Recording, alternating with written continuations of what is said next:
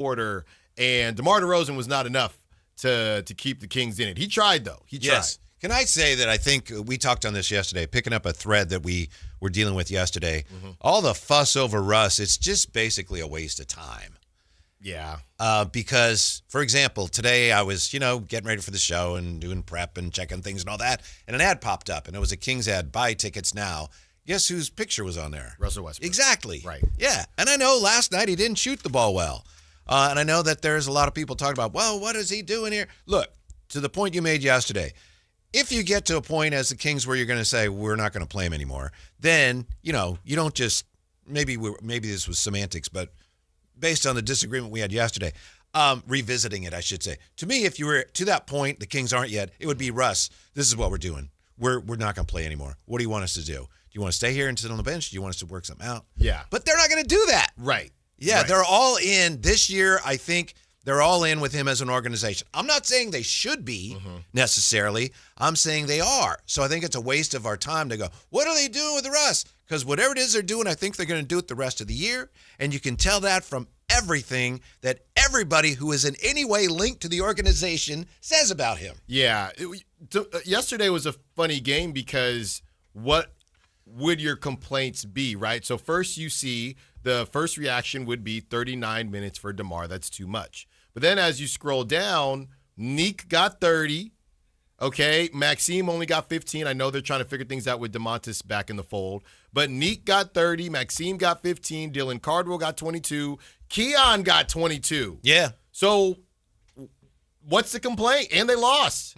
So even people that want to complain about the usage, as I did yesterday, And I get all that. Yeah. I understand all that. Well, and I don't think that they're going to do it. Don't get me wrong. It's just the argument as whether they should or should not do it as the trade deadline approaches, and everybody's freaking out because they don't know if a deal is going to get done. But last night, your checklist, Whitey, that you created a couple months ago, they hit everything on the checklist. Now, I don't know that the young guys played well, but they played, and that's the most important part, even Keon. Yeah. So, obviously, it was a little bit easier because it's Malik and Levine. But as I've said, I don't really care why the reason is. Every game that they get to play, whether it's because, I'm not going to say, well, it doesn't count because Malik and Levine didn't play, and if they did play, then it would have been a problem. Well, I don't care because it wasn't a problem last night. Yeah, to your point, the 4 things on the checklist. 1, did any of the young players play well enough to get you enthused? Yeah, and I think you nailed it. Nick Clifford did some nice things, didn't have a great game,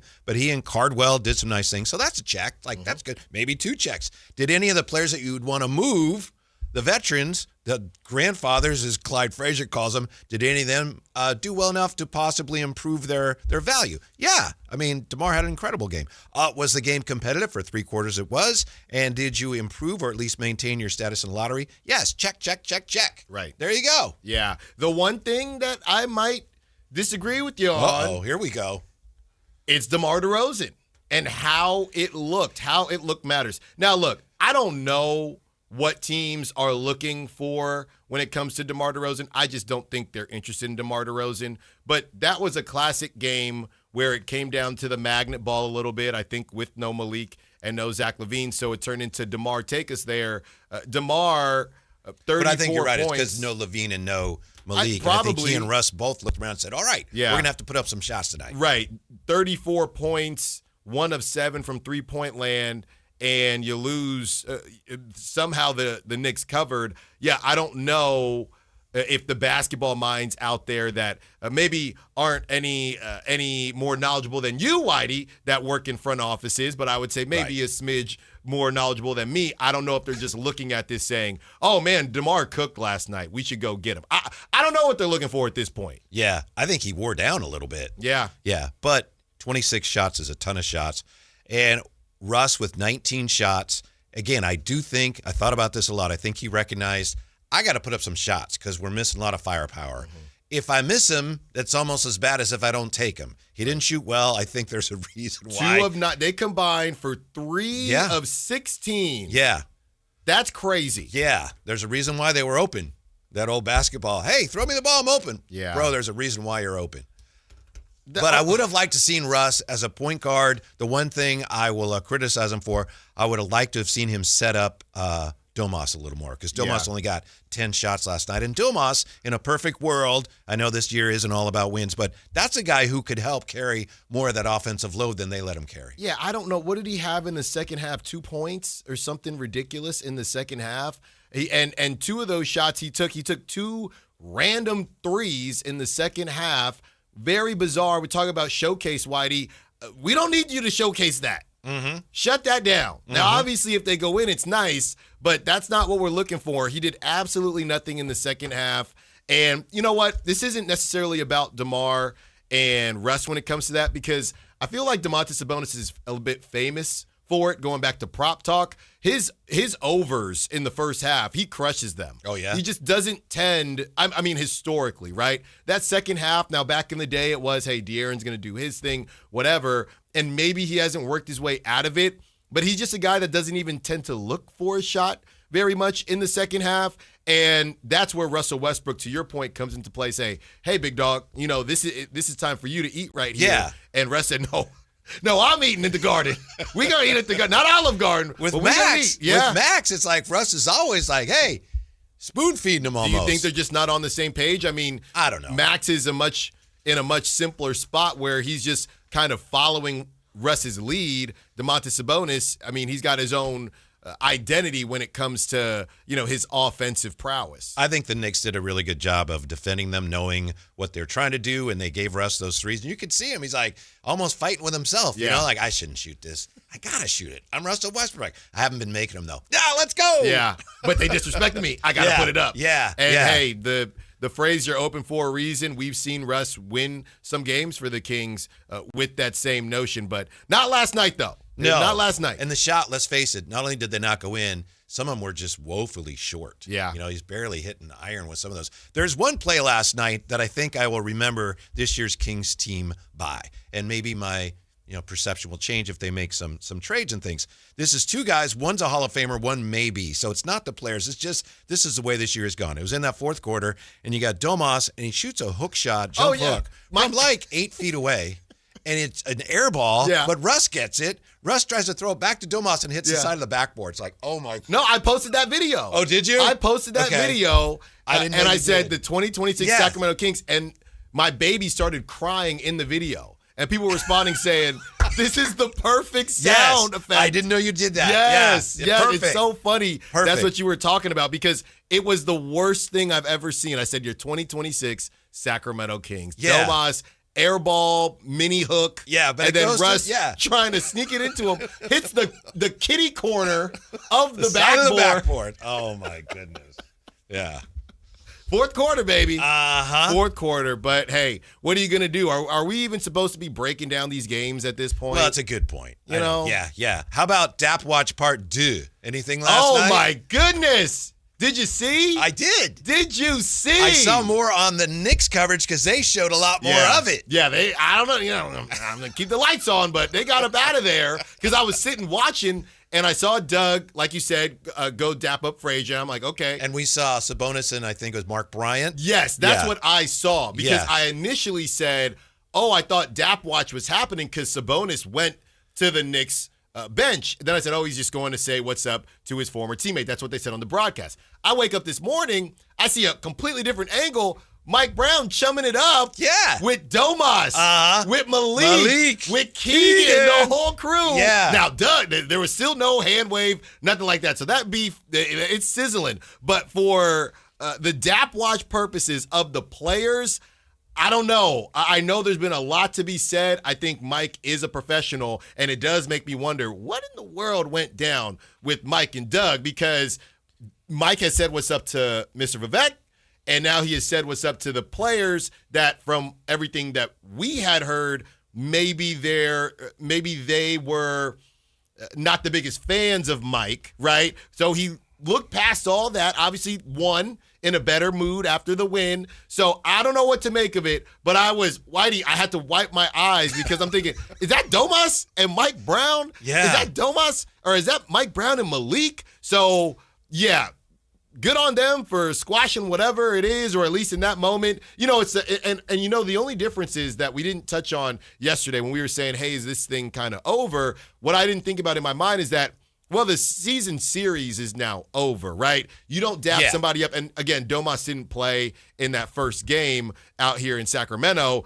But that first game, maybe there was a part of Mike thinking, well, I'm going to see them in New York in a couple weeks, right? So that was something that maybe did not get kind of put across when we were initially having the conversation. Now it's, hey, I'm not going to see you guys. This is the last time we're playing each other. Let me dap these guys up. And I don't even know, Whitey, the logistics. I don't know if Doug just got up out of there. I think he went to Clyde and was like, hey, Clyde. And then just dipped. And then see you later. Yeah, because I'm thinking. He used to play for the Knicks, you know. Right. But I'm just thinking, if Mike is over there chumming it up today, did they all come over to the Mike side? And where was Doug during that? I think they did. You know, a coach is not going to go all the way over to the other bench. Yes. That's not very coach-like. And I did not see a hand wave. No, I don't think so. There's real beef. Yeah. There's real beef. But I know this is all gossipy and all that, but I was disappointed that on the NBC Sports California telecast, we didn't see much of that. No, Whereas they the Knicks, cut showed that it all. out. I was waiting, and it's Deuce and Mo. I'm like, okay, cool. And then, then I had to clean a diaper or whatever, but I was waiting. And they cut out of it.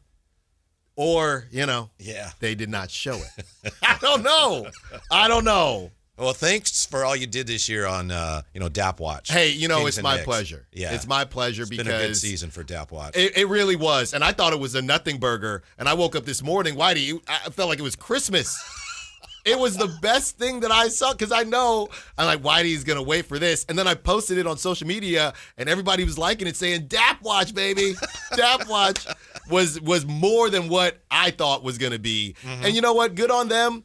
At the end of the day, we don't know what went down. We know what we've heard for all these relationships, but the cameras were on. They dapped it up. I was trying to lip read a little bit, Whitey. Did you come up with anything? I feel like I saw Mike Brown word something like, amongst other things, I appreciate that. Okay. So I don't know what Sabonis said. Oh, this was Sabonis? It looked like I appreciate that. All right, okay. I don't know what he appreciates. If Dap Watch says that's what he said, that's what he said. Now we can look into what he could be appreciating, but it was something to the effect of, I appreciate that. Okay. So from Dap Watch to Sohan Watch. I know the big news today is that Giannis looks like now, what Shams said, the Bucks are led to believe Giannis is looking to be moved, so the Bucks are open. I think ChatGPT wrote that one for Shams. Maybe. By the way, before we get into Sohan, I was thinking about this. Do you think NBA GMs are checking what Shams says? Or they already know this stuff, right? I think it depends, but for the most part, they know. Yeah. For the most part, they know. Okay, you want the full, the word salad that Shams popped in. He says, 2-time MVP Giannis Antetokounmpo is ready for a new home at the February 5th NBA trade deadline or in the offseason as several rival teams make aggressive offers to the Milwaukee Bucks for him, and the franchise is starting to listen. League sources tell ESPN. Yeah. So he didn't request it, didn't demand, didn't request. What does that mean? That means whoever told Shams that is probably coming from Giannis's camp. Yeah. And it's like, I'll give you this, but you must, under no circumstances, even imply that this is what he wants. You got that? Okay, all right. What's the intel? No, do you understand, Shams? Under no circumstances, or you will never get another shred of information. Aren't we all ready for a new home? Unless you got your dream home, right? I know HGTV will give out the dream home, I think, this year, because we watch, not Flip or Flop, but some of the other ones. Which ones do you watch? Well, not Flip or Flop, the one where the House Hunters. Oh, okay. So we'll watch House Hunters. Yeah. I like Love It or List It? No. My wife likes that one. I don't know. I like House Hunters, and I like Beachfront Bargains and Lakefront Bargains. Beachfront Bargains is great. And it's always in North Carolina. Yes, it is. Because as soon as there's a storm surge, that house is gone. Every episode. They're always on stilts. It's like, this house is $40,000. Yeah. And then they always come in, well, what are your two jobs? I'm a teacher. Okay, what's your budget? $2 million. Yeah. What is the deal here? Well, I think I have some places we can look at. Yeah. And then they always take them somewhere. Like $7 million. Exactly. It's a little over our budget. Yeah, small bathroom, the whole deal. But when you watch the commercials, right? Every year they give out that dream home, and this year I do actually think it's in North Carolina. So I'm looking for a new home, even when I'm not looking for a new home. We all are. Right. So what does this mean, Shams? That he's ready for, not looking, ready for a new home? Does that mean it's almost like he should have just said or wanted to say he's open to it. Yeah. Because, again, it would not be, like, if you want to, Whitey, I know you love these relationships. You always bring it up, relationships. I'm open to seeing other people. If you say that to someone, you're saying, hey, I'm open to it if you do. I will allow it this time because when he was talking to Sam Amick, Giannis actually used one of those examples saying, I like it here, but tomorrow I may change my mind. Like my wife likes being married to me, but tomorrow she could change her mind. So since he went there, you can go there. And I hate that. Now I can't use any of those examples anymore because now they're the worst. So I don't know what they're trying. We know what they're trying to say. He wants to go, doesn't want to be the bad guy. Yeah. Somebody come save him. That's it. Yeah. I wonder, it looks on the outside looking in like, ooh, something has changed. I wonder if things have changed or this is just, all right, it's time for you to share with everybody what's been going on for a while. I don't know. I don't care. I mentioned that's the big story, but you're more concerned with Jeremy Sohan. I'm more concerned with Jeremy Sohan. Everybody is trying to... Who's also made it clear. I guess he asked for a trade, right? Yeah, well, he has... no, hold on. Don't connect. Demanding a trade. Yeah, now he demanded a trade, right? But with Sohan, they have worked together with the Spurs, I believe was the wording, to find him a new home. Everybody's looking for a new home. Right. The market, don't worry about the interest rates right now. We're going to find you a new home. And he's a guy, what is he, 6'9", 22 years old, okay? Willing defender, defensive-oriented, all right? He is athletic as heck, okay? He's a guy that I think he is not Jonathan Kuminga. But if you're trying to get younger, if you're trying to get longer, if you're trying to find a guy that can do a lot of different things. Now, obviously, he's a brick. 6'8", 230. Yeah, obviously, he's a brick. He cannot shoot.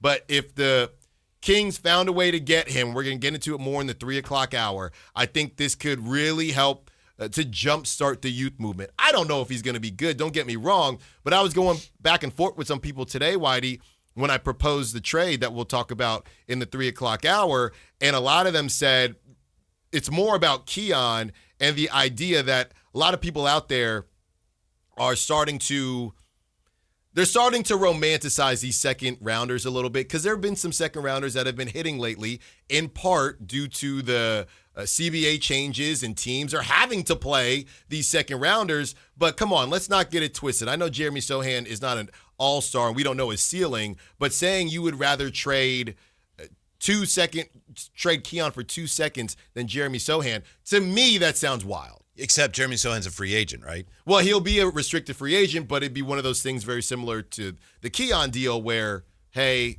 you're going to stay with us. You will sign you to an extension type of deal. Did you see who guarded Brunson last night for the Kings? Well, Keon did. Yeah, but so did Precious guarded himself. Yeah, he did. Yeah. Yeah. My point is, I don't know that I'm interested in Sohan when I got come on. Precious Achiuwa. Who's back? That's the point. Then we don't need anyone. Jeremy We Sohan can't keep doing we'll talk more this. about it. But I know a guy who, as you said, is, 22 now? He was, their 9th pick in the draft? Yes. And they've decided, But but listen to this, though. Jeremy Sohan woke up one day, and it's kind of like your nightmare, right? You ever in a situation where you don't have competition, and then one day you wake up, and you got some new competition. There's always competition. There's always competition. Life is competition. But specific competition. He woke up one of the bells of the ball, right? When the Spurs, they stunk. Then all of a sudden, a couple years go by, they draft Wemby. They draft Wemby. They get Dylan Harper. They luck out, get Dylan Harper. Oh, poor Jeremy Sohan. His team drafted Wemby. No, they listen to how lucky they got, though. Normally, teams have to give a guy like Jeremy Sohan more of a runway. The Spurs didn't have to because they got Wemby, then they got Dylan Harper, and they got Carter Bryant, and then they traded for De'Aaron. The timelines changed. I am in no way saying that Jeremy Sohan is similar to Trey Lance. I'm not saying that. What I'm saying is that the timelines just didn't match up. I think I'm on a roll today, what Whitey. they did, that if you're really going to try to get behind Sohan, you got to point out that they played him at point guard and they played him at small ball center. They didn't know what to do with him. He's not either one of those things. So maybe some of that is on you when you say, I didn't really produce the way we thought it. Well, you thought he would. Well, it's because you played him at positions that he doesn't really play. Right. But here's the thing. I still don't want him. This is why you draft guys young, because he comes in at 19, okay, and now he's in his 4th season in the league, and it became very obvious once they, like I said, got lucky and got 3 top 6 lottery picks, one being an alien in Victor Wembanyama, then trade for De'Aaron Fox. This thing was traded. And I didn't even mention Stephon Castle. So you wake up one day and it's you and a bunch of guys that aren't very good. And a lot of guards. Right.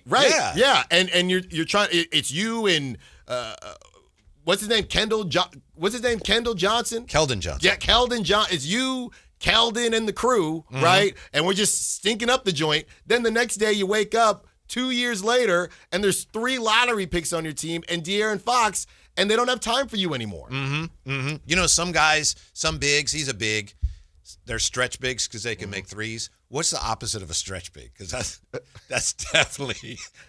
He can work on it. Shrink? Would he be a shrink big? I don't know. He can work on it. Oh, I hope he's a willing defender. It's not helping. He's a willing defender. All right. I think we can aim higher, but I appreciate that you're out there scouring the waiver wires and the lists of unhappy players. I got some intel. I was talking to some people at the Riverwalk. What? I was talking to people at the Riverwalk. What do they know? People at the Riverwalk? Yeah, San Antonio. People just shopping? And I got guys out there. Okay. I got guys out there. 3:30. I'm sure that you do. I do. We'll come back with a look at something that we were going to get to yesterday and never quite did in our short show. Who has a tougher job right now, Doug Christie or Scott Perry? Also, Jay is back. We got to find out where he's been and what he's been up to, eh? That and more next. Drive Guys, Sactown Sports. Power Business Technology is proud to be a 100% independent, locally owned and managed Toshiba copier dealer. Local ownership cuts out the red tape, allowing ourselves to never be too busy to personally answer the call when our clients need us. Recognized for excellence in service execution, training, and customer service, we're proud to be named a Toshiba ProMasters Elite Dealer since 2021. Contact us today for all of your business printing needs at 844-POWER-BZ. That's 844-769-3729. Or visit us at PowerCopiers.com. When a person is seriously injured, there's no substitute for the personal legal relationship offered by the local NorCal firm of Ashton & Price. From the first attorney meeting, every important decision is made with a direct consultation with, and I can't believe I have to say this, a real, live, experienced, flesh and blood local attorney. It's called Home Court Advantage for a reason. Ashton & Price, serious local attorneys for serious people with serious injuries with no fee until we win. For the best local advice, don't think twice. Call Ashton & Price. Hey, it's Carmichael Dave. I got to tell you, I am so excited to get this decking project started with Trex Decking and Railings. From the first time I stepped foot in the showroom last week, I was so impressed. So many color options. Heat-resistant composite deck. What does that mean? That means I don't have to do any maintenance on it whatsoever. They even have a deck designer, so you can go online and see what your dream deck will look like on your house. Just visit Trex, that's TREX.com to get it started. Tell them Carmichael Dave sent you. Tune in every Thursday, Friday, and Saturday for the Toyota Tahoe Report with Johnny Mosley and me, Elena, bringing you the latest weather conditions up at Tahoe. Brought to you by your local Toyota dealers. Toyota, let's go places.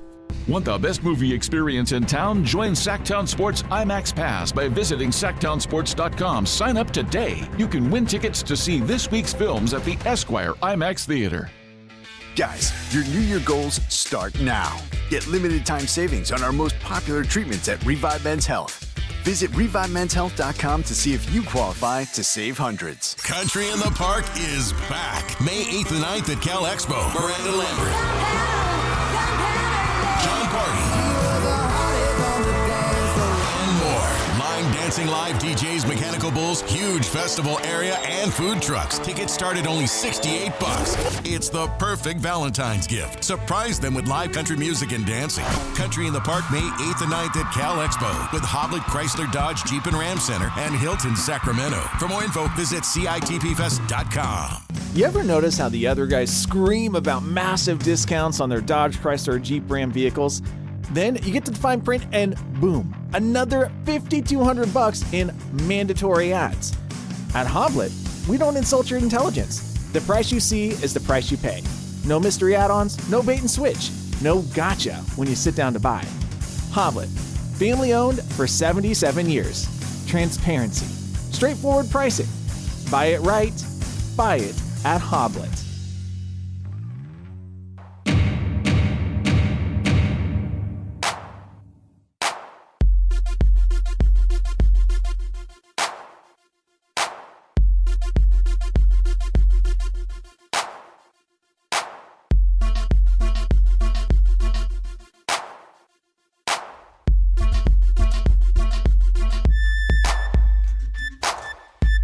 Live and local, it's The Drive Guys. Watch the show on youtube.com/Sactown Sports 1140. Or listen on the Sactown Sports app. Maybe you've been wondering, as we have, hey, where's Jay been? Well, we knew Jay was on vacation. Jay is back with us today. Jay spent some time, I always call Canada the frozen north, but the part of Canada you were in is not quite frozen, right, Jay? No, it was cold, though. Uh-huh. It wasn't frozen, but it was cold. Left coast of Canada? Left coast, baby. West coast, only the best coast. Vancouver. Canada. Moving and grooving. Yeah. A couple hours above Seattle. It was beautiful, man. Breath of fresh air. Got away from you chumps. And didn't have to talk to drapes at the same time. That's a win. I'm already coming back, and you guys are talking about nonsense with the Kings. Ain't nothing happened still. You know, people in Canada, they were like, I'm dipped in Kings drip. People like, yo, go watch a Canucks game. Nobody care about what's going on in the NBA because ain't nothing going on. Nothing's going on in the NBA. You got Allen up here screaming about the Spurs. Jeremy Sohan? That's what we're screaming about? Dog, you need a vacation. Probably. Matter of fact, let me book you an Airbnb. Come on, bro. You're in luck because, as you know, because you probably booked it. Kyle Draper's on today, so you come back, you get to hang out with us, and you get to talk to Drapes. I know, man. As soon as I got back on Monday, right, so I'm hollering at Drapes, and Drapes was like, yo, ain't nobody had me on. Like, what do you mean ain't nobody had you on? Man? Ain't nobody had me on any of the shows. So, all right, bro, I'll put you on. We'll get him on, but we need some guardrails at this point. Guardrails? We need guardrails for Drapes. Oh, yeah? He needs to understand that some things have changed now. Yeah, continue. Yeah. He can't come on here and, just the yapping that he does. Don't worry. I'm going to set him straight. Okay. Look forward to that. 3 o'clock. I'm going to set him straight. Don't you worry. I've been waiting for this. Uh-huh. You see any moose or anything up there, Jay? Nah, brother, I was city living. Oh, okay. Yeah, I ain't gonna lie, man. I'm a city boy. Uh-huh. Yeah, it's beautiful though. It's one thing about Canada. I know if you've had an opportunity. I know you've been, Whitey. I'm not sure if you've been, Allen. It's familiar. It feels familiar. I've been in other places throughout the world, and sometimes you step away and like this is completely different than what I know. As a being from here, but I enjoy going to Canada. It's my 4th time being in Canada for vacations and, leisure time. So I appreciate it. It's solid. It's cool. The one time I've only been to Vancouver, and it was briefly, but it rained pretty much the whole time I was there. Yeah, we missed. No, so it only snows a few times, handful of times in Vancouver. It rains all the time. It's like Seattle, right? Of course, the week we came, it was beautiful. Not one drip. Not one drop. Yeah. Yeah, moving and grooving. The only reason, Jay, people weren't talking about the NBA is because the Grizzlies left there. If the Grizzlies were still the Vancouver Grizzlies, that's all anybody up there would be talking about. Yeah, Jeremy Sohan and whatnot. Yeah, I have no clue why we're even still talking about this gentleman. Shouts out, no disrespect to him. But, what's interesting is I thought I would be, and this is my first time going to Vancouver, I thought hockey and NHL and the Canucks would be everywhere. It wasn't like that. Really? Nah, it wasn't. I didn't see. I mean, you've seen the people. They played first of all, they get there and go into one of the supermarkets, and I got my Kings hat, a Kings hoodie. He's like, looking at my hat, and he's like, Sacramento. I was like, oh, okay. You like the Kings? Like, yeah. Like, oh, okay. You ever watch hockey? And I'm like, I'm familiar, brother. I'm familiar. It's like, oh, man, our Canucks. Terrible. 11 straight they've lost. Oh, really? Yeah. So then they actually won Wednesday, so I brought them a win. So the miracle of Jay, the gift keeps on giving. They beat the Capitals, which broke the 11-game losing streak, and then they started it all over again on Friday. So you go up there, the hockey team wins, it doesn't rain. Yeah, come on now. They must treat you like some kind of god or something. I was trying to see if I could get put on the loony or the Tui. I was like, yo, y'all put me on the funny money? Yeah, it'll take them some time, but I think they should. Yeah, they should put you on there. Yeah, they lost to the San Jose Sharks 5-2 last night. Yeah, 5-2. They are 17, 31, and 5. Now, Alan, you won't listen to me about Sohan. Will you listen to What about? to Jay? What about? About how possibly you're getting a little overly enthusiastic about Jeremy Sohan. Overly enthusiastic about a 22-year-old, 6'9", long, 6'8", but okay. versatile. What do you mean getting too enthusiastic? Here's the thing. This is where we're at. I can't talk about the dude from the Bay. Okay? I can't talk about Giannis. There's nothing there to talk about right now, it doesn't look like. So now it's time Not only to did talk we about talk that out, but it's just like not even on the board But anymore. now there's something new. Okay. In Jeremy Sohan. Mm-hmm.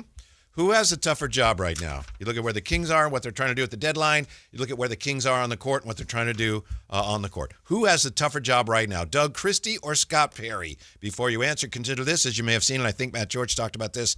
The Kings, with Sabonis and Levine, and the Pacers are the only projected lottery teams with two players earning more than $40 million this season. Yeah. Indiana, however, reached the NBA Finals last year and is expected to contend again when Tyrese Halliburton returns. They're also, the Kings, the third oldest team in the NBA, underscoring how difficult Scott Perry's job is. On the other hand, look at Doug Christie trying to win with this amalgam of a roster. Who has the tougher job? You won't let me talk about Jarris Walker. Okay. Go ahead. All right. It's your show. You talk about whatever you want to talk about. Well, Whitey, honestly, I think I reserve the right to push back. I think this is a fairly easy one, to be completely honest with you. I think that Scott Perry has a much harder job than Doug Christie. I don't know that it's close, to be honest, because we've talked about anytime you can coach a job where the result doesn't really matter, you're in a better spot than somebody who is the reason why those results don't matter the same way. Obviously, they want to win games, but they're also trying to put themselves in position to get a high draft pick. So Doug Christie has to show one thing, really. He has to show, obviously, that he's competent and knowledgeable, which they already feel like he's all those things. He needs to show that the young guys will buy into what he's selling, because that's what this is about. The older guys, the grandpas, they can do what they want, right? Alan says that because that's what Clyde Frazier called Yes, him. I did not say that. I got grays. I can say what I want. Scott Perry is the reason that those losses aren't really on Doug. Now, he didn't make these moves. He made some of them with Dennis Schroeder and Russell Westbrook, but he didn't make, and Saric, he didn't make all these moves. So to me, Whitey, this isn't really that close. The tougher job is Scott Perry because he's under more pressure to give Doug a better roster so that the wins and losses eventually do matter. Yeah, they're both very, very tough jobs. I would go the other way. I think right now Coach Christie's job is tougher in part because he's working for Scott Perry. So less of it is in his control. They're both really tough. Mm-hmm. And, yeah, Scott Perry's trying to reassemble, reconstruct a roster that's just going a number of different ways, and you got pieces you're trying to get rid of that nobody else wants. But the other thing is Coach Christie, he was here before Scott Perry, and, yeah, Scott Perry hired him, but did he really? I mean, I hope he did. Mm-hmm. But just from Coach Christie's standpoint, it's like, the owner hired me. Yeah. This guy went along with it. I just think it's a tougher situation for a coach who right now, there's nothing he can do really. Can't show what I can do with this roster. So, yeah, maybe they realize that. But at some point, they're going to expect me to do something, and I can't even coach the team they want me to coach because the guys aren't here yet. Yeah, and it's not a very long timeline for Doug, as we've talked about. 2-year deal exactly. with a third-year option. Here's the other thing, Whitey, if you were to, he always says that he and Scott Perry are lockstep, but here's the other thing. What's the one way you would want to impress a GM that you're not really sure wanted to hire you or not? Win games, right? If they were winning games, just winning more, I don't know that would actually impress Scott Perry, because Scott Perry would say, no, stop winning, because we need to get to the future, even though Doug might not be sure whether or not he's going to be included in that future. So I'll give you that. Doug is probably thinking, what is it that you want me to do? Mm-hmm. But again, that's why I do believe that Doug is in a slightly easier spot because he's getting that pass and because it's right now, hey, keep doing what you're doing. All you have to do is show me that the young guys believe in you and will probably be in a good spot. Not to say that I'm going to keep you for that third year, but that's really the only thing that Doug can focus on right now. If I were Coach Christie right now and I had to do a performance review, like every so often, and they asked me whether it was Scott Perry or Vivek or whomever, what have you done well? First thing I'm pointing to is Dylan Cardwell. And I'm also pointed to Maxime Reynaud and Neek's playing better. I would say, look, the whole thing here is about getting younger and better. And me and my staff have done a really good job, I think, putting those players in position to where they're flourishing. I can't take all the credit for what Dylan Cardwell's doing, but he's opening eyes around the league. Yeah, he is. There are some that said, that kind of scoffed at the notion that he was an NBA player. I don't know if you know any of those people. I don't. No, I don't, because, the proof is in the pudding. Yeah. And I've been watching him since Auburn, and I knew what he could do at Auburn. So to see that was going to translate is just not a surprise. Yeah. But and I would also make that claim if I were Scott Perry to have my performance review. I'd say, look who we drafted. Exactly. So far, so good. Yeah, we got a lot of stuff that we got to do that's not going to be easy to do, but we've done those things well. And, can we hold off on the rest of my performance review until after the deadline, please? Yeah, and it's so interesting because I would never say that I could do Scott Perry's job. I think I could try. I don't think I'd be as good as Scott Perry, but it's funny that whether I was sitting in that spot, you were sitting in that spot, or Scott Perry, those ping pong balls, that's going to say a lot about the future of this team. And that really has nothing to do with who the GM is. If you get unlucky, this thing could change in a different way. And if you get lucky, this thing could change in a positive way. So neither guy, respectively, have as much control as they probably would like. Right. Coming into a situation, but hey, you don't become a new GM without a other GM getting fired, and the other GMs don't get fired if it's a good situation. Mm-hmm. So of course it's not. Yeah. Same with coaching, unless it's a situation like the Cavs, right? With David Blatt, but those are rare situations. Yeah. Most of the time, you're coming in to coach a bad team. Yeah. I'm really fascinated by what goes down on Sunday when they play the Wizards. It's like, the Wizards, they'll beat them. But wait, do you want to? Ooh, that's an important game in the lottery. Yeah. It just underscores how weird this whole year is for everybody. Isn't it interesting because of the numbers that you crunched? Do you think there's any feeling around the league based on, 2019, when they flattened the odds, the worst team with the worst record hasn't got number one? Do you think there's any kind of avoidance of, we don't want the worst record? Oh, I think teams, there's some benefit to that because I think if you get the worst record, the worst you can pick is fourth.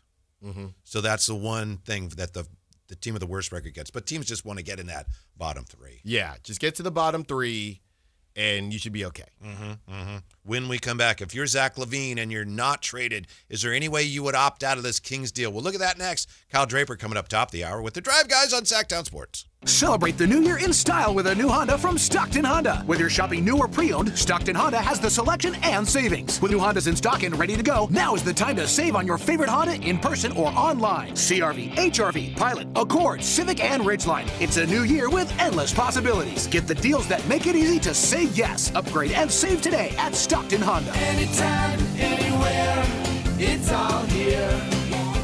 StocktonHonda.com. Planet Fitness has everything you need to get stronger just around the corner, so you can give everything you've got. Whether you want to crush a few reps before class with our expanded strength equipment or sweat it out on your way home from work. With over 2,800 locations, there's a Planet Fitness close to you, and most are open 24 hours. Join the club today and save $28 or more when you join for $1 down, $15 a month. Cancel anytime. Deal ends January 30th. Are you coming? Planet Fitness. We're all strong on this planet. See club for details. Logan Fury did something smart. He saved hundreds on auto insurance switching to Progressive. With that money, he bought a mini treadmill. Is walking on it during video conference calls more distracting than he thought? Yes. And is that because he overestimated his foot-eye coordination? Definitely. But it's Logan's savings, and if he wants to burn calories and any chance at a promotion, we say, good for you, Logan. Switch and see if you could save with Progressive and treat yourself. Progressive Casualty Insurance Company and Affiliates. This year's tax changes. Better not get caught snoozing. Miss one deduction, lose thousands. Not amusing. Big tax changes can mean bigger refunds at Jackson Hewitt. And right now, get $100 just to try us. Don't worry, tax filers. If money is tight, get $100 from Jackson Hewitt, so you'll sleep better at night. Limited time offer for new clients. Participating locations only. Details at jacksonhewitt.com. Hi, Flo here to say that Progressive knows that life can change quickly, so it's good to have flexible coverage. Oh, like when I have to take my ex off my policy. Oh, sorry. But yes, we can do that. And can you send them a message and tell them that they have trust issues that they need to work on? We don't really get in the middle of these conflicts. Also, can you let him know that I was faking interest in his band and it's probably time to grow up? I'm not going to do it. Just know that with Progressive, you can easily make changes to your auto insurance because we know life changes. Also, I'm staying in touch with his mom because she's absolutely lovely. Bad idea. Progressive Casualty Insurance Company and Affiliates. This year's tax changes. Better not get caught snoozing. Miss one deduction, lose thousands. Not amusing. Big tax changes can mean bigger refunds at Jackson Hewitt. And right now, get $100 just to try us. Don't worry, tax filers. If money is tight, get $100 from Jackson Hewitt, so you'll sleep better at night. Limited time offer for new clients. Participating locations only. Details at jacksonhewitt.com. Join Sactown Sports downtown before every Kings game and pick up an In Shape Fitness Kings Rally towel while supplies last. If you walk, lift, stretch, or sweat, you belong. Start the year strong and join today at InShape.com. Big tax changes this year could mean a bigger refund, and Jackson Hewitt knows how to get you your biggest. You'll get $100 just to try us. That won't make you filthy rich, but definitely gas plus groceries rich. And since we know all the new tax codes, you could get thousands back, which would make you low-key loaded. Or at least wealthy adjacent? Go with our trusted pros and get $100 to switch. Rest easy. Jackson Hewitt's got your taxes. Guaranteed. Limited time offer for new clients. Participating locations only. Details at jacksonhewitt.com. Pizza's here. Oh, great. I'd love some, but I'm worried about my stomach issues. If you're worried about having diarrhea, gas, bloating, stomach pain, or loose, oily stools, it may not just be stomach issues. It could be a condition called exocrine pancreatic insufficiency, or EPI. With EPI, the pancreas doesn't release enough enzymes to break down food, but EPI is manageable. Use the symptom checker on identifyepi.com and talk to your doctor. That's identifyepi.com. Sponsored by AbbVie.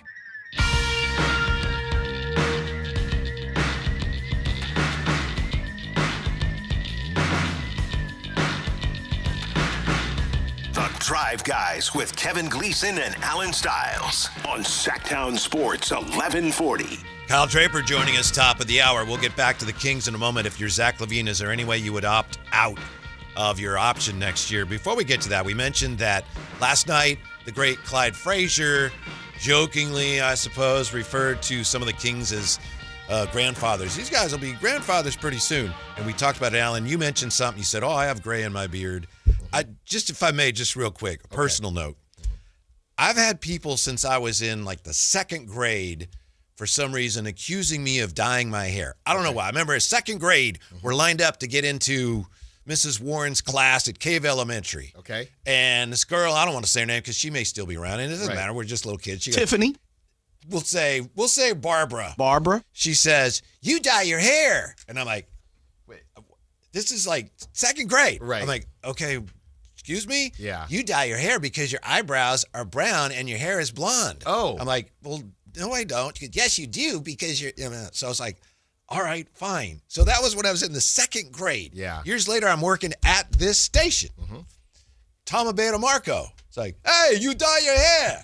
I know you do." I'm like, "I'm sorry, what?" "Oh, your hair is blonde and your eyebrows are brown. I know you dye your hair." "Coach, people do that. I don't." "Oh, yeah, I know you do." I think a few weeks later, he dyed his hair blonde. Wow. Last night, I had dinner with a friend I hadn't seen in a long time, former NBA referee. We had a wonderful dinner. Rudy's Hideaway, great dinner. So, and then we touched base today on the phone. "Oh, it's great to see you." And he goes, yeah. I didn't say anything about your hair color. And I'm like, "What do you mean?" He goes, "Oh, you used to have blonde hair, and now what's this color you got?" I said, "It's the color my hair is." "Oh, yeah, right." I don't understand it, Alan. I don't know. My whole life, people are like, "Oh, you dye." First of all, like I said, There's nothing wrong with it. Right. I mean, when I was in second grade, not a lot of boys did it, but I that's wouldn't fine. no. But why do people care and why they're so sure? Yeah. And I never have. I don't intend to. Right. I don't color it or anything. Yeah. But people are like, oh, you dye your hair. And it's like, gotcha. Well, I don't get it. I think the gotcha is that a lot of them are maybe telling you that they dye their hair. Unless they're rocking the bald, or if they're rocking a bunch of grays, they're probably saying maybe they're saying we're the same. Yeah. Maybe. I caught you. Yeah, but we both do it. I was like, no. Yeah, we both do it. I don't get it. Yeah, we both do it. Yeah, I don't know. I've had, my thing hasn't really been the grays. It's been my buddies who have not been as fortunate with keeping their hair. Like right after, like during college it started, and they're done now. So I haven't gotten to the point where any of my buddies that I could notice at least are starting to do it, because our grays are just now coming in. So you've either already come on home, right? Or we're about maybe 2 to 3 years away from starting to see some people, and I'll be I gotcha. Because I'll rock the salt and pepper for as long, I'll rock the salt and pepper. Yeah. I don't plan. Right. I don't plan on it. Yeah. There's nothing wrong with it. Yeah. It's kind of classy. It's more, it's on my beard, and then it's on the sides, right? The top isn't bad, but it's the sides that get it. But then how I get my hair cut, it just gets cut off anyway. Oh, okay. You know what I mean? Yeah. For now. But I was going to say something about your hair color. Because I remember. If I did, you could see, because there'd be days when I'd come in and it'd be darker or something, right? Yeah, unless you stay on top of it. Who cares? You don't start working until 2. Like, yeah, I know. You don't start working until 2. Gotcha. You dye your hair. Yeah. No. Yeah. You want to? Go ahead. Go ahead. Exactly. Right. Yeah. Hey, I hear can't get away from it, Alan. You're not. It's not going to get any better. Everyone's always going to say something. You shouldn't have told me that. Someday it'll turn whatever's going to turn, and then people are like, wow, you should dye your hair. Well, Maybe it won't. I just thank you for being, so old. Thank you. Yeah. Thank you. Maybe it won't. We grade early. My grandmother, from what they said, God rest her soul, she grade, I think, 20s, something like that. Really? Yes. We keep our hair. It just grays early. Yeah, grays early. Kings fans are graying early when they watch Zach LaVine play this year, Alan. That's a senior segue. Honestly, that's a 4. I'll give you a 4. I appreciate that. I'll give you a 4 on a Wednesday. That's out of 5? Out of 5. Okay. Yeah. Yeah. If you're Zach LaVine, you're not traded. I know Dave was talking about this a little bit. And the player option for next year, it's his option. $48,967,000, $380. That's $48,967,380. Pardon me. Is there any way? I know it's been reported that he doesn't like it here. We don't think he likes it here. Is there any way if they don't move him that you would go, yeah, I'm just going to opt out? Yeah, the only thing that I saw, the initial answer is obviously no. But that's what I've been assuming. Right. The only thing that I saw is that there could be a, hybrid situation where he would either opt in but get bought out or something, and it wouldn't cost the Kings as much, and then he could end up making more money. But straight up opt out, I don't believe so, because he'd be saying no to all of that money. So I guess there's no world where he fully opts out, but he could opt in and then take a buyout? And then take some type of buyout. I saw that loosely, I think it was last week. And if there's anybody that can cook up something like that, it would be Rich Paul that would be able to do that. But yeah, the idea of straight up opting out and losing all that leverage, because the only conversation would be if I opt out, very similar to Kyrie Irving this past offseason, you opt out, you get your money back in a different way. A lot of people think, well, Kyrie took a pay cut, right? That's why he opted out. He had, 1 year left on his deal? No, he didn't take a pay cut. He opted out. In the short term, he did, but in the long term, he made more money. Yes, in the long term, he's going to get that money back. So that's the only thing I could see if there was a team interested in Zach LaVine. But here's the thing. That amount is so high, I don't know that a team would be interested in giving him a 3-year, whatever, 30, high 30, whatever that would be. That's the problem. I think with Kyrie, I don't believe he was making this much or whatever it was. The Mavs just felt comfortable because they were all in and they were on the same page. I don't know that even with the restructuring, if he tried to do that with the different team, I don't know that that's even a low enough amount for a team to want to give him that money back in a different way. Mm-hmm.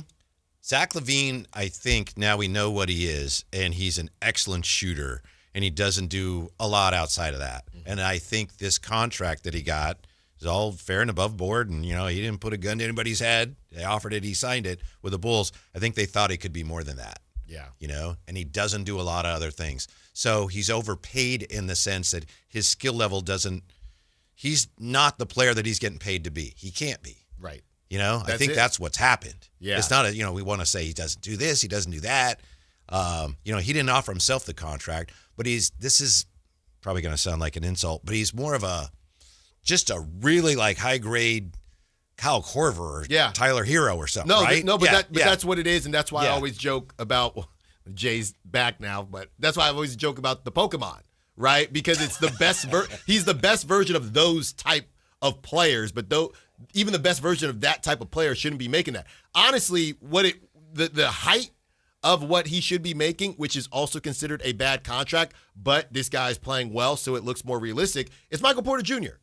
It's Michael Porter Jr. Michael Porter Jr. is making, $38 million, which is just enough to where the Nuggets thought it was a bad contract, but he's playing so well in Brooklyn, somebody can talk themselves into 38, even though he's got 2 years left. But 48, $10 million more to just do what Michael Porter Jr. is doing and less podcasts, I don't know.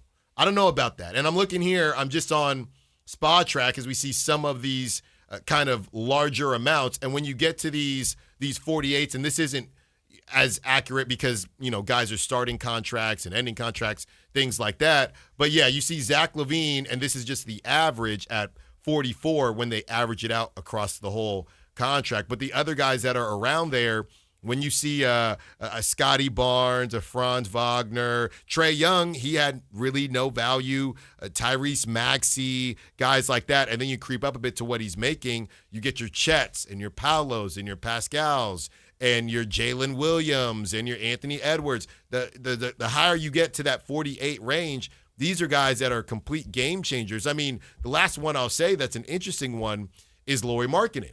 And Lauri Markkanen, Danny Ainge just deciding, well, we're just going to hold on to him now, kind of saying we kind of lost value on him, so we're just going to see how this thing works. They should have traded him, huh? They should have, and it's a similar situation. And even Lauri, I think, does more than Zach, right? He's not a great defender, but he's bigger, things like that. So you start reading off some of these names, the Donovan Mitchells, guys like that. Yeah, he's just in the wrong tax bracket. That's all.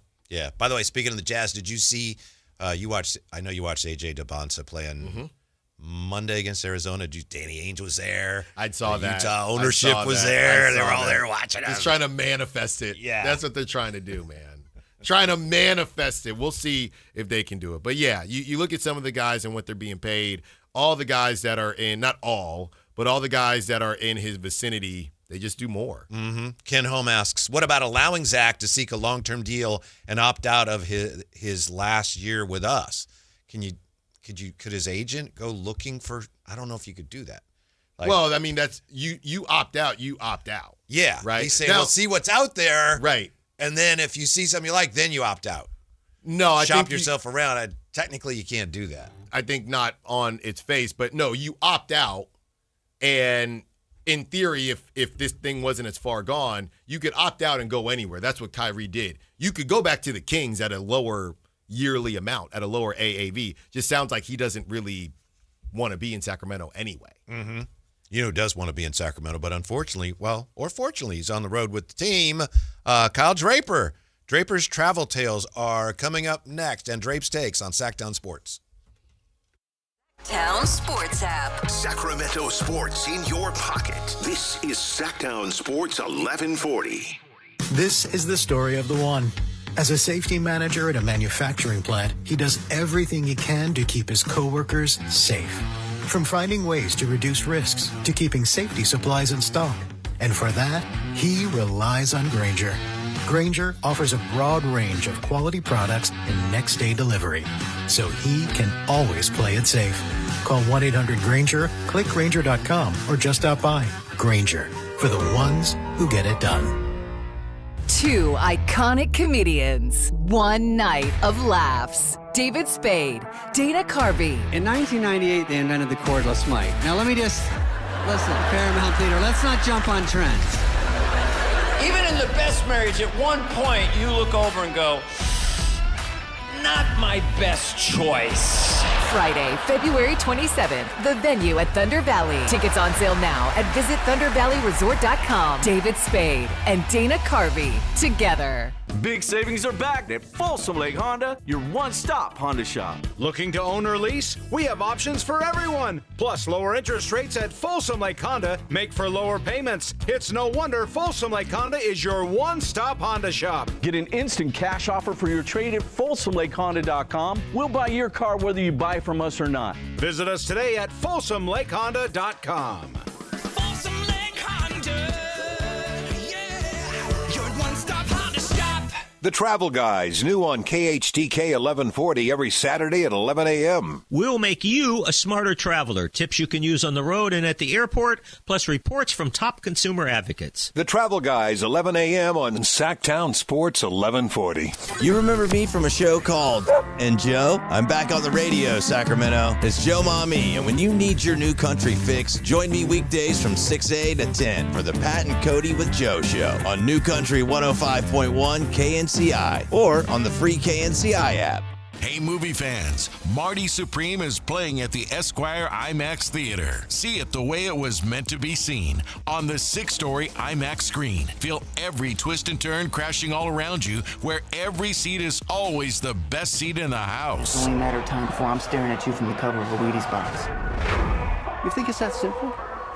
Yeah, I do. Don't wait. Get reserved seats for Marty Supreme at Sacramento's biggest and loudest movie-going experience, the Esquire IMAX Theater in downtown Sacramento. Hey, it's Carmichael Dave. I got to tell you, I am so excited to get this decking project started with Trex Decking and Railings. From the first time I stepped foot in the showroom last week, I was so impressed. So many color options, heat-resistant composite deck. What does that mean? That means I don't have to do any maintenance on it whatsoever. They even have a deck designer, so you can go online and see what your dream deck will look like on your house. Just visit Trex, that's TREX.com to get it started. Tell them Carmichael Dave sent you. KHTK HD1 Sacramento, KYMX HD3 Sacramento. From the Power Business Technology Toshiba Studios. Sactown Sports 1140.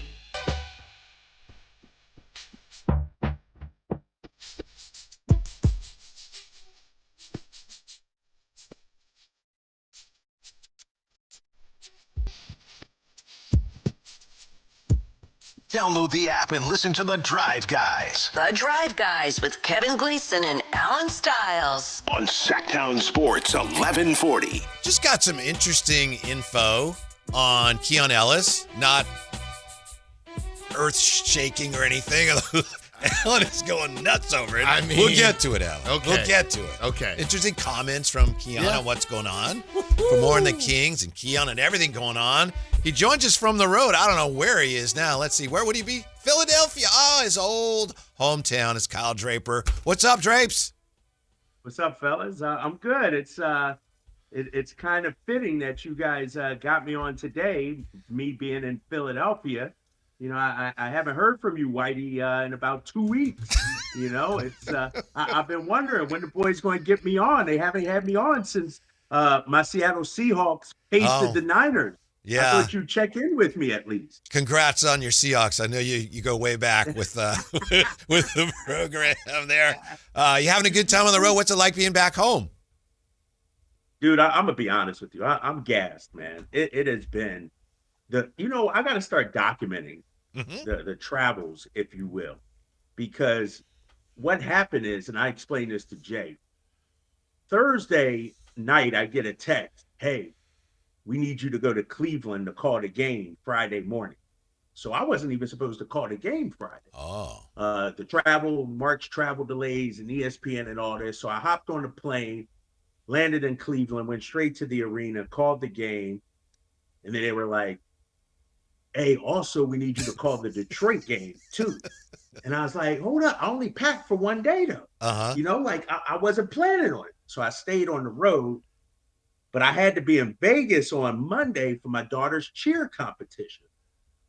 So late Sunday night, I went to Vegas, then flew home, had yesterday off, and then flew to Philly, got here this morning. So your boy is gassed. I'm tired, Whitey. I'm tired, Whitey and Alan. So Alan know the Philadelphia streets, though. He's used to these Philly streets. That's right. That's right. Is it to the point now, Drapes, because you get to go at least once a year back? Do you do the cheesesteak thing, or you don't need to do it every single time? I do the cheesesteak thing. And today, the snow is bad out here. The cars are, blocked in on the streets and everything. So I just got a DoorDash, not Delisandro's, Explorer's Den over there on LaSalle's campus. So I did it. Usually when I come back, I get a cheesesteak and I get Chinese food.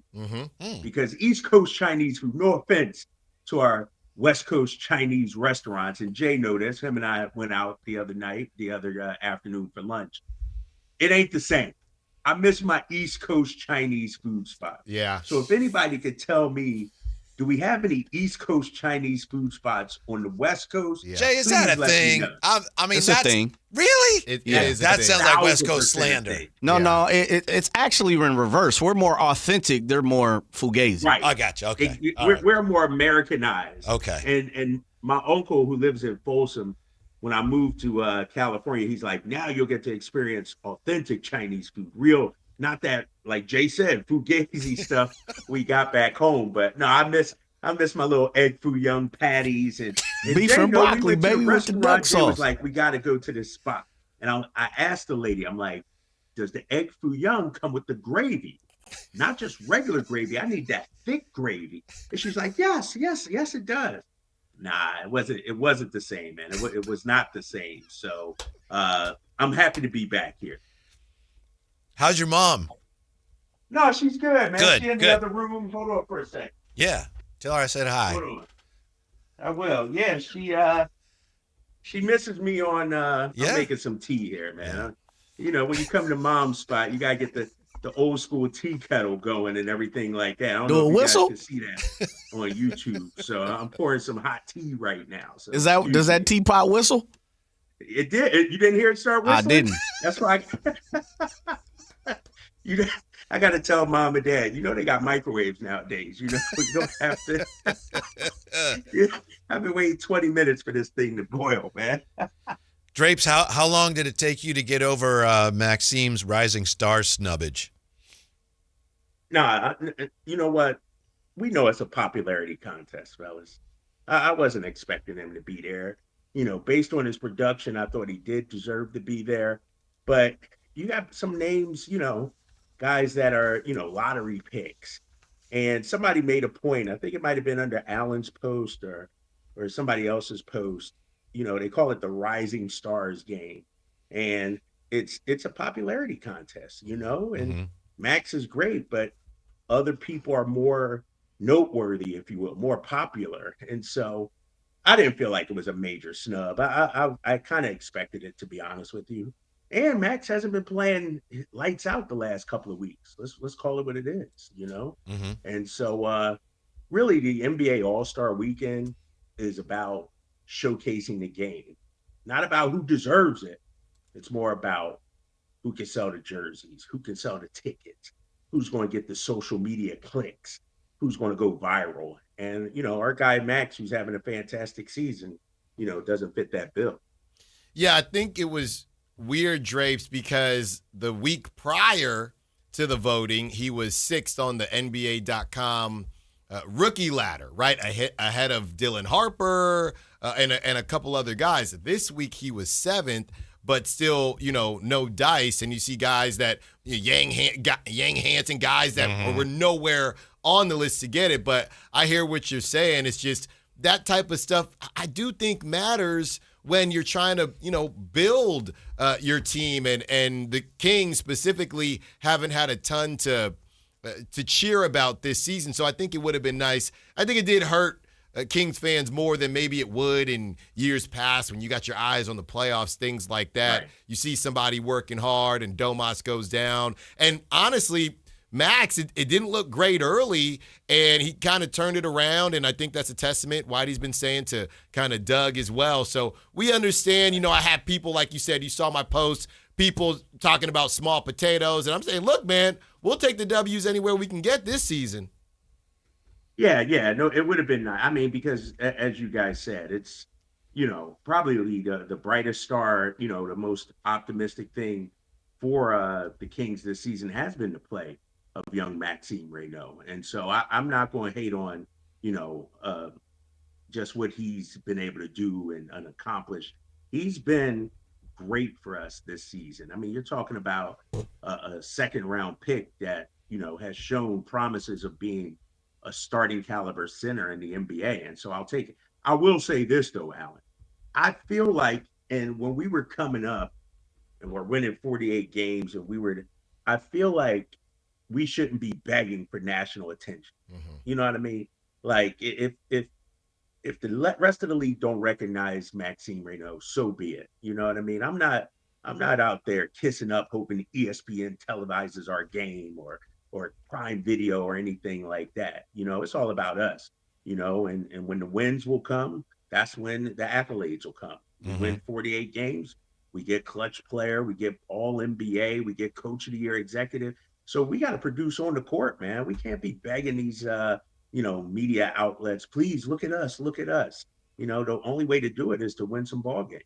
Catching up with Drapes. He's coming to us from Mom and Dad's house in Philly. What can you share with us about how close Keegan might be to coming back? No, he's looking good, man. I saw him earlier today, as a matter of fact, at the team hotel. He's been going through his pregame warm-ups these last few games. I'd probably, this is just my guess, I think probably next week during our homestand, we might be able to see him. Who knows, though, with this trade deadline, too? Do you hold him out until after then? See what you got, let things settle down, and then play him out the rest of the season. But, the fact that he's been ramping up in some of his workouts, I think that's encouraging. Yeah, Drapes, I know that a couple guys have been missing, Malik Monk, Zach LaVine, and that tends to make things easier to get minutes for everyone. But a night like last night, a lot of people are going to say, man, DeMar's still playing 39 minutes, Russ playing 33. But Nick Clifford, the guys that it seems like the Kings are focused on as far as their future, the young guys, if you will. Nick gets 30 minutes. Maxime gets 15. Dylan gets 22. They even snuck Keon in there at 22. Again, no Zach LaVine, Malik Monk. But last night was a night where even though DeMar played a lot because of who was missing, there really wasn't much to complain about from a development standpoint. Obviously, you want to win the basketball game, but a lot of people have been complaining about DeMar's minutes and Russ as well. Last night was a night you kind of got everything you would want besides maybe a Devin Carter sighting, but I don't think we're going to see one of those. So last night was kind of an interesting night, if you will.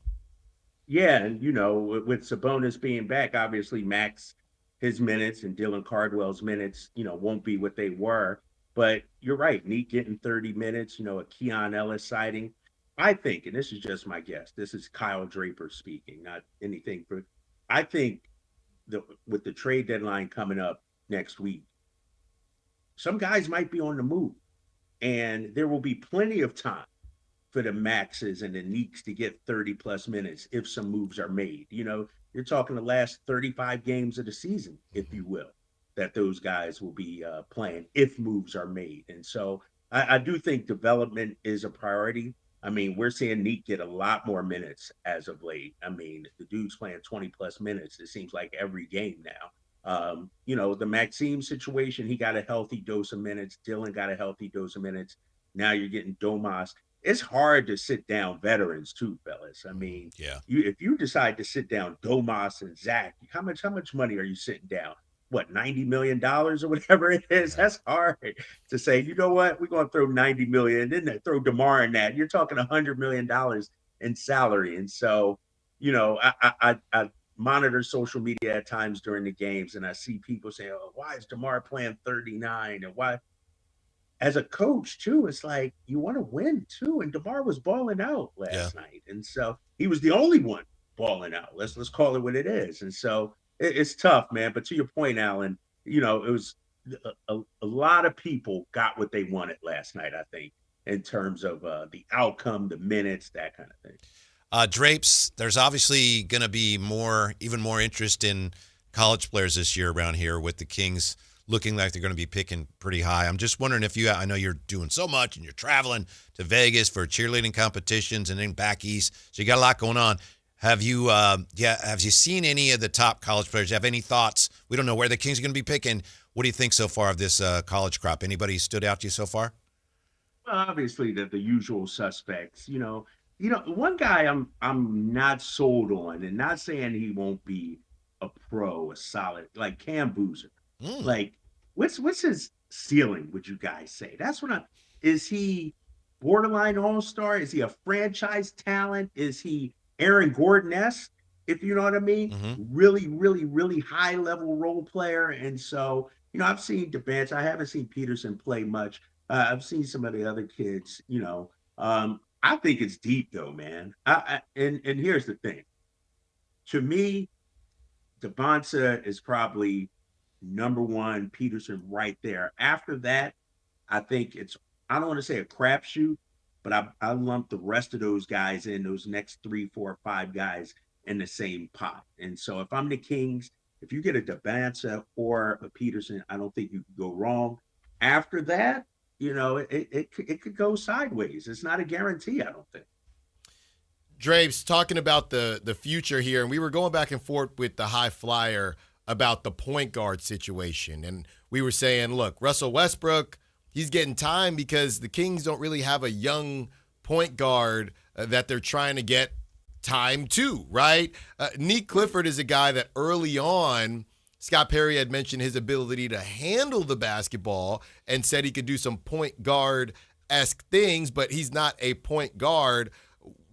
Obviously, they still got Dennis Schroeder on the team, but how do you think they would address the future of the point guard position? That could even be getting one of these hybrids that are 6'7" and handle the rock like Paolo Banchero. How do you think they go about the point guard position, which was such a talking point going into this season that they brought in 2 guys to handle those duties? Yeah, that's a great question, Alan, because I don't even know if you can get that out of the draft. You know what I mean? Like any of those high-end, top-tier guys addresses that in the draft. Do you go out there and do a Ja Morant, somebody like that? Probably not. I wouldn't at this point. I think that's a off-season, maybe even next season kind of thing where I don't think they'll be able to check all the boxes here at the trade deadline and with the draft. Like there's too much work that needs to be done in terms of building a championship caliber team. And I think the reason why they signed a Dennis Schroeder to the contract that they did is to not buy them some time, but sort of a stopgap until they find that person. Let me ask you guys this, though. In today's NBA, do you need a scoring point guard, or like Alan was saying, do you just need that hybrid ball handler, 6'7", 6'8" wing guy that can also facilitate a la a Tatum or a Brown or somebody like that? Like, because I look at a team like Denver, I don't think Jamal Murray is necessarily a point guard, but he can play. Like, you know what I mean? Like, do you need a Shai Gilgeous-Alexander or somebody like that? I don't know. What do you guys think? Yeah, I know that some scouts, some of the things I've read about Darren Peterson is like, well, for what a point guard is in the NBA today, he can be that. So, as we've talked a lot, Trace, when you were here, that pure point guard, I don't know. But yesterday when we talked to, Henry about it, he says, well, when you really need that guy, though, is in the playoffs. That's when you really need that pure point guard. But they're few and far between now. Well, and here's the thing. I don't think if you're the Kings, you can be saying, I need this position. Right. I need that Totally position. agree. Yes. I think you just need top-level talent. Yes. No matter where it's at right now. Yeah. You know what I mean? Yep. Like, now, if we were close and that was the one missing piece, okay. Mm-hmm. But I think you probably need a 1, a 2, a 4, and a 5. Like, you know what I mean? Like, when it's all said and done. So right now, like, if I'm Scott, I'm looking at the draft. I'm looking at best available player right now. That's what I'm looking at, not necessarily the position. I mean, think about it. There's talk of going after a guy like Jonathan Kuminga. To me, Kuminga and Keegan kind of play the same position. Kuminga could play a little 4, but he's not a Bobby Portis size, especially when teams are going with the double bigs now. And so I think you just need top level talent. Mm-hmm. We'll let you go on this one, Drapes. I know, as you discussed, the Kings Beam Team won 48 wins, and everyone was so excited.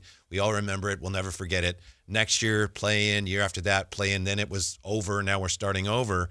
And so for a lot of fans, it's like, you get near the top, and then it all falls apart. Are you having deja vu when you look at your Eagles right now, who had it all, and then it's just the whole thing? It's like, wow, what happened? Where are we? How do we fix this?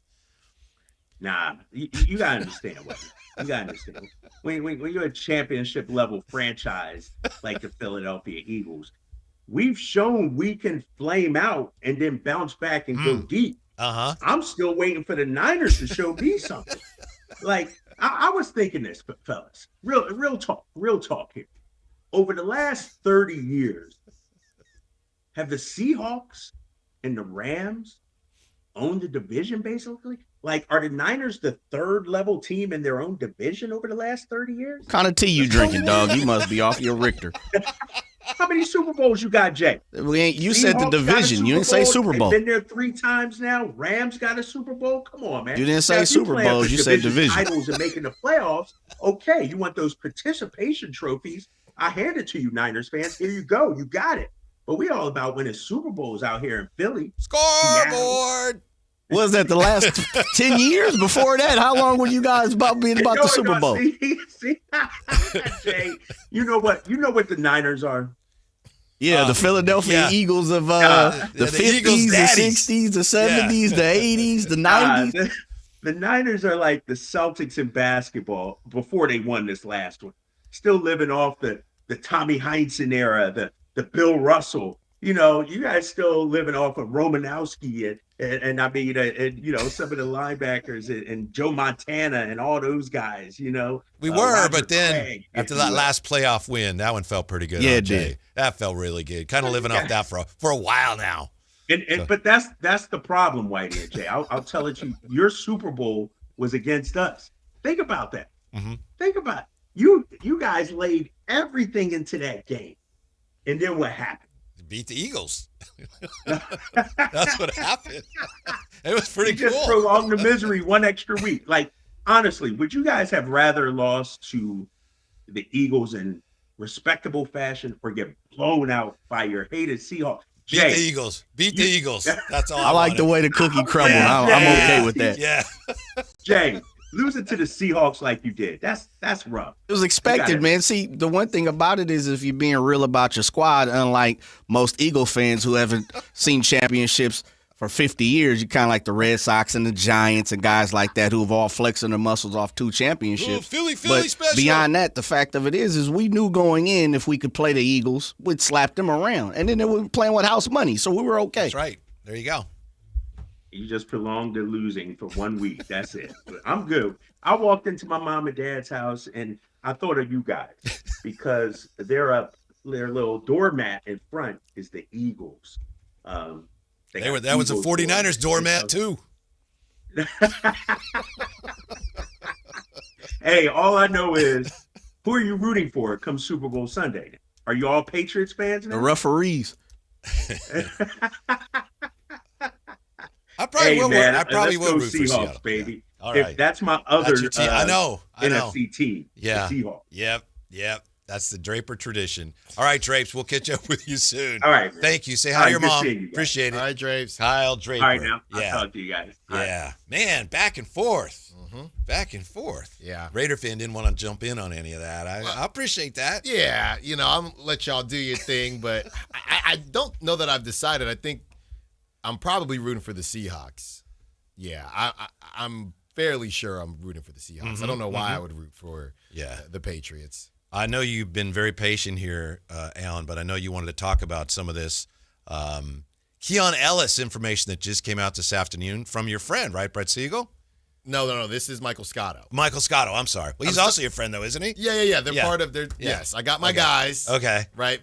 They're all very busy right now, but I got my guys. But, yeah, this is from Hoops Hype, and I think it's a big deal, not because it's breaking news, But I do think it's a big deal because it's a unique opportunity for us to hear from Keon, from a non-Sacramento media member, which sometimes I think maybe I don't want to say sugarcoat things, but hey, we're just going to, say the right things. I don't want to tick anybody off. And Keon, not that he said anything crazy, but Keon basically said I have the quote this. here. Yeah, I got it right here. Okay, go ahead. Yeah. He says, first, it's always great to be wanted because that's not always the case, Ellis said when asked by Hoops Hype how he feels seeing his name linked with so many teams having trade interest in him. People are now saying about half the league. Half the league. This is the second part of it. It's definitely good that other teams see value in you. Oh. Yeah.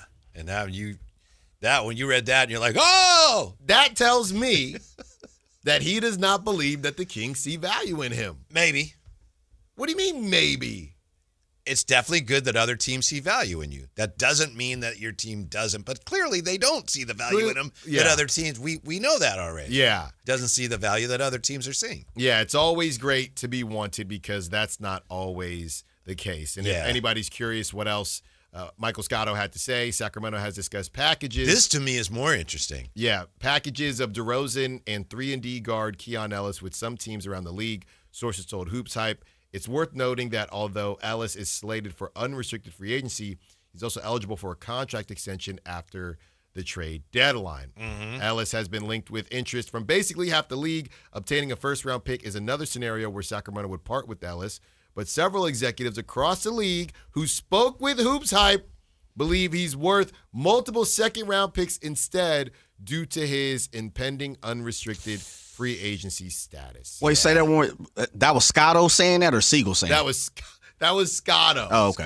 Scotto. Yeah, that's my guy. Yeah. Several executives across the league believe that Keon Ellis is worth multiple second-round picks instead of a first due to his impending unrestricted free agency status. If that's true, it's kind of what we've been thinking, but that's not good. But I thought there was a world where I guess he gets traded. Right. The whole thing with Pascal Siakam, I can't remember if Pascal was going to be restricted or unrestricted, but the whole idea of, hey, I'll go here and I plan on staying. Mm-hmm. Is that just something that Keon could do, but they're saying he ain't going to do that, right?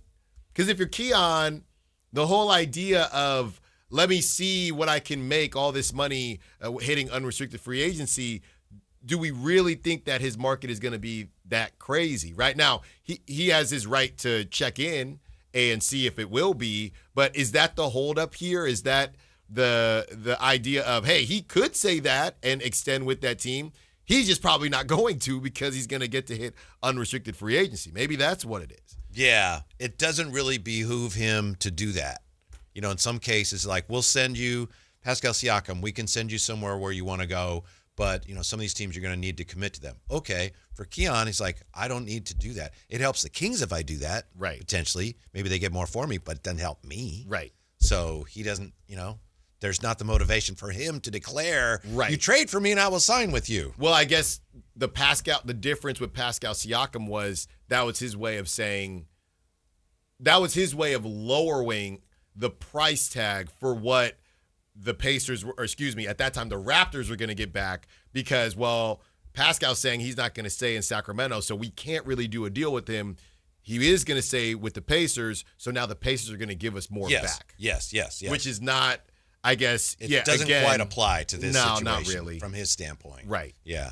All right, we'll continue with that when we come back. We've got Allen's Intel coming up, right? Yes, we do. Yes, we do. All right. I can't wait to find out what that is. Fresh intel from Allen next with a deadline almost here. Sactown Sports. The 10th annual Sacramento Sports Hall of Fame celebration is Thursday, February 5th at the Golden One Center, inducting the class of 2026, plus honoring all of our past inductees. See Sacramento's 50 greatest athletes of all time. This is Bill Cartwright. This is Jerry Royster. This is Tony the Tiger Lopez. This is Dusty Baker, proud member of the Sacramento Sports Hall of Fame. Join us Thursday, February the 5th at the Golden One Center for Sacramento's best sports night of the year. Get your tickets now at SacSportsHof.com. This is the story of the one. As the purchasing manager at a manufacturing plant, She knows the only thing more important than having the right safety gear is having it there when you need it. That's why she partners with Grainger for auto reordering, so her team members can count on her to have cut-resistant gloves on hand, and each shift can run safely and efficiently. Call 1-800-GRAINGER, click Grainger.com, or just stop by. Grainger, for the ones who get it done. Big tax changes this year could mean a bigger refund, and Jackson Hewitt knows how to get you your biggest. You'll get $100 just to try us. That won't make you filthy rich, but definitely gas plus groceries rich. And since we know all the new tax codes, you could get thousands back, which would make you low-key loaded. Or at least wealthy adjacent? Go with our trusted pros and get $100 to switch. Rest easy. Jackson Hewitt's got your taxes, guaranteed. Limited time offer for new clients, participating locations only. Details at jacksonhewitt.com. Get more for your money at Elk Grove Chevrolet, where value meets style. Purchase a new 2026 Chevrolet Trax for just $299 per month plus tax. The Trax delivers more for less with a sleek design, impressive fuel economy, and tech that keeps you connected. Conveniently located in Elk Grove, just minutes from Sacramento. Visit myelkgrovechevrolet.com today for full details and see why the Trax is such a smart choice. Guys, if your energy is low, your strength isn't what it used to be, or your drive feels off, it's not just getting older.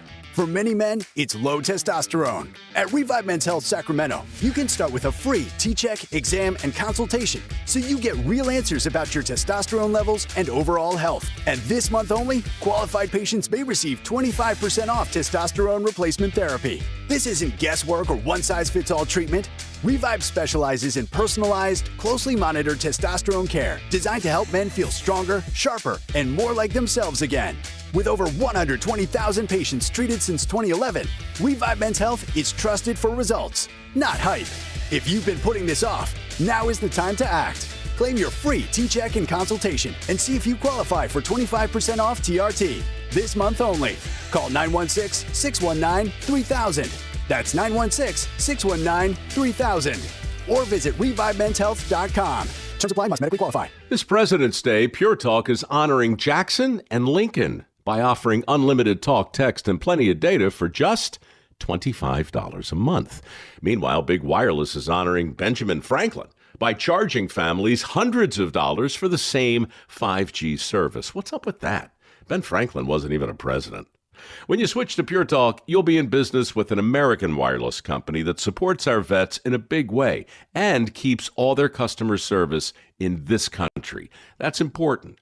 And you'll be on the same towers the big carriers use, so you'll get the same 5G service without the inflated price. So hang on to your Benjamins and switch to Pure Talk for a Jackson and a Lincoln. No contract, no hidden fees. Dial pound 250, say Mike Rowe, and you'll get 50% off your first month when you switch. That's pound 250, Mike Rowe, for an American wireless company that is truly unprecedented.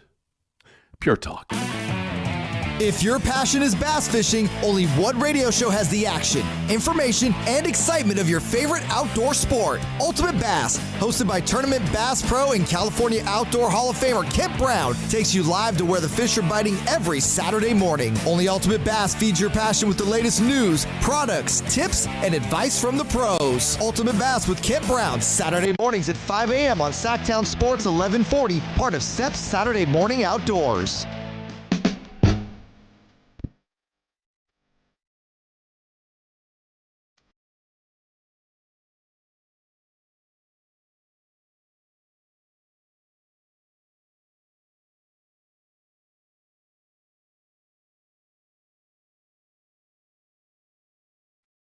Your afternoon home for Kings Talk and so much more. The Drive Guys on Sactown Sports. We are so fortunate, you and I, Jay. We're all wondering what is going on here with the deadline almost here. What's really going on? Yeah, we can read that this team's thinking of that team was thinking of this, they're talking to him and he's talking to them, and she says this about him and them, but we don't really know what's going on. We're about to find out, though. It's time for our Allen's Intel. That's right. Thank you. Before you even get started. Just thank you. Of course. For sharing this information. Of with course. us. Now, we were going over some of the notes from Michael Scotto's article before the break with the Kings. He says that they have Domantas Sabonis been linked to the Wizards, the Suns, and the Bulls, and that's from The Athletic. I think he's just kind of confirming some of the things that Sam Amick had said. So we know all the names that we've already talked about, but there is a name that I know you were joking me about early. You and Jay were joking me about early, but I did make some calls and some DMs and some texts earlier today to the people out there in San Antonio with Jeremy Sohan. Okay, just so we're clear before you get any further, I was not joking. Jay, were you joking? No, sir. No, Jay was not. Those joking. were not jokes. Sure, okay, but go just so you know. But if I can plead my case, well, of course. Okay, plead my case and the conversations that I've had when it comes to the second draft guys. Right now, I'm not going to sit here and try to tell you that I think Jeremy Sohan's going to be a star, but you say no to all of my second draft guys, so I'm just going to continue to give you other. Terrible. I'm going to continue to give you other second draft guys until you find one that you like. So Sohan is cool real fast, Alex. Cut you off. Sohan is actually all right. The craziest part is this. He should have been part of the De'Aaron trade already. Yes. He should have already been here. I agree. I would have took him last year for that, whatever that transfer was. If you double back and trade to get him now when you could have had him last, that's going to be terrible. Yeah, I hear you. At the same time, you're Scott Perry. I mean, if you did like him, if you do like him, then you got to maybe separate from the fact that a guy that's no longer here didn't do that deal. So in my estimation, Jeremy Sohan does profile like a guy that the Kings maybe could have interest in, right? I see it. I seems do to be it. interested in. Yeah, because he's, like you said, he's defensive-minded. He's young. He didn't quite find it in the place where he was drafted, but he was played out of position. So, yeah, that's part of where you are right now is, hey, that guy has talent. Let's give it a shot. Yeah, I'm not even sure as he would be a restricted free agent what his market would be. I think he might find himself in a similar position than the restricted free agent crop. Yeah, restricted free agency is tough these days. That we just saw with the Quentin Grimes and guys like that, which helps the Kings and their leverage conversation. So I would imagine there's some interest there with the Kings. I think the biggest question is, as I was talking to my Riverwalk folk, out there in San Antonio. People from San Antonio. Okay. All right. You make it sound like they're like hanging out on the river. Yeah, maybe they are. Shopping or something. Maybe they are. Yeah, Jeremy saw it. Yeah, right here. How you been at the Riverwalk? So I talked to them, and ultimately they are in need, as a lot of teams are. Can we call them your Ala Moles?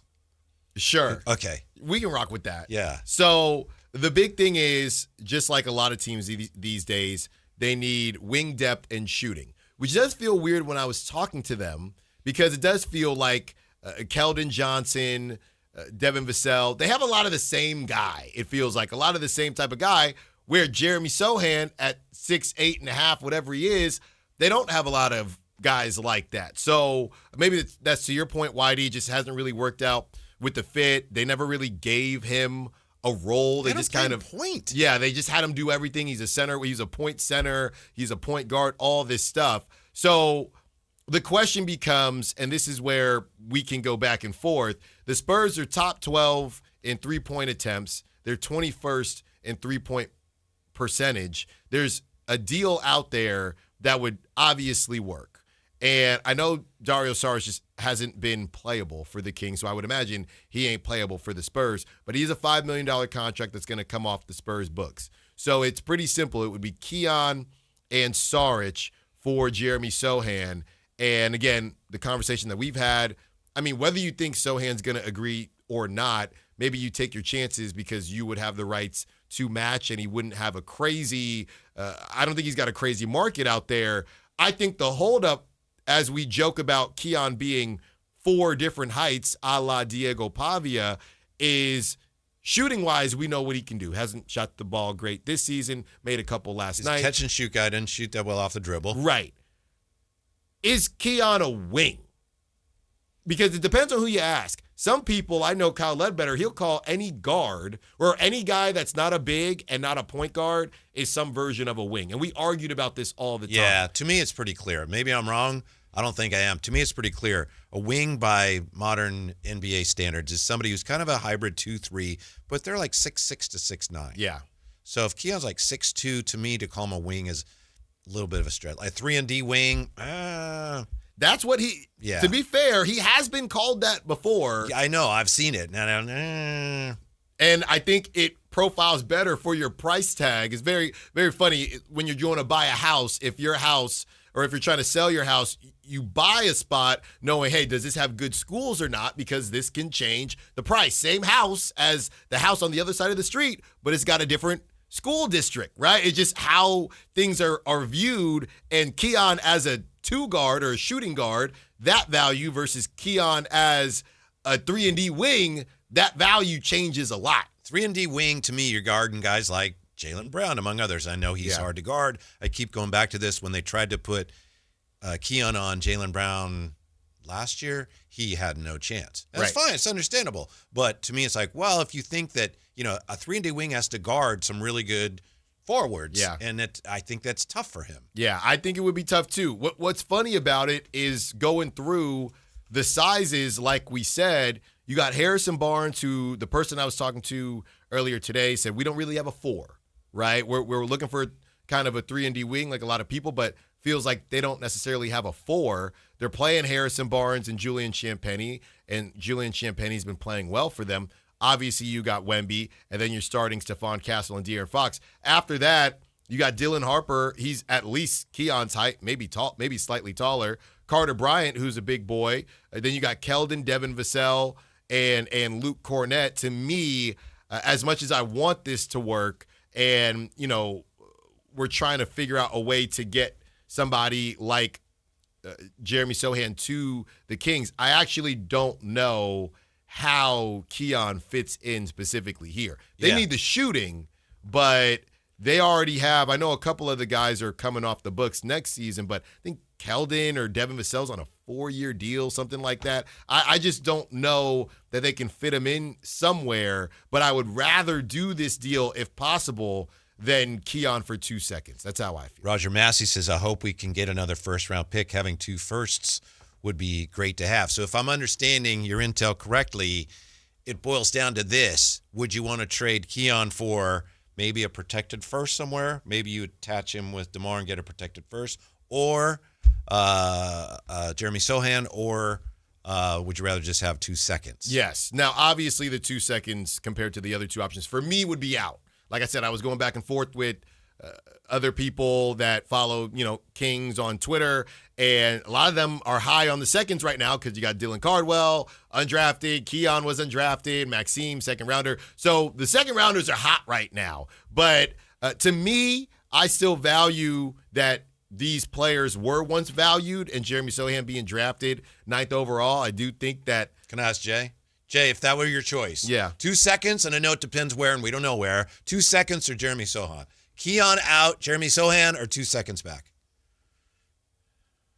Sohan, probably. Alan's with you. Alan is out on the 2 seconds. I can't do the 2 seconds. Now, the other option you said, out in a DeRozan deal and a protected first, I would do that. And there'd probably be more than that if it's DeRozan, but yeah. I would do that. I'm also just not sure that that's going to happen. I understand, yeah. I know I heard Matt talking about the Trailblazers earlier. I'm completely just dumbfounded at the DeMar DeRozan value and market and lack thereof. So I just don't know that the Blazers, people aren't trying to bring in, if you're not going to win the whole thing, you just find yourself in a position to where, what are we doing with DeMar DeRozan? I'd rather Tamani Kamara get those shots. I think that's how these teams feel. Would you trade Keon for 2 seconds? Would you trade him for Jeremy Sohan? Would you hold out for a protected first? We're back with more on that. And what do the Kings do if this deadline is a dud line? That's coming up. Drive Guys, Sactown Sports. Don't go away. Listen to the #1 sports lineup in Sacramento. The Carmichael Dave Show with Jason Ross, Matt George, and Kayla Anderson. The Drive Guys with Kevin Gleason and Alan Stiles. Every weekday live and local 6 a.m. to 6 p.m. Online at SactownSports.com or download the app right on your phone. Your #1 source for all your Northern California sports. Sactown Sports 1140. Injured and you're considering an LA law firm looking to charge you 45% to 50% in attorney's fees? That's overcharging. Ashton & Price has been around for over 25 years, and I can tell you no matter how complicated your injury case, you should never be charged 45% or 50% in attorney's fees ever. Direct, experienced, unrelenting, and honest local representation matters. It's called Home Court Advantage for a reason. Ashton & Price serious local attorneys for serious people with serious injuries. So for the best local advice, don't think twice. Call Ashton & Price. At InShape, we have a place for every kind of mover. The Sometimer, the early riser, the after-work grinder, the yogi, lifter, bodybuilder, walker, runner, swimmer, spinner, stretcher, rower, climber, jumper, dancer, boxer, sauna seeker, recoverer. Basically, if you walk, lift, stretch, or sweat, you belong at InShape. So whether it's your first time or your first time in a while, start the year strong and join today at InShape.com. Find a location nearest to you.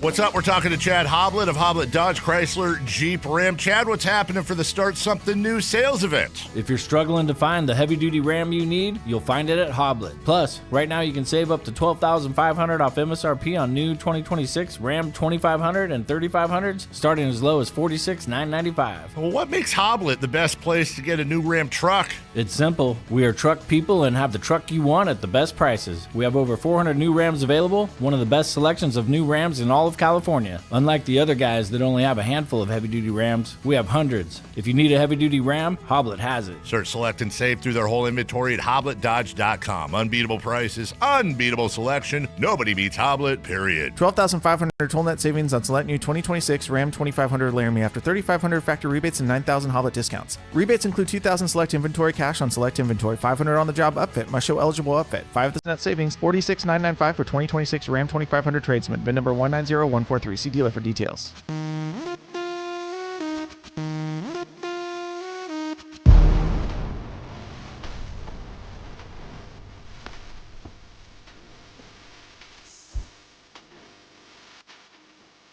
Drive Guys with Kevin Gleason and Alan Stiles on Sactown Sports 1140. Shh, welcome inside Alan's Intel. We're finding out what's really going on according to his Alamos, as I call him, his sources in San Antonio.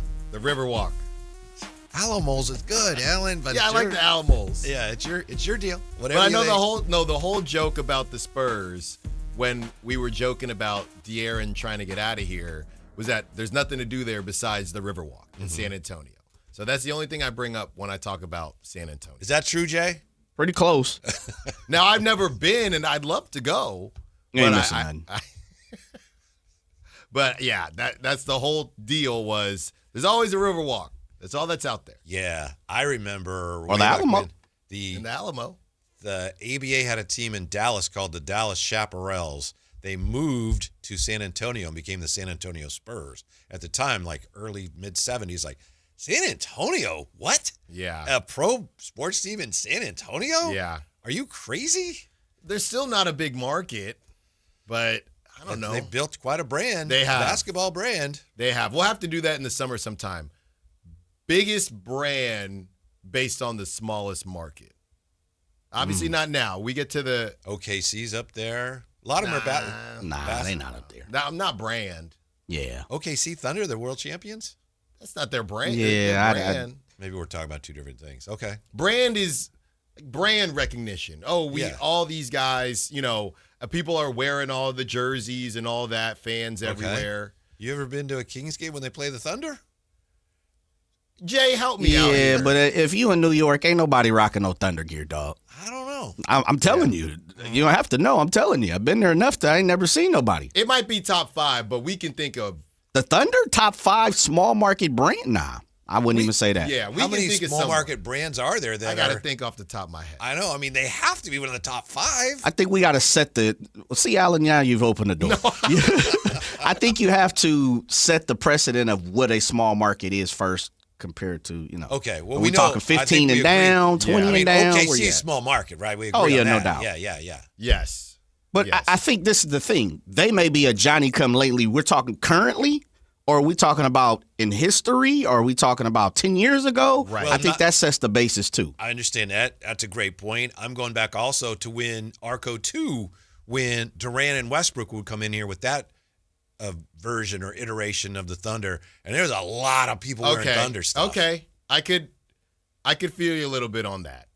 I'm looking here because the problem is we can't even do this with football because every team, Green Bay. I was literally going to say Green Bay, and I was wondering would that count or not. But I was literally going to say Green Bay. Yeah, it counts because it's a small market. Green Bay is probably number one. Yeah. Yeah, probably. Yeah. Well, without thinking, I'd have to sit down and think about it. But yeah. NBA, it is tough. Why do you? NBA's got you a might lot be of those. on. You might They be got a on lot of something. NBA's. They got a lot of those small market teams. Right, but not a lot. How many cities have NBA teams and no other pro sports teams? Oklahoma City, San Antonio, Sacramento, Portland. Just off the top of my head. Yeah. Well, Portland's got an MLS. I was talking about Major League. Oh, okay. What are we doing? Yeah. What are we doing with Because Denver? I'm a USL guy. I got you. What are we doing with Denver? Denver's a top 15 market, brother. Yeah. Yeah, Denver's pretty big. Yeah, they've got it all. The NBA is weird. Whitey might be on to something.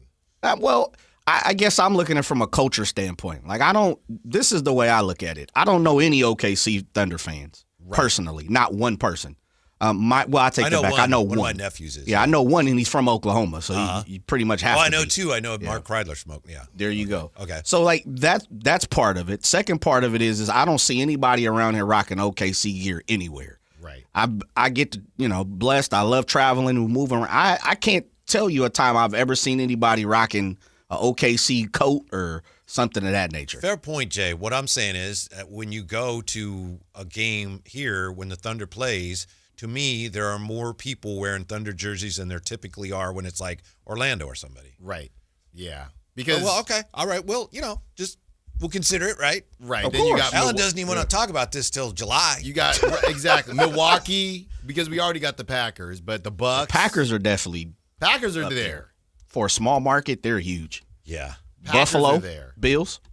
Mm-hmm. Yes. Bills got to be in there. Bills are a good one. NFL's weird though, because they're all kind of It's just a beast. Like NBA, it is, to Whitey's point, it is hard. Like no doubt. I think the bar is just much lower. Orlando's another city in the NBA. Yeah. They don't have any other pro sports teams other than the NBA team. See, I could see that because of the history, and I understand what you're saying with KD and like Shaq, Penny, Little Penny. And I wasn't even saying those type I was of just things. saying Yeah. it's a NBA team that doesn't have a city that doesn't Right, have a another team. I wasn't even sport. talking about the brand, but yeah, that Orlando's got MLS. again. What about? I'm just looking. What about Utah, the Jazz? Nah. Yeah. You're They from got the Salt Mammoth. Lake. The Mammoth. Right, yeah, But I'm yeah, saying hockey. back with Stockton. They're probably going to get baseball. With Stockton. Don't say that, Whitey. Don't say that. Not yet. Okay, all right. I'll write it down. I'm with And you. then put it up. Salt Lake City, I don't think is a huge market. The Jazz is pretty well known. It's a pretty good brand. Not OKC. Who likes the Jazz though? Who likes the Jazz? How many Jazz fans you know? If they went back to the throwbacks, they come on home.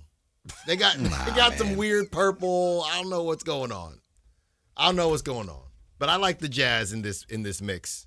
Because here's the problem. There's these teams like the Cavs. Right? I don't know what to do with the Cavs. I feel like the Cavs should be on it, but they got baseball. Yeah, Cleveland's a pretty big market. Browns. Yeah, right. it is. Yeah. But it's not.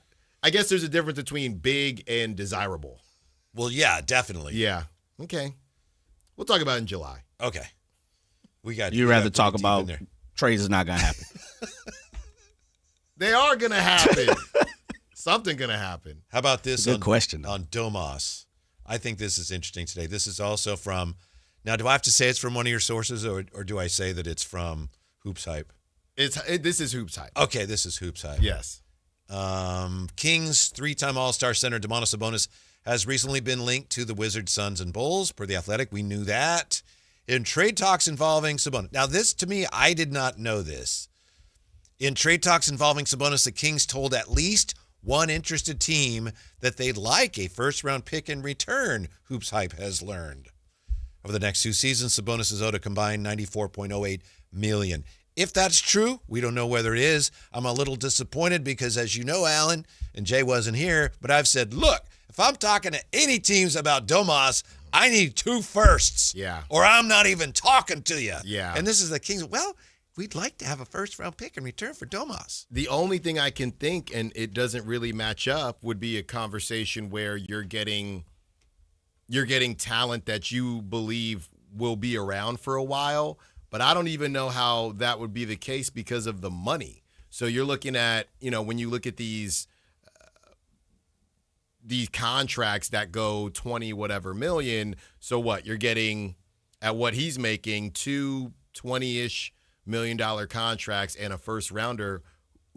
Who could those guys be? Right? The young guys that we're looking for second draft, they're not making that yet, right? This is like the Malik Monk. This is what Austin Rivers was talking about. There really is no kind of middle class right now. So unless you're just going to get, which would probably be even worse, Whitey, for your thought process, 2 expiring $20 million contracts and a first, that would seem pretty bad. But I don't know who had a worse value evaluation, Domas or Trae Young. I would assume Trae Young, but maybe it's not enough to where Trae Young, you get no picks, Sabonis, you get 2. Maybe it's Trae Young, you get no picks, Sabonis, you get 1. I do think, based on everything we're hearing, and I don't have the Alamos like you have, I think the Kings have talked to a lot of teams about a lot of players. I think they've engaged teams. They get some back and forth on Keon, and I think some things are going on with Domantas. Doesn't mean anything will happen, but it's pretty apparent to me that, all right, and it's probably Toronto, some other teams on the periphery, but I do think they're talking. Yes. I think something is possible. I think something is possible. I mean, Toronto seems to be the main team there, but unless they figure out a way to just do away with Jakob Poeltl's contract, the Kings don't seem to be interested in taking on that kind of money. Toronto's a really good team this year. So they got to make that decision that those young kind of surprise teams have to make is, all right, do we make a big move and really go for it here, or is that going to just upset the apple cart? I know we got to get to the other side, but do you think we teams, got a couple minutes, a minute or so. Do you think teams make moves like that even if you don't think you're going to win a championship, which is funny because the Kings kind of did that in the Tyrese Halliburton trade. But the difference between the Raptors feeling like, hey, I don't know that Domantas Sabonis makes us a champion, but I feel like Domantas Sabonis gets us to the second round, right? Do you make a trade like that, or are we supposed to believe that every GM only makes trades to win a championship? Or there are people out there saying, look, I don't know that Domantas Sabonis is going to help us win a championship, but it's a down year in the East with some of these guys out, and if we make this move, maybe it'll prolong our season. Do you think GMs make moves like that, even if on the outside all they can talk about is championship? We will answer that when we come right back here. Actually, we'll have to hold off on that. I'll answer it now because we got Stevie Johnson coming up. Sorry. I think the Raptors what's that, Jay? Yeah. I think the Raptors are a team that can look at it and go, we've got a shot here. The West is really tough, but we have a really good team. I was just looking up. I think they might be top 10 in offense and defense, but I'll have to check that. I think they're close where it would be realistic to say we make a good move here and actually upgrade. We could win the East, and then you don't know. Yeah. So I think for them, I think they do have an opportunity to realistically aim very high here. Okay. Very high. Well, hey, come get them. We'll look at that more closely when we come back. Also, we got Stevie Johnson wrapping up our season with Stevie Johnson, 8-year NFL veteran, next on Sactown Sports. This is the story of the one. As a safety manager at a manufacturing plant, he does everything he can to keep his coworkers safe. From finding ways to reduce risks to keeping safety supplies in stock. And for that, he relies on Grainger. Grainger offers a broad range of quality products and next-day delivery, so he can always play it safe. Call 1-800-GRAINGER, click Grainger.com, or just stop by. Grainger, for the ones who get it done. Taxes was waiting on the refund you needed yesterday. All right, your car repair is going to run about $3,000. Now Taxes is getting back on the road with TurboTax and Credit Karma. where you can get your refund up to 5 days faster and get personalized guidance to take every dollar further. Now this is taxes. Intuit Credit Karma with TurboTax. Deposit a federal refund into Credit Karma Money account and early submission of refund data by IRS required. Terms apply. Banking services provided by MVB Bank, Inc. Member FDIC. Credit Karma is not a bank. Get in the zone, AutoZone. Rain on game day doesn't faze Dave. He's already got his poncho. Just needs to do something about those wipers. So Dave heads to AutoZone, Welcome to AutoZone. where a friendly AutoZoner helps him get premium quiet wipers and some hand warmers. You're all set. Now, if only his team can handle the elements as well as his new wipers. Get wipers, glass cleaner, and more with no hassles, just help at AutoZone. Get in the zone, AutoZone. When life calls for a little extra, a kitchen upgrade, paying off debt, or that dream vacation, Valley Strong Credit Union is here to help. With a Valley Strong home equity loan, you can tap into your home's value with competitive rates, flexible terms, and local guidance you can trust. Get approved in as little as 5 minutes, with funding in as few as 5 days. Your goals are within reach. Visit valleystrong.com to get your offer today. Valley Strong Credit Union. Grow your possibilities. Equal housing lender, NMLS number 456506. There are many reasons to choose Gonzalez Law Offices as a dedicated trial lawyer with an undefeated record from 2016 through 2019, and you'll know that no case is too big or too small. Due to his success, hard work, and commitment to excellence, attorney Jonathan Gonzalez has been listed in Super Lawyers Rising Stars, as well as in the top 40 under 40 list by national trial lawyers. You can find Gonzalez Law Office online at saclegaldefense.com or call him at 916-304-9187. Celebrate the new year in style with a new Honda from Stockton Honda. Whether you're shopping new or pre-owned, Stockton Honda has the selection and savings. With new Hondas in stock and ready to go, now is the time to save on your favorite Honda in person or online. CRV, HRV, Pilot, Accord, Civic, and Ridgeline. It's a new year with endless possibilities. Get the deals that make it easy to say yes. Upgrade and save today at Stockton Honda. Anytime, anywhere, it's all here. StocktonHonda.com. Guys, if your energy is low, your strength isn't what it used to be, or your drive feels off, it's not just getting older. For many men, it's low testosterone. At Revive Men's Health Sacramento, you can start with a free T-check, exam, and consultation so you get real answers about your testosterone levels and overall health. And this month only, qualified patients may receive 25% off testosterone replacement therapy. This isn't guesswork or one-size-fits-all treatment. Revive specializes in personalized, closely monitored testosterone care designed to help men feel stronger, sharper, and more like themselves again. With over 120,000 patients treated since 2011, Revive Men's Health is trusted for results, not hype. If you've been putting this off, now is the time to act. Claim your free T-check and consultation and see if you qualify for 25% off TRT. This month only. Call 916-619-3000. That's 916-619-3000. Or visit ReviveMen'sHealth.com. Terms apply, must medically qualify. KHTK HD1 Sacramento, KYMX HD3 Sacramento. From the Power Business Technology Toshiba Studios. Sactown Sports 1140.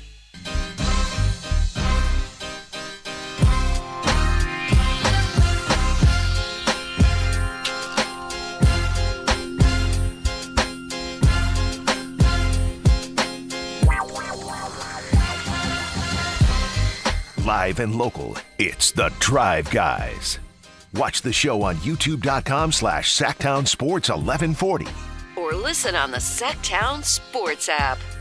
Thanks for being with us, and I appreciate the Captain Kirk comments. I'm not sure everyone gets that reference, but I like it. I do. Do you? Oh, yeah. Okay. Mm-hmm. Explain it to me again, because Star Trek.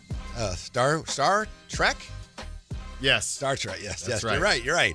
Boy, do I have egg on my face. I do not have pointy ears, but I have egg on my face. The Toronto Raptors currently, according to Basketball Reference, they're 5th in defensive rating, but they're only 18th in offensive rating. But they are having a good year, 29-19. So we're just wondering about them and Domas. Would they do something for Domas? I do think they're looking at Domas potentially as a guy who can really help them get to that next level. They're already, 4th? So if they got to a next level, then you're talking about a team that could be competing for the top spot in what I call the Eastern Conference. Now, do you feel like that once – I really am interested in what's going to happen with the Pacers because they could end up with a top 3 pick. And yeah, I don't know what that does to their timeline. Obviously, Halliburton coming back from injury, and there's still the Celtics. Do you still feel that good about the Raptors next season when the Pacers get healthy and possibly reload, and the Celtics get healthy as well?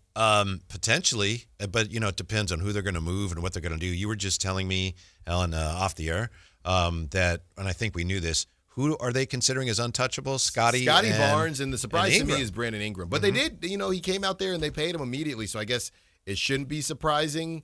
But yeah, they're saying that those are the 2 guys they're not willing to move, which basically means we knew that Brandon Ingram and RJ Barrett was maybe a bit redundant, and I think they're admitting, yeah, it is redundant and we need to pick somebody. Mm-hmm. Okay. Sorry. We'll get back to Domas and the Raptors and the Kings and some Giannis stuff, but right now it's time to turn our attention back to football. We welcome back to the show 8-year NFL veteran. You know what? A few weeks ago, Alan, he told us that it was going to be the Eagles and the Buffalo Bills in the Super Bowl, and I don't believe it is. Yeah. So let's see what he thinks about that. Stevie Johnson, how are you, Stevie? Hey, what's up, teammates? Good to hear from you guys. Yeah, we appreciate it as always. Who's going to win this Super Bowl, and by roughly how many points? I'm going to say the Seattle Seahawks, and they'll win by 4 points. Ooh. 4 points. They'll make a stop. I'll say. Let's say that they'll make a stop on Drake May. Stevie, how do you feel? I know you just picked the Seahawks, and the NFC West was just a juggernaut this season. But how do you feel about people maybe, I don't want to say downplaying the Patriots' run to the Super Bowl, but they had a very easy schedule. I don't know if you saw it. There was a graphic that about 60-70% of the teams that the Patriots played this season, their coaches were fired. So that's just kind of part of it. 70%. And then they have the slushy game out there in Boston, and then after that, the crazy game against a backup quarterback in Denver. What do you think about the idea of an easy road to the Super Bowl? I'll say, no road is truly easy in the NFL, and considering even if you have that quote unquote easy road, that team that you're going up against is going to give their best because they know they're going up against a team that's pretty much on a run like the New England Patriots were. So at the same time, the Patriots was getting the best of the worst, if you want to put it in that perspective. And for me personally, I haven't watched the Patriots throughout the year, so I couldn't tell you. They didn't play against the 49ers, so I didn't check for them like that. But they did play against the Buffalo Bills.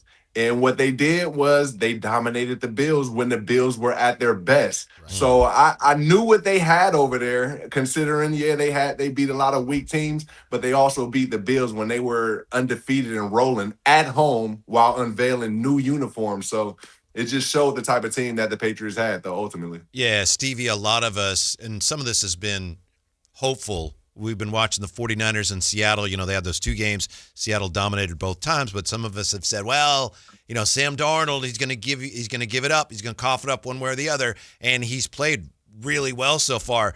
Are we close to the point where we have to change the way we look at and think of Sam Darnold? Well, we always thought that he had the talent. I mean, everybody knew he had the talent. It's just about when he gets pressured in those situations, what's he going to do? And lately, we haven't seen Darnold get pressured. When I watched that past game, he probably scrambled out the pocket frantically one time. And other than that, they were just cooking it up with JSN or Cooper Kupp and Kenneth Walker. So if you have a calm Darnold who's not getting pressured, I mean, he's exactly who we thought he was, that top pick. But once you put the pressure on him like the past 2 years when he was on a roll, last year he was on a roll, and then you pressured him and then he couldn't make the plays. That's what we know he's going to be also, but you got to get to him. So credit to the Seattle Seahawks for building that unit around him to keep him safe. So if you were running the game plan for New England, that's one of your priorities there, is making Sam Darnold a little uncomfortable? Absolutely. I'm sending pressure. I'm sending blitzes from different ways. I'm getting creative with it. And not only will I be sending pressure, I'll be playing somewhat close to these playmakers. You got to think the Seattle Seahawks got a former MVP Super Bowl. So we can't take that light as a receiver, not as a quarterback, or anything, as a receiver. So he understands situations that his quarterback needs from him. And then you add a number one bona fide receiver in statistics in JSN, and then, the X factor with Shaheed flipping the field, whether on offense or on special teams. We've seen it with our Niners. It seemed like it's too much. And I'm willing to see what that New England defense, led by a defensive-minded coach, is going to do with the Seattle team. Stevie, real quick, you brought up the Niners, so I had a quick one for you. I've been joking that the Niners have a private school offense, okay? It's a private school offense, the way they go about their business. It's smart, they're fundamentally sound. Didn't you go to a private school? Yeah, so I can say it, so I would know. Hey, De La Salle private school, ain't That's they? right. That's right. They was number one for years. That's so, right. Yeah, if it works, it works. And cheating asses. And barely, look, number one for years, barely sent anybody to the NFL because it was a private school offense, and sometimes you need some dogs. Stevie, do you think that Kyle Shanahan maybe has to tweak his thought process a little bit, maybe not his thinking? And I know they tried to draft Jacob Cowing and Danny Gray, and it just didn't work out. But those are speed guys, and you would have liked to see them do their thing. But do you think that the Niners have to tweak their thought process a little bit and stop throwing a Kyle Juszczyk all the time? I'm just curious what your thoughts are, Stevie. You know what? I'm with you on that. However, this is the way I believe they need to change their thought process. It's all in the scouting department. I say you keep that offense because the offense has shown to be proven year in and year out. However, you got to change the way you're scouting players to be in this offense. Now, like you said, you called out a few guys, and those were just like speed demons. But within this offense, you need those Jawan Jennings types, the Kendrick Bourne style, the Ricky Pearsall's. You need that type of shifty element, even within your tight ends, like Juice, bringing in other tight ends that can do multiple things. So I feel like it's not Shanahan changing his offense, it's just changing how they get the players to fit in that offense for me. Stevie, real quick, staying right there. You were a wide receiver, a good one, by the way. Some people would argue great. I saw Chad Ochocinco give you some love. My cousin Chad Johnson said you were the best route running wide receiver he had ever seen. That's crazy, inventive stuff. Yeah, it is. With that being said, the 49ers need a number one wide receiver. I think we all can agree on that. I don't know if Tricky Ricky P is that. What to you as a receiver, what does a number one wide receiver mean? You know what? Is actually is everything that Rick has is also something that you can't manage, and that's health. You never know when you're going to get injured. And a number one receiver, you need them week in and week out, right? And with Ricky, is like, it's unfortunate that he's always getting the injuries, but it's like I always got to check my roster if is he on the report for injury or not. And as a number one, you gotta be able to be consistent in being on the field, and so that's it. I think we've seen the number one. He's made plays. He's made plays in big situations on third down. He's not afraid of it. He can get open. He's not afraid when people get physical on him. And this is not only for Ricky. I'm just saying for those that's witnessed his game. He's got everything to be a number one, but it also take like that blessing on health. And we don't have control on that. We just go hard, and hopefully we don't get hurt. But he's got everything to be a number one. The great route runner, Stevie Johnson, nice enough to join us. Stevie, I got another 49er question for you. I know Steve Young was just on the 49ers Bay Area flagship, and he said, look, Kyle Shanahan has to make upgrading the offensive line more of a priority. The 49ers in the past have talked about how we don't like to spend high draft picks on offensive linemen. We get guys in the lower rounds, and when we mold them into the type of player that we want. I know that there's a Raven center, Tyler Linderbaum, is a free agent. Some people have looked to him. Do you agree with Steve Young? It's something that a lot of us have been saying for a long time. It's like at some point you got to draft the best offensive lineman and put more of an emphasis on drafting offensive linemen and protecting your quarterback. What do you think of that notion? Yes, and I'm gonna go with just like I answered previously. I would say it's the type of player that's out there. He's got to fit the offense. Yeah. And that's pretty much what comes down to the scouting department. And with what they have, like, it's okay to get guys in a free agency. That's cool also. As long as you're building that culture or that that wall for them, because we see it with Seattle. They build a wall around Darnold, and look at where he's taking them. The Niners, we had a depleted team, and we was still just that close from beating the team that's in the Super Bowl, to get there. So, all it takes is getting the right pieces, though, because they've drafted high. You just got to hit right with them. And linemen, it may take some time, but I mean, that's what the scouting department is for. That's what they're getting paid for, is to figure out if this guy can come in and be a playmaker now. Stevie, one last question for you when it comes to the wide receiver conversation, because the Senior Bowl always brings some good clips. And I saw this clip. I don't know who the kid was, but he was kind of tall, lanky. And we've talked about this before with how, when I was coming up, a lot of these wide receivers were big dudes, 6'4", 6'5", guys like that. Now you see Jackson Smith and Jigba, who's 6'1". You got guys that are 6 foot, 6'2", maybe. And I'm watching this kid, and he was getting clowned a little bit because he's trying to get off the line of scrimmage, and it's very clumsy, and the DB's just all over him. And the comment was, all right, man, we might have to be done with 6'3" and up wide receivers. Have you seen a shift in wide receivers and the specific heights moving away from the 6'5", hey, go get it in the corner type of guys, to more shiftier, find soft spot in the defense receivers? Is that an actual thing, or is it just whoever's the best is the best, and if you're 6'4" and you're big like that, cool, but if you can't get open or can't get off the line of scrimmage, then you're not helping anybody? Yeah, I actually have seen a shift. It used to be 6'4" and up, and those were all the top, maybe 6 out of the top 10 receivers that selected. They were at least 6'4" and up, and that was the measurable right there. But now, if you look at these mock drafts, there's like the top 10 receivers. Some of those guys, like you said, they're under 6 feet. So yeah, I do see the shift in it. It's always been political when it comes to, hey, the best players should play. My story, I was picked with another receiver who was in the second round, and I felt like I should have played as much as he did early, but I didn't, and it's because of, where you placed. But now that really doesn't matter, because not only is the sizes changed on the papers where scouts aren't really caring about the size, it's about the ability. And I've seen the difference in skill now. Like the kid that got jammed up, he's more of a linear type runner. Mm-hmm. We're starting to see more balanced space creator types. Like when I was doing my moves, we seeing that more and more every year. Jamar Chase is how Devontae Adams run his now, so people be more familiar.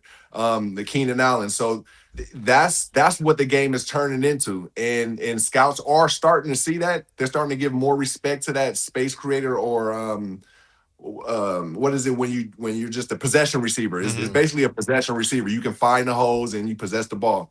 It's getting more respect, and yeah, I like that actually. It's important for quarterbacks. It's very helpful for them. Yeah, Stevie Johnson, our guest. Stevie, you used the term politics. A lot of people think politics had a lot to do with the fact that Bill Belichick looks like he is not going to be elected on first try to the Pro Football Hall of Fame. A lot of people are furious about this. Jay just sent me this. There's a news release from the Pro Football Hall of Fame. They are thinking of rescinding the votes of some people who may have violated some bylaws. So we wait more details on that. But as someone who played against Bill Belichick, what do you think of the fact that it looks like he is not going to get voted in on first ballot to the Pro Football Hall of Fame? Very interesting. I don't think that's right. I got respect for Coach Belichick, being a competitor against him and seeing how he built his teams. He built his teams off of guys from free agency, off of late round picks, but he made an emphasis to have his quarterback become a manager, an elite manager, and he gave him that freedom, and you seen what he did with it. And when you see coaches nowadays, I'm not even gonna say all of them, but I'm pretty sure there's a lot of people that got Belichick in their system somewhere. So it's like, he was the dynasty coach, man. You got to let him in on the first with what he did with those teams. Not to mention Brady, he was a 7th round pick. Remember that. He wasn't the number 1 overall pick, and he still developed that team with Belichick at the head. So yeah, I felt like he was supposed to be first ballot. We'll see what happens though. Stevie, kind of following up on that, there are no players who are involved in this process. Would you, as a player, someone's part of the players union, of course, retired at this point, even though, hey, I know you probably itching to come back, get your Phillip Rivers on. With that being said, is it something that you would like to see, like players kind of being involved in who's going to the Hall versus not? Yeah, that would be very good. I mean, it should be a mix of everything. I wouldn't say it should be full players. It should be full non-players because there'll be bias, involved. So I just think it should be 50-50 on everything, not even just sports, just dang near life in general, and just give everybody a fair chance to vote and go from there. And I mean, the work is kind of it speaks for itself mostly. Maybe he ruffled some feathers. Yeah. I don't know if that's what we're getting to. Yeah, lots of feathers ruffled, Stevie. Yeah, like I don't really pay attention to the stuff on the outside, but I just see what he did in the game and how he built the team, and you got to base it off of that, not who he made look bad, I guess, on the outside. Yeah, I don't know nothing. I didn't play in the NFL like Stevie did, obviously, but I remember talking to Kurt Warner in Indianapolis right before the Patriots and the Giants played in the Super Bowl 2012, and Kurt Warner and I think Marshall Faulk is the same. They felt, I don't know if they still feel this way, like Spygate when the Patriots filmed the Rams practice.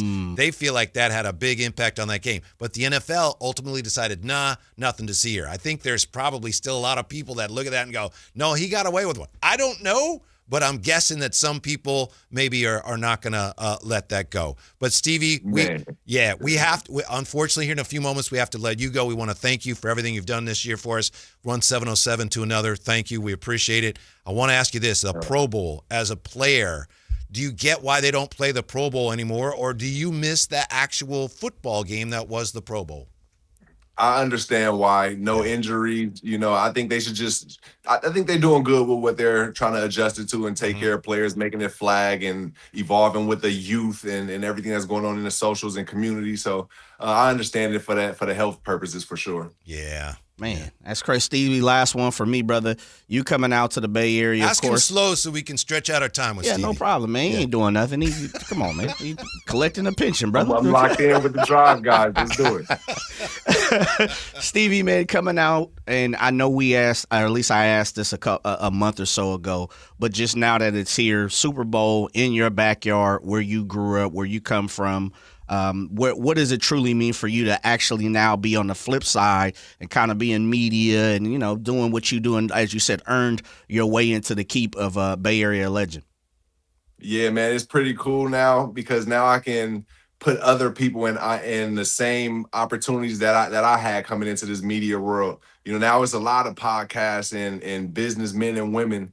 And now with me having the access that I have, I'm able to give a stage to others, and that's what I'm all about. So I'm looking forward to taking advantage of the time of networking and communicating with people. We got our partners with Rivian and Compass Sports Entertainment, and we just continue to create for the community. That's what we do, and and that's what it's all about together.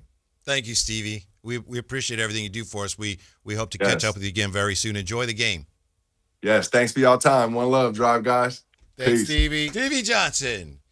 We appreciate it. Yeah, as far as the Belichick thing goes, and please don't misunderstand me, I'm not saying there's no way that SOB should have been voted in. I'm just saying as you try to figure out what happened, sure, it's possible that he didn't get voted in because there's some jealousy, something political. Bill Polian involved. Have you heard what Bill Polian said, the former Colts executive? Yeah, he said there was a story from ESPN that he had told some people not to vote for Belichick. He said, no, that's not true. Right. Someone asked him, did you vote for him? He said, I think so. I'm 95% sure I did, which is the weirdest thing. So I don't know. Yeah. Bill Polian and the Colts and the Patriots went back and forth. I heard a story about another owner that might have been competing with Belichick for this spot because it's a contributor class. I don't know what's true, but I am saying that it's possible that some people think he really got away with one. Not saying he did, but like I said, Kurt Warner was furious. 2012, you could see how angry he was about the notion that they got away with filming our practice the day before the Super Bowl, and it had an impact on the game. Don't know if it's true, but if people feel that way, that might be why he didn't get the votes that we all feel he should have gotten. Yeah, and it's also funny now that we're here to bring up the outrage for first ballot. Not that he didn't get in, period, right? Yeah. When we do the Barry Bonds conversation. Right. And if you were to compare it to how upset people get when you bring up the Astros, people still hate the Astros. Ain't nobody still on that team besides Altuve. They threw him in the outfield. They still got their trophy, don't they? They still got their trophy, but people still hate the Astros. And if you're comparing one scandal to another, I don't know, Whitey. I wonder if maybe time heals all wounds,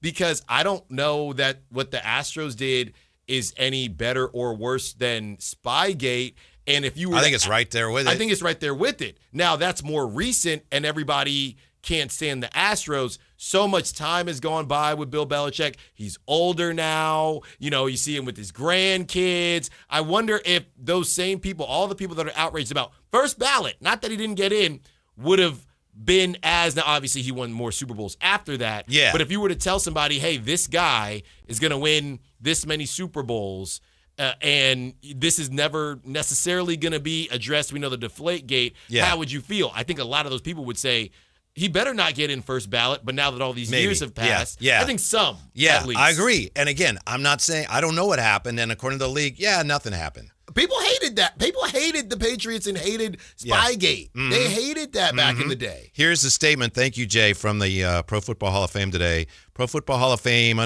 understands and respects the passionate reaction of many fans. It's the very passion that propels the game. Hall also respects the members of the selection committee when they follow the selection process bylaws. Each year, the Hall reviews the selection process and the composition of the 50-person selection committee.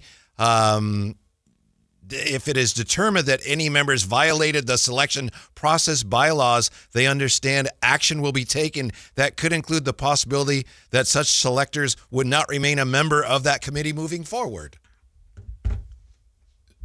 So what do you even do? It's like they're trying to tell people, calm down. Yeah. This ain't right. We're looking into it. It's a warning. It's a shot, right? Yeah. It's a warning shot to say, because this is the thing, fellas.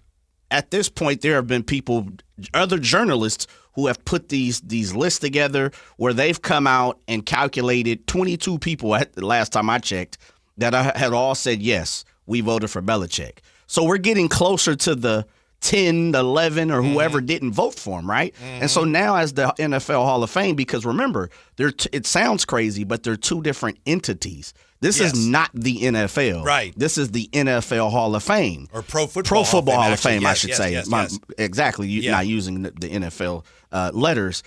They're trying to protect the integrity of some of these people who didn't vote for Belichick, because you know what's going to happen. If Tony Dungy is one of those guys that didn't vote for Bill Belichick, he's never going to hear the end of it, right? There's certain people who are going to be categorically, just chastised. So you think they're protecting the people that voted against? Absolutely. Oh, interesting. Because it protects the integrity of the Hall of Fame voting process, which we all know is a farce. Right. Like, no one enjoys it, right? So they're saying, look, the bylaws have to be followed so that they can then go, everybody followed the bylaws. We're good. This is all legit.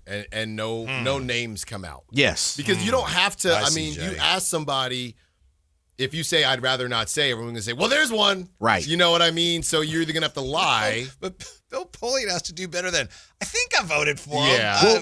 I'm pretty sure I did. Well, the thing is in the first initial conversation, and I think it was Graziano, if I'm not mistaken, it was somebody that texted him, and he said, yeah, of course I voted for Bill Belichick. Yeah. And then he went on the interview, and someone asked him about it, and he was like, I don't remember.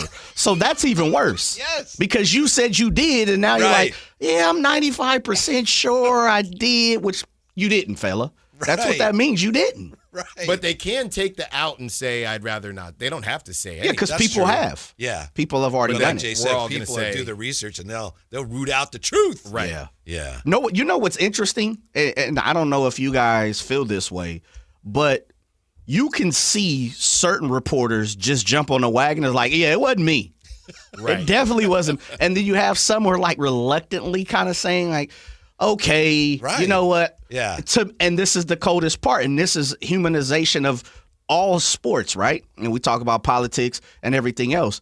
Not outside of sports, but inside of sports, it really matters because you've seen reporters who are 25, 30, 40 years deep into their profession, and they're like, yeah, wasn't me.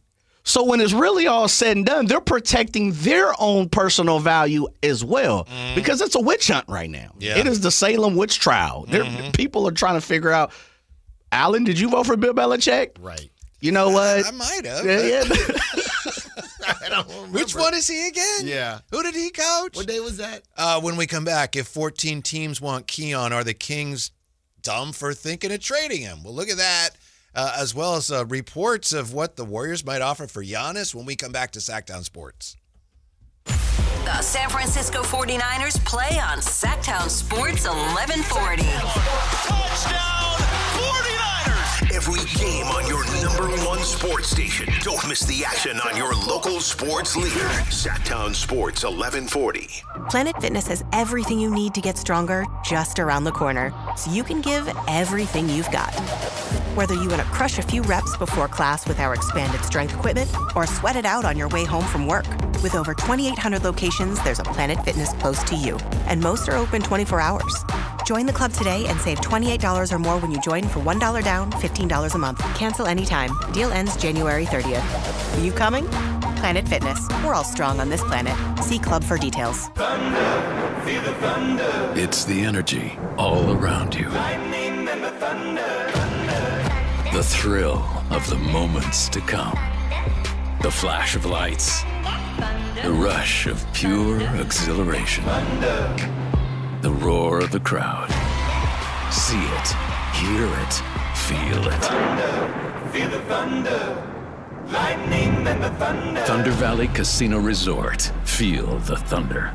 Big tax changes this year could mean a bigger refund, and Jackson Hewitt knows how to get you your biggest. You'll get $100 just to try us. That won't make you filthy rich, but definitely gas plus groceries rich. And since we know all the new tax codes, you could get thousands back, which would make you low-key loaded.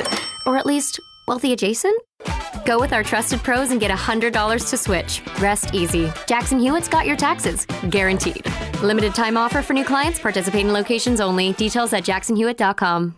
Why choose a Sleep Number smart bed? Can I make my site softer? Can I make my site firmer? Can we sleep cooler? Sleep Number does that. Cools up to 8 times faster and lets you choose your ideal comfort on either side. Your Sleep Number setting. JD Power ranks Sleep Number #1 in customer satisfaction with mattresses purchased in-store and online. And now, the more you buy, the more you save on beds, bases, and more. Plus, get free home delivery on most beds with base. Limited time. For JD Power 2025 award information, visit jdpower.com/awards. Check it out at a Sleep Number store today. Are you living with dry AMD? If so, you could be on the road to geographic atrophy, or GA, a condition that leads to retinal cell death and permanent vision loss.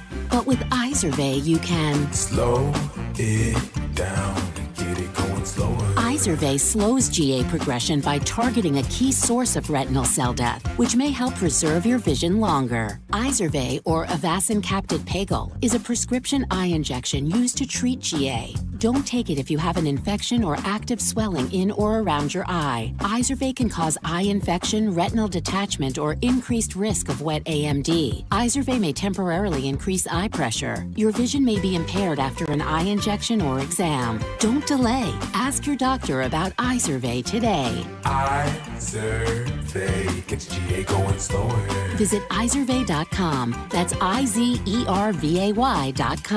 Paid for by Astellas Pharma. Jane Dawson did something smart. She saved hundreds on auto insurance switching to Progressive.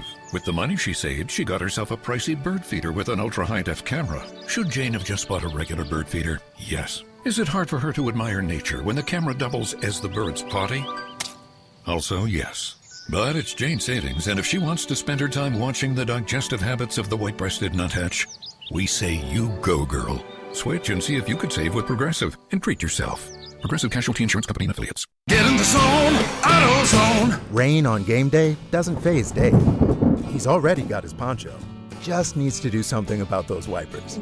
So Dave heads to AutoZone, Welcome to AutoZone. where a friendly AutoZoner helps him get premium quiet wipers and some hand warmers. You're all set. Now, if only his team can handle the elements as well as his new wipers. Get wipers, glass cleaner, and more with no hassles, just help at AutoZone. Get in the zone.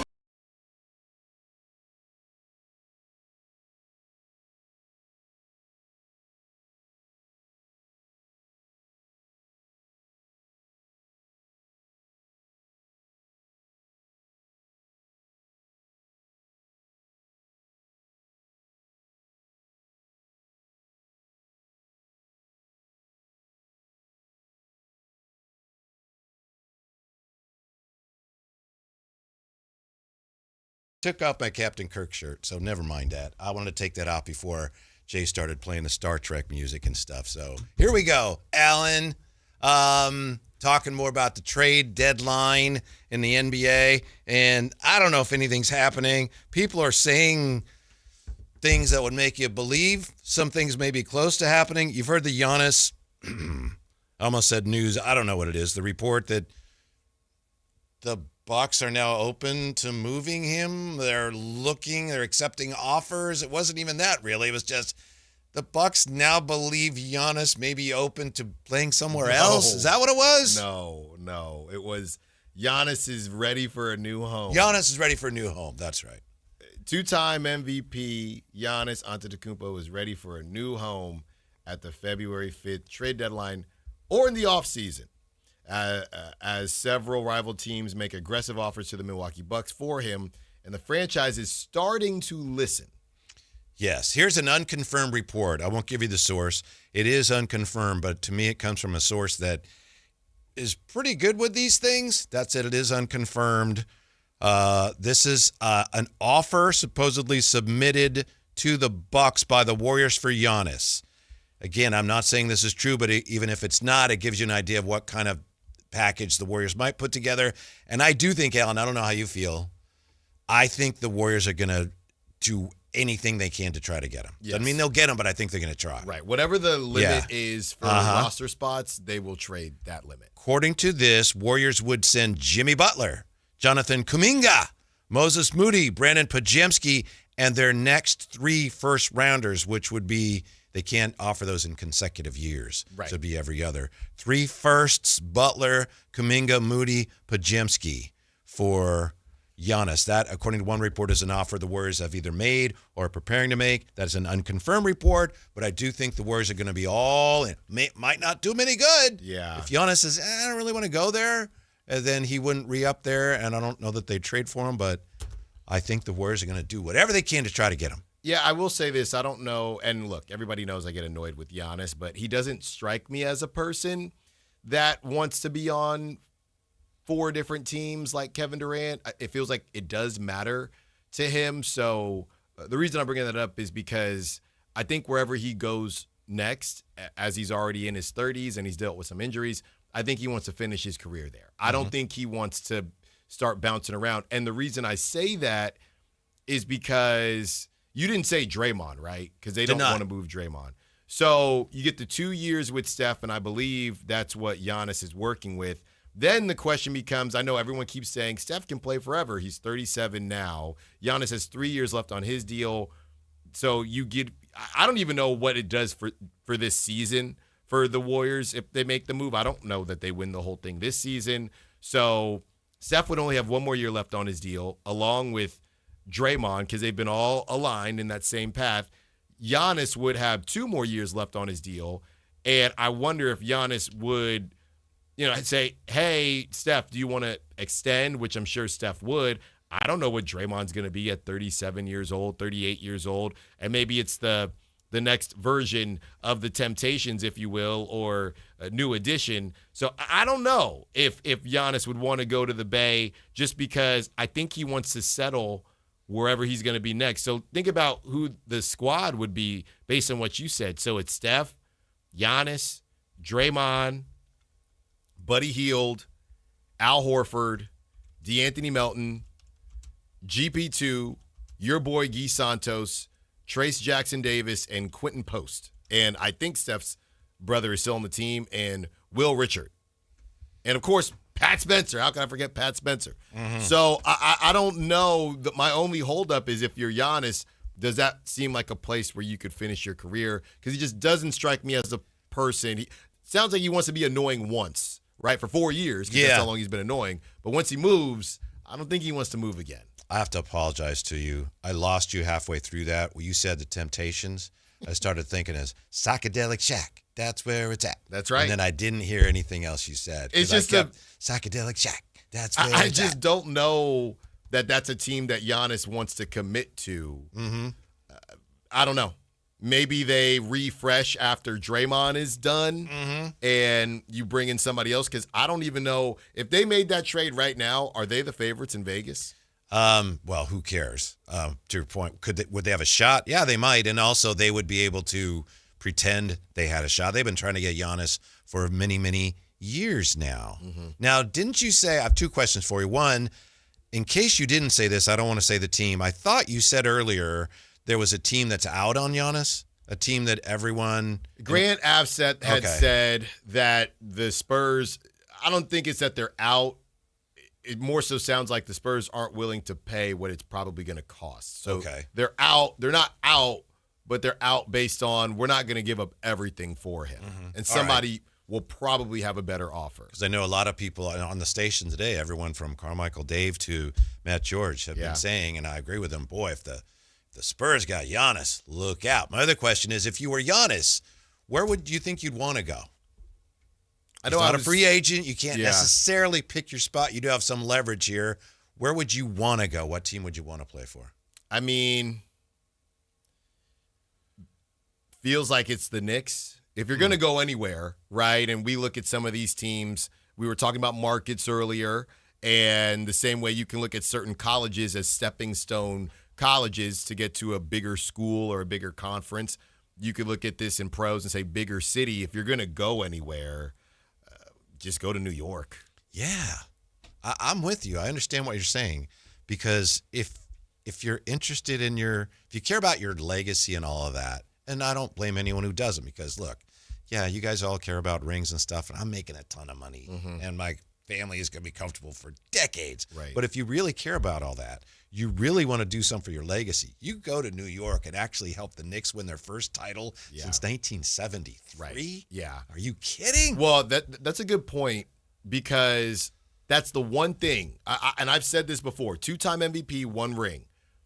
What is Giannis's legacy, right? Great story, his brothers, get them in the league. Great story, but in 30 years, what will we remember about Giannis? Some people have compared him to Shaq, in that how much has he improved? And not that he doesn't work hard, but he is who he is, right? So I love Giannis, but that's an insult to Shaq.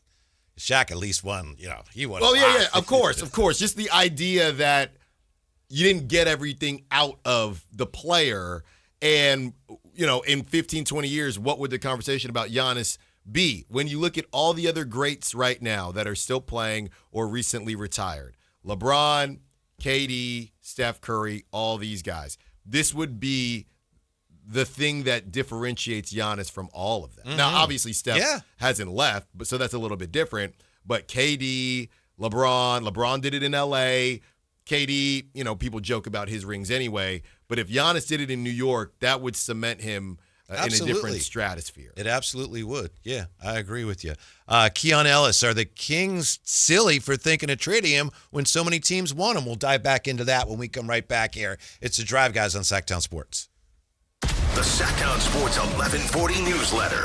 right to your email. Get your latest on the Sacramento Kings, UC Davis, and Sac State with the Sactown Sports 1140 newsletter. Visit SactownSports.com to join. Celebrate the new year in style with a new Honda from Stockton Honda. Whether you're shopping new or pre-owned, Stockton Honda has the selection and savings. With new Hondas in stock and ready to go, now is the time to save on your favorite Honda in person or online. CR-V, HR-V, Pilot, Accord, Civic, and Ridgeline. It's a new year with endless possibilities. Get the deals that make it easy to say yes. Upgrade and save today at Stockton Honda. Anytime, anywhere, it's all here.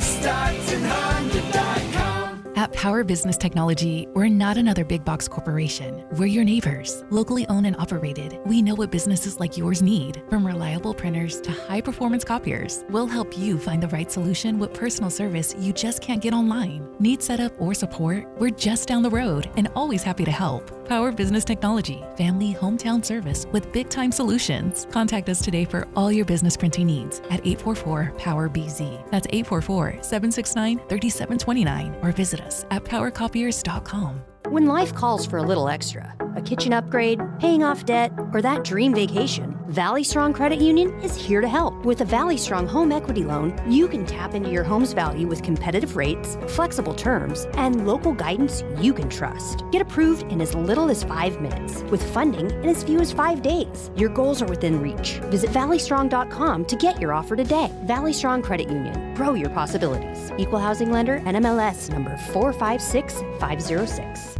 At InShape, we have a place for every kind of mover. The Sometimer, the early riser, the after-work grinder, the yogi, lifter, bodybuilder, walker, runner, swimmer, spinner, stretcher, rower, climber, jumper, dancer, boxer, sauna seeker, recoverer. Basically, if you walk, lift, stretch, or sweat, you belong at InShape. So whether it's your first time or your first time in a while, start the year strong and join today at InShape.com. Find a location nearest to you.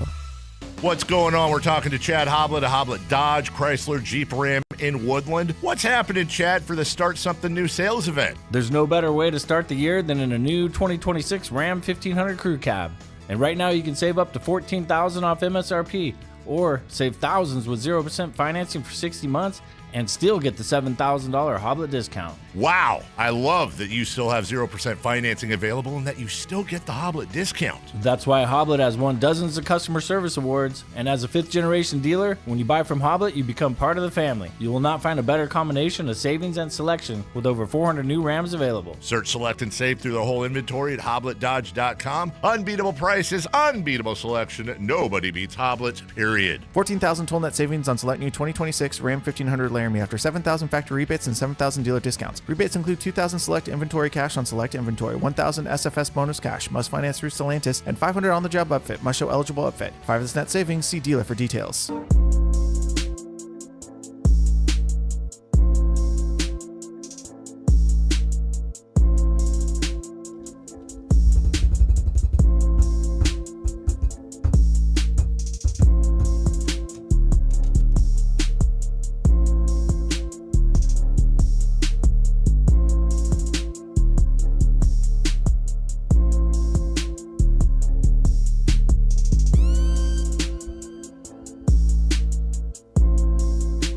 Drive Guys with Kevin Gleason and Alan Stiles on Sactown Sports 1140. One more thought here on all this Giannis stuff, then we'll get into Keon a little bit.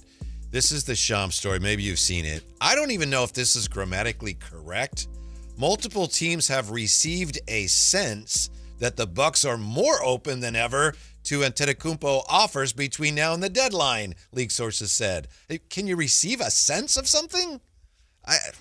Me, I try to juice up all this stuff. Yeah. But this is ridiculous. However, Milwaukee has indicated to interested teams that the organization is not in a rush to complete a move and is willing to navigate Giannis's future in the offseason if its believed price point of a blue-chip young talent and or a surplus of draft picks isn't met. Sources said, this makes sense. By waiting until the summer, the Bucks could also see which teams are able to offer more appealing draft picks in June. Oh, my goodness. Yeah, but I understand that. Also, as far as the Warriors go, I think that really works against them.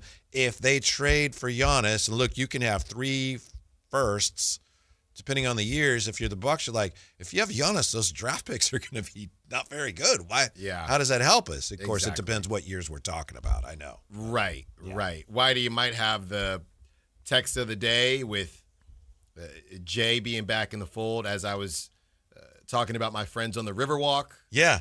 916 says they were on the Riverwalk fishing illegally. That might be. Who's that from? Does it say who's No, just from the 916. Yeah. Fishing illegally. That's the text of the day. Yeah. Top of the leaderboard right now. That's right. Uh-huh. You never know, man. Riverwalk, my guess is they keep it pretty tight over there. Mm-hmm. I need to go check it out. See if we can implement some of that stuff into Thomas. That's what I need to do. I assume there's just like restaurants and shops and things. It's probably just a body of water. Yeah. Well, a river. I know what a river is. We're talking about the river walk. I know. I'm just saying. You've never been? Never been. I have not. I haven't either. I've been to Austin. I've been to Houston. Okay. I think those are the only 2 Texas spots I've been to. Gotcha. And Houston. Ooh, boy. Houston, baby. I'm telling you, man. I said years ago when I was in college, I tell people all the time after I left, you couldn't have told me that Houston would have became a destination the way it is now. Mm-hmm. It is the truth right now. Yeah. It's a good time. Got to get to the Riverwalk. We'll go. Okay. Better than Guerneville. Let me just say that. Ain't nothing like Why Guerneville. doesn't Guerneville have a river walk? They got a river. I think I need to build it. Yeah. Once I Allen figure Styles, out everything Guerneville in the Riverwalk. Thomas, that's right. Yeah. We take this on the road. Making money hand over fist. That's right. You Allen, get it now. Yeah. If so many teams, up to maybe 14, it's estimated, right, want Keon, are the Kings dumb for thinking of trading him? Now, the reason I brought this up is because I was talking to my Riverwalk folk, my Alamos, earlier today. And they asked me that. They said, hey, by the way, why are the Kings trying to move off of the Kings? And I said, to be honest with you. What do you mean? Why you brought it up? I just asked you the question. Well, I brought up the river. I brought up the text. Okay. I brought up the Riverwalk text. Yeah. Okay. And it was one of the first times they asked, somebody just straight up asked me. And I thought, I don't know that between all of the insiders that we have out here, I don't know that anyone has said, this is why the Kings are moving on or want to move on from Keon Ellis. Nobody knows. What I told them was, I guess he doesn't fully fit the timeline and maybe his ceiling isn't as high as the Kings would like. I don't know. Does anybody know? Yeah. You know what's wrong with that? And we don't know if that's how the Kings feel. Just guessing. But that whole doesn't fit the timeline thing. You know what really just blows that out of the water? That's what the Wizards just said when they were asked about why they traded Denny Avdia. Oh. Yeah. Is it there's his Winger? ceiling? Yeah. Is it Winger as one of their executives? They were just recently asked, was it a mistake that you traded Denny Avdia? And whichever one it was, I apologize. He said, it wasn't a mistake at all. He just didn't really fit our timeline. It's like, what? That's not right. So that's one thing the Kings have to be careful of is who fits your timeline. If a guy's a really good player, right, you better get value for him and not just unload him for pennies on the dollars because he didn't fit our timeline. Right. Well, I thought there was no timeline, right? It's not 3 to 5. That we had to shut that down. They shut down the 3 to 5 quickly. So it's not 3 to 5. So I thought there was no timeline. I thought it was all about kind of a feeling. Yeah, the Denny Avdia stuff, that's ridiculous because, he's 25 right now. But we really don't have an answer, especially when, to your point, we're talking about maybe I'm sitting here arguing with you guys about Jeremy Sohan better than 2 second-round picks. It's not like the return is going to be crazy unless you get that first rounder. And now with what came out as far as Keon's quotes, it does feel like this thing is too far gone, saying it's always nice to be valued because that's not always the case. I'll go back to what we talked about. You could maybe think that the Sabonis thing was maybe too much when we talked about the hybrid rebuild at length last week. But you go get AJ DeBansa or one of these guys, and now your timeline is different than it previously was. Guess what they're going to be looking for, Whitey? A 3-and-D guy. Now, I get it. we've discussed that we're on the same page. I don't think he's a pure wing. I think Nickeil Alexander-Walker, somebody like that. But he is a defensive guard that can shoot the three ball. Again, how long do you think this thing is going to take, and why can't Keon be a part of that moving forward to help with Keegan and to help with whoever you draft? Keon is like a year older than Keegan. Mm-hmm. So how does, and they've never said timeline. They've just never said anything. Yeah, well, it got to the point where they have to trade him now. And I don't know if this was a plan all along or if they just made a mistake. But before we get to that, here it is. This is Michael Winger, basketball president, talking about the trade of Deni Avdija. And why are we talking about the Wizards? Well, because we're talking about the timeline and making trades and how silly that can be. No, it was not a mistake. We're all very happy for Deni. We saw Deni as a very high-level ascending player. But no, we did it for the reasons we said then, which was to take us back a couple of years so we could reset the roster and so that everybody was on the same age curve, and Denny's ahead of that. Ridiculous. So that was the reasoning they gave. Age curve. The age curve. Well, says the president of the team that just got Trae Young. Yeah, seriously. Yeah. They don't know. Yeah. They don't know. But with Keon, it got to a point here where you have to think Keon and his representatives have no interest in staying here as a free agent. So at that point, if you're the Kings, it's like, we don't trade him, we get nothing for him. Right. But was that the plan all along? I don't know. I'll never forget, I was at River Kitties, I was at River Cats, and it was in between. Now, my boss might be listening. It was in between innings, and I go in the break room, and somebody said, hey, did you see the stuff with Keon? I said, no. So I fire up social media, and people are just pitchforks everywhere. And the conversation was, they picked up the option. These idiots, why would they do that? Why would they do that? Then you had the people that tried to calm everyone down. Hey, relax. They can still come to an extension. I was one of those calm down They could come to an extension. And then everything they did after that was essentially to push Keon out of town. Yeah. Like literally every single thing after that. Yeah. From, I know he's not a point guard, but bringing Schroeder, Yeah. Westbrook, more guards, Yeah. keeping Malik. We love everything. Keon. Sit down, Keon. Yeah, sit down. Here's four When can more. I play? Not now. We love him. 4 more guards. You will never see the floor. So everything they did after that, to your point of, to your question of, was this always a plan? I don't think so. But if you were to then ask me, where did they mess up after they picked up the option? I don't know. I'm not going to keep harping on the Westbrook Schroeder thing because I know he's not a point guard, but it probably has to connect to that just because of playing time, right? Mm-hmm. And that's the only thing I can think of. Yeah, and I think we've talked about this. I think somebody with the Kings who is making these decisions has either decided or convinced those who do decide that, you know what, he's not worth as much to us as he is to these other teams that want him. So this is an opportunity for us to be prudent and opportunistic and get more back for someone than he's actually worth to us. That's a win. Yeah. Other than that, it doesn't make sense because we all know that he's a good player that would seem to fit the plan of a team that is trying to emphasize defense. Yeah, it feels like maybe they picked up the option because the number one thing they wanted to do was get Schroeder at this price point that nobody else wanted to give him. Mm-hmm. That was the number one thing. No, we need to pay Schroeder more money than anyone else Somebody is going did to pay seem him. a little almost obsessed with Schroeder, right? They all did. They all did. No, we need to pay Schroeder. We need to do anything we can to pay him this money that nobody else. Schroeder. Nobody else. Schroeder is gonna pay him. fever. That's right. He was FIBA MVP, right? Champion, all this. So they do that. After they did that, I don't know if they thought we don't have enough with Schroeder. And again, this is going back to the same conversation because if you do run, why it's connected is if you do run Malik at the backup point, then you could essentially run Malik and Keon together. So Keon would have gotten more time if you didn't add Westbrook or if you had only added Westbrook, because then you would have had to run Malik at the 2 or at the 1, which would have given Keon more opportunities, but they didn't do that. And then there were times where, you know what, one thing I haven't seen lately, and thankfully, is Schroeder and Westbrook on the floor at the same time. Feels like Doug has kind of stopped doing that, and that's the worst sight I've ever seen when I see that. Because you want to see Neek? I don't want to see that. Yeah. I know that. 339-1140, 1-800-920-1140. Let's talk to TC. It's time for Check It with TC. Yo, TC, what's up? Mic check. Hey, listen, I'm going to keep it real simple. So I said this trade earlier, and everybody, I said it to Matt and Taylor, right?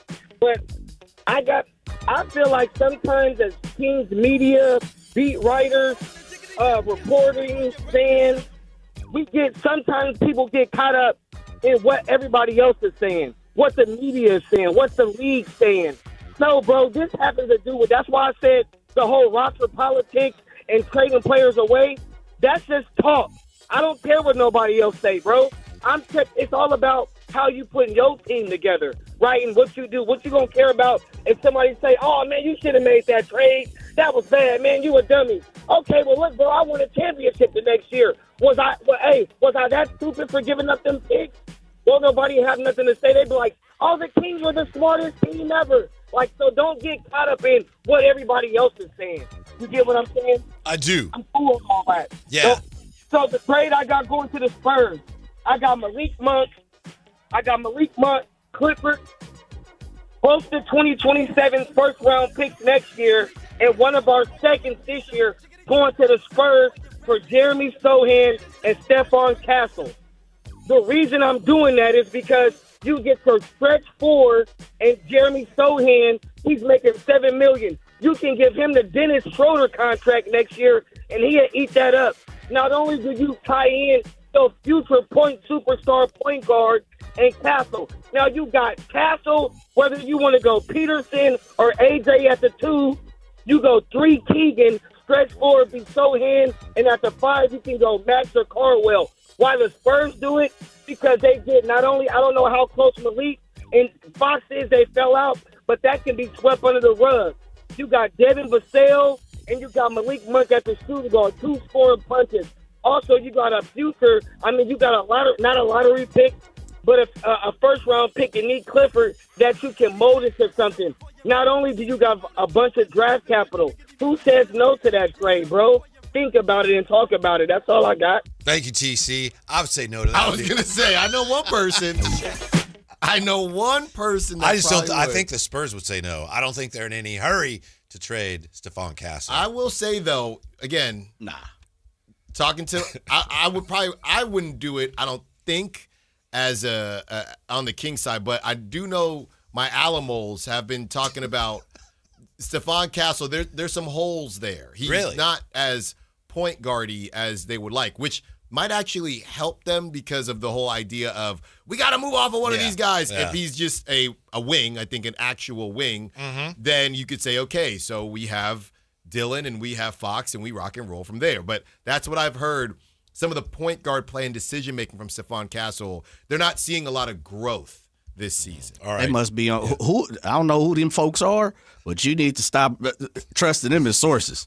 They said they don't believe Steph Castle is a point guard, or he's not a star in the making. No. Star, yes. Okay, it's just some of the decision-making has been a little. I just want to triple check. Here's a decision we made. Chris Biederman. We're going to have him join us. That good decision-making? Oh, you know it. We'll find out next. Chris Biederman. Who made that decision?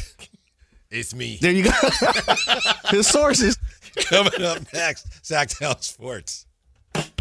This is Bill Cartwright. Join us Thursday, February 5th at the Golden One Center for the Sacramento Sports Hall of Fame celebration. This is the story of the One. As a safety manager at a manufacturing plant, he does everything he can to keep his coworkers safe. From finding ways to reduce risks to keeping safety supplies in stock. And for that, he relies on Grainger. Grainger offers a broad range of quality products and next-day delivery, so he can always play it safe. Call 1-800-GRAINGER, click Grainger.com, or just stop by. Grainger, for the ones who get it done. Thunder, feel the thunder. It's the energy all around you. Lightning and the thunder, thunder. The thrill of the moments to come. The flash of lights. The rush of pure exhilaration. Thunder. The roar of the crowd. See it, hear it, feel it. Thunder, feel the thunder. Lightning and the thunder. Thunder Valley Casino Resort. Feel the thunder. Growing your business? It's all about having the right team on the court. At Bank of Marin, we partner with businesses in the greater Sacramento area, delivering personalized service and local expertise to help you make a slam dunk. Whether it's customized lending or solutions to keep your business growing, you'll benefit from local decision making. Expanding, acquiring additional assets, or building a lasting banking relationship? We're ready for tip-off. Bank of Marin, your local business bank. Visit us at bankofmarin.com. Member FDIC. Guys, if your energy is low, your strength isn't what it used to be, or your drive feels off, it's not just getting older. For many men, it's low testosterone. At Revive Men's Health Sacramento, you can start with a free T-check, exam, and consultation so you get real answers about your testosterone levels and overall health. And this month only, qualified patients may receive 25% off testosterone replacement therapy. This isn't guesswork or one-size-fits-all treatment. Revive specializes in personalized, closely monitored testosterone care designed to help men feel stronger, sharper, and more like themselves again. With over 120,000 patients treated since 2011, Revive Men's Health is trusted for results, not hype.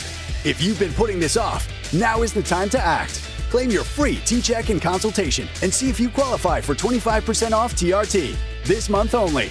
Call 916-619-3000. That's 916-619-3000. Or visit ReviveMen'sHealth.com. Terms apply, must medically qualify. Big savings are back at Folsom Lake Honda, your one-stop Honda shop. Looking to own or lease? We have options for everyone. Plus, lower interest rates at Folsom Lake Honda make for lower payments. It's no wonder Folsom Lake Honda is your one-stop Honda shop. Get an instant cash offer for your trade at FolsomLakeHonda.com. We'll buy your car whether you buy from us or not. Visit us today at FolsomLakeHonda.com.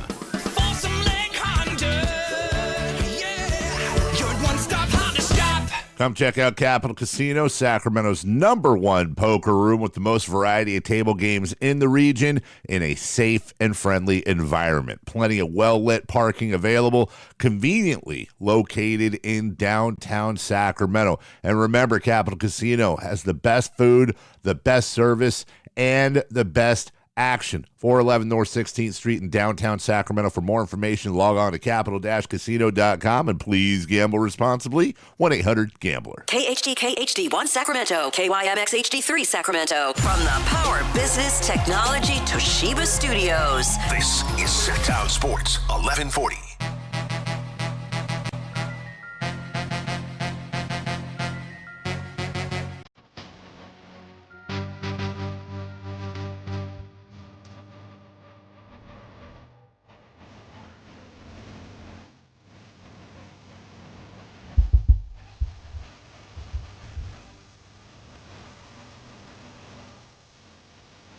Live and local, it's the Drive Guys.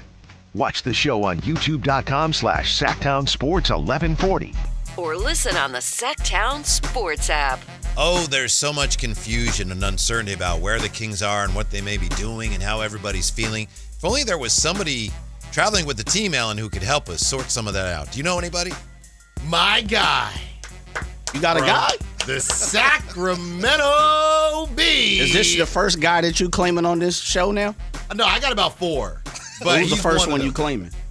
He's the first one. Okay. No, it was Brett Siegel one. That's your guy. But Brett we've had on the show. The other guys I can't claim yet. Okay. Till they come on the show. All right. So Biederman is the second that I'm claiming. Chris Biederman, how are you today, and how do you feel about being one of Alan's guys?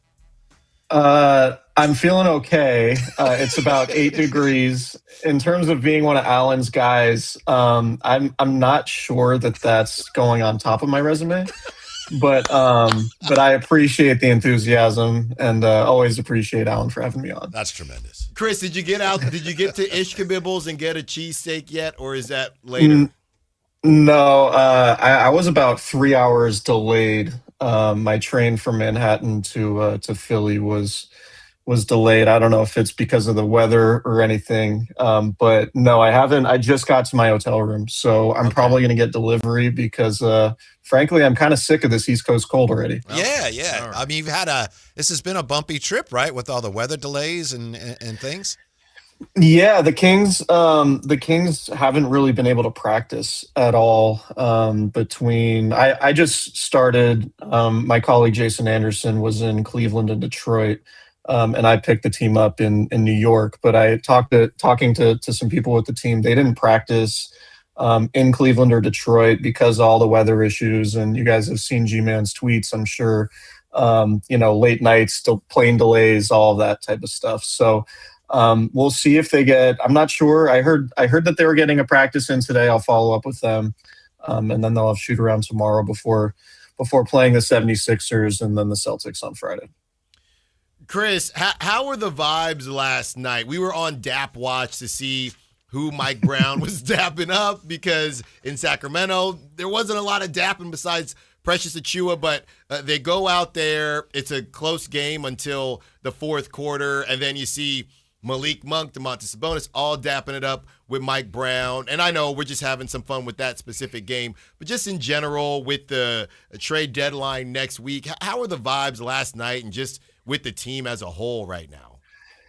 I think everybody in the locker room kind of knows what it is at this point, right? Like, I think everybody in the locker room is pretty realistic. And I would say that's pretty different from how it was earlier in the season. You remember that road trip where they lost by 40 points in Memphis, and they actually turned around and won the next game in Denver. But back then, when it was very clear that the team was not going to come close to its expectations coming into the season, and everyone was really down and everyone was really upset with the way things were.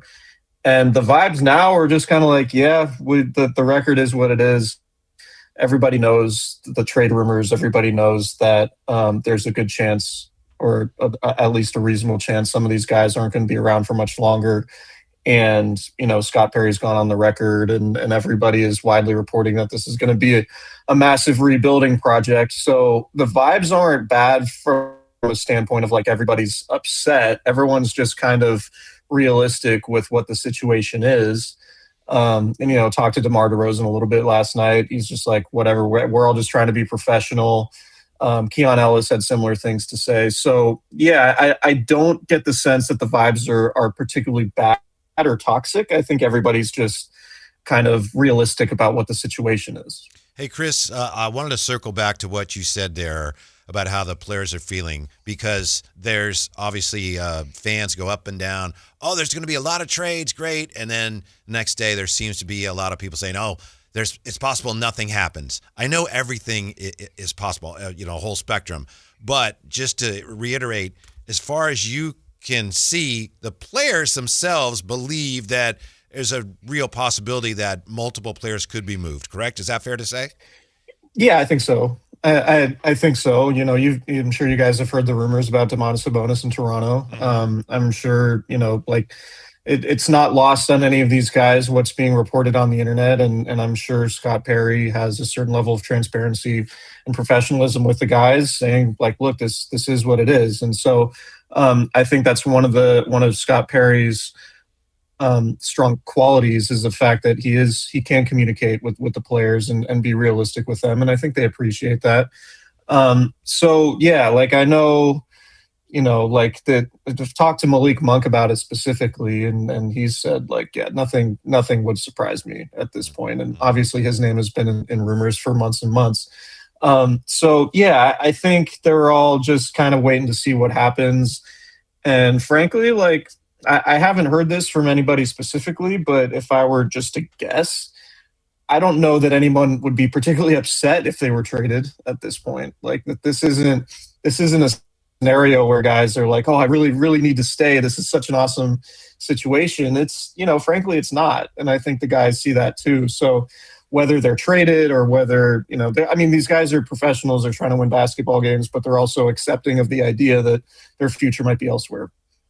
Chris, with that being said, it sounds like everybody is prepared.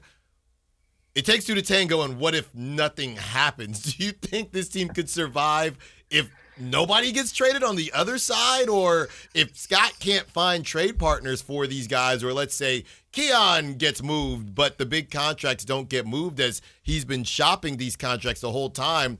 What do you think the rest of that season looks like? Does that turn into maybe soft launches of, hey, DeMar's knee and a buyout situation, or, Zach LaVine's toe, whatever it is? What if they don't make a move at the trade deadline? Yeah, I think there might be some more lower back pain popping up on the injury report. There might be, sprained ankle here or there that, I didn't really see that on the broadcast, and these guys are, missing time. That I don't know. I don't think it would be like, again, my feel isn't that it's like a super toxic situation. I think everybody kind of knows what it is. So even if trades aren't done, I'm sure there would be some guys who probably prefer to be traded and would just, rather not run out the string. But at the same time, it would be a relatively low stress situation when very clearly the Kings would be in a position to try to position themselves in the lottery more so than win games. And these guys can still get paid very handsomely to go play basketball, and it wouldn't be super stressful, super competitive. So, I think that would be okay with some of them. But no, like, to your point, it does take two to tango. And I feel, from what I've been told, and Alan, I'm sure you guys have been told this too, like, the Kings are not in a position to attach meaningful draft capital to get rid of these contracts. Like, they are, Scott Perry at least is more than willing to wait out some of these contracts if he needs to, because obviously their draft capital is super valuable, and they don't want to give that up. So if it means having to wait and see what happens with Zach LaVine and that player option, then so be it. Scott Perry's ultimately got a lot of patience. We'll see if everybody else with the Kings, and Vivek Ranadive in particular, shares that same level of patience. That to me is the biggest question for the Kings. This is a multi-year rebuild, and is Vivek Ranadive going to want to steer away from that at some point, or is he going to be patient enough to see this thing through as Scott Perry wants to? Chris Biederman from the B, nice enough to join us from the road with the Kings.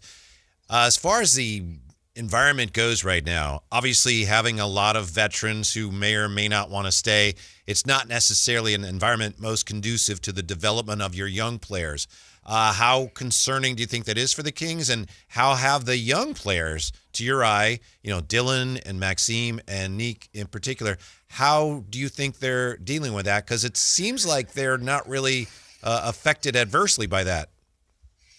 Yeah, I would say it goes a couple different ways. Like, I'm not sure. Like, I know fans, in an ideal world would think, yeah, give Nick Clifford 35 minutes a game and see how it goes. I would agree with that from a certain standpoint of trying to develop these guys long term, but I would also say, are we sure Nick Clifford has earned the right to get 35 minutes a game, right? Like, I think that's the way Doug Christie is kind of handling it. And yeah, I would say, it kind of raises your eyebrow to look at the minutes totals and see the fact that, DeMar DeRozan and Russell Westbrook are still leading the team in minutes. And most nights those guys are leading the team in minutes. And you would say, man, for a team with this record, like, why not, just really lean into the young guys and have those guys get the bulk of the playing time? Like, Nick Clifford was, a late first-round pick. Maxime Reynaud was a second-round pick. Dylan Cardwell is obviously undrafted, a two-way guy. Like, I think there's a certain threshold in Doug Christie's mind to where he's like, I want to make these guys earn these minutes. So I get that from a certain standpoint, but at the same time, it's like, all right, you have, one of the 3 or 4 worst records in the NBA. At some point, you need to pull the plug. And Talon's question earlier, maybe that's what it looks like. Maybe it's, it's March. Even if these guys are still around, maybe Doug is more inclined to play, the young guys 30 plus minutes a game instead of, 15 to 20. So we'll see how that goes. But that's, I understand it from that perspective. It's not like they have, the number 2 pick on the roster and they're not playing that guy. It's like, these are late drafted prospects who aren't exactly beating the door down when it comes to playing time, in my opinion. Mm-hmm. And I think that's how Doug Christie views it too. Talking to Chris Biederman of the Sacramento Bee.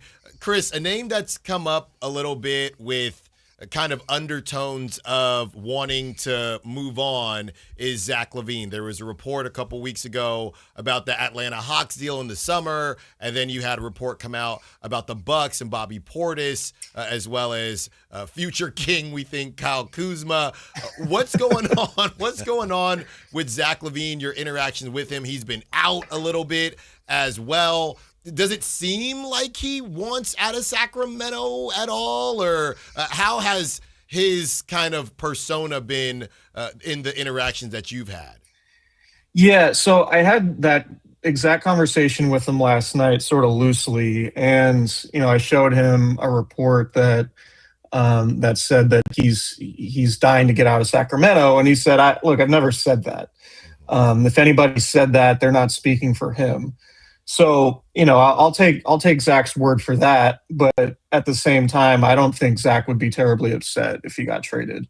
Whether, particularly if it was to like a Southern California team where he lives in the offseason and where his family is, or to a team that's more equipped to contend. The thing I would wonder with Zach, in light of the Giannis news today, are the Bucks still on the Zach LaVine sort of, are they on that tip, right? Like, or are they more focused on the Giannis stuff? And if they move on from Giannis, obviously it seems like there's very little reason to trade for Zach LaVine if you're Milwaukee. So I would say that I don't know that Zach is like actively pushing to get out. I think he's just kind of in a holding pattern and waiting. And he worked out before the game yesterday, so I don't think the back injury is too significant. But I would say that, I don't think Zach is pushing to get out, but I don't think he would be terribly upset if he got traded either. All right, Chris Biederman, I want to ask you a question here that Alan and I have split views on. I'm not going to tell you who's going which way, so you're going to determine it. Fair enough, Alan? This is like arbitration, but it's Biederman-atration. Okay. So whatever he says goes. All right. The question is, and obviously it's just your opinion, who has the tougher job right now, Scott Perry or Doug Christie? Oh, man. Tougher job. They're both. We recognize both of them have really, really difficult jobs right now. So I think it's Doug, because Doug has to manage this thing on a daily basis. Where Scott, like if Scott just lets time go and lets these contracts expire, like there's not, like, with the patience in his approach, it's not super pressing for him to do a move tomorrow, as much as it looks like the Kings need to make moves. And I'm sure, it's more important for the Kings to avoid making the bad move than when they make the move, right? So I think Scott can look at it and say, if I don't get any of these contracts out of here by February 5th, it's not the worst thing in the world. And, we can see what happens with Zach in the offseason and the player option. We can see the DeMar DeRozan becomes much more tradable in the offseason, right? Like Malik Monk gets closer to his contract ending. So Scott can operate with a little bit more patience, whereas Doug has to manage this no matter what. And the roster, it might be that the roster is just out of balance and not super talented for the foreseeable future, and he has to deal with it on the daily basis. Or Scott Perry is just like, I can make a trade in the offseason. I don't necessarily have to do anything if it's not the right deal by February 5th. So I would say Doug has a more difficult job. I would agree. Thank you, Chris. Jay had to recuse himself because he knows Doug. Yes. So thank you, Chris. Alan, your thoughts? I'll give you this one.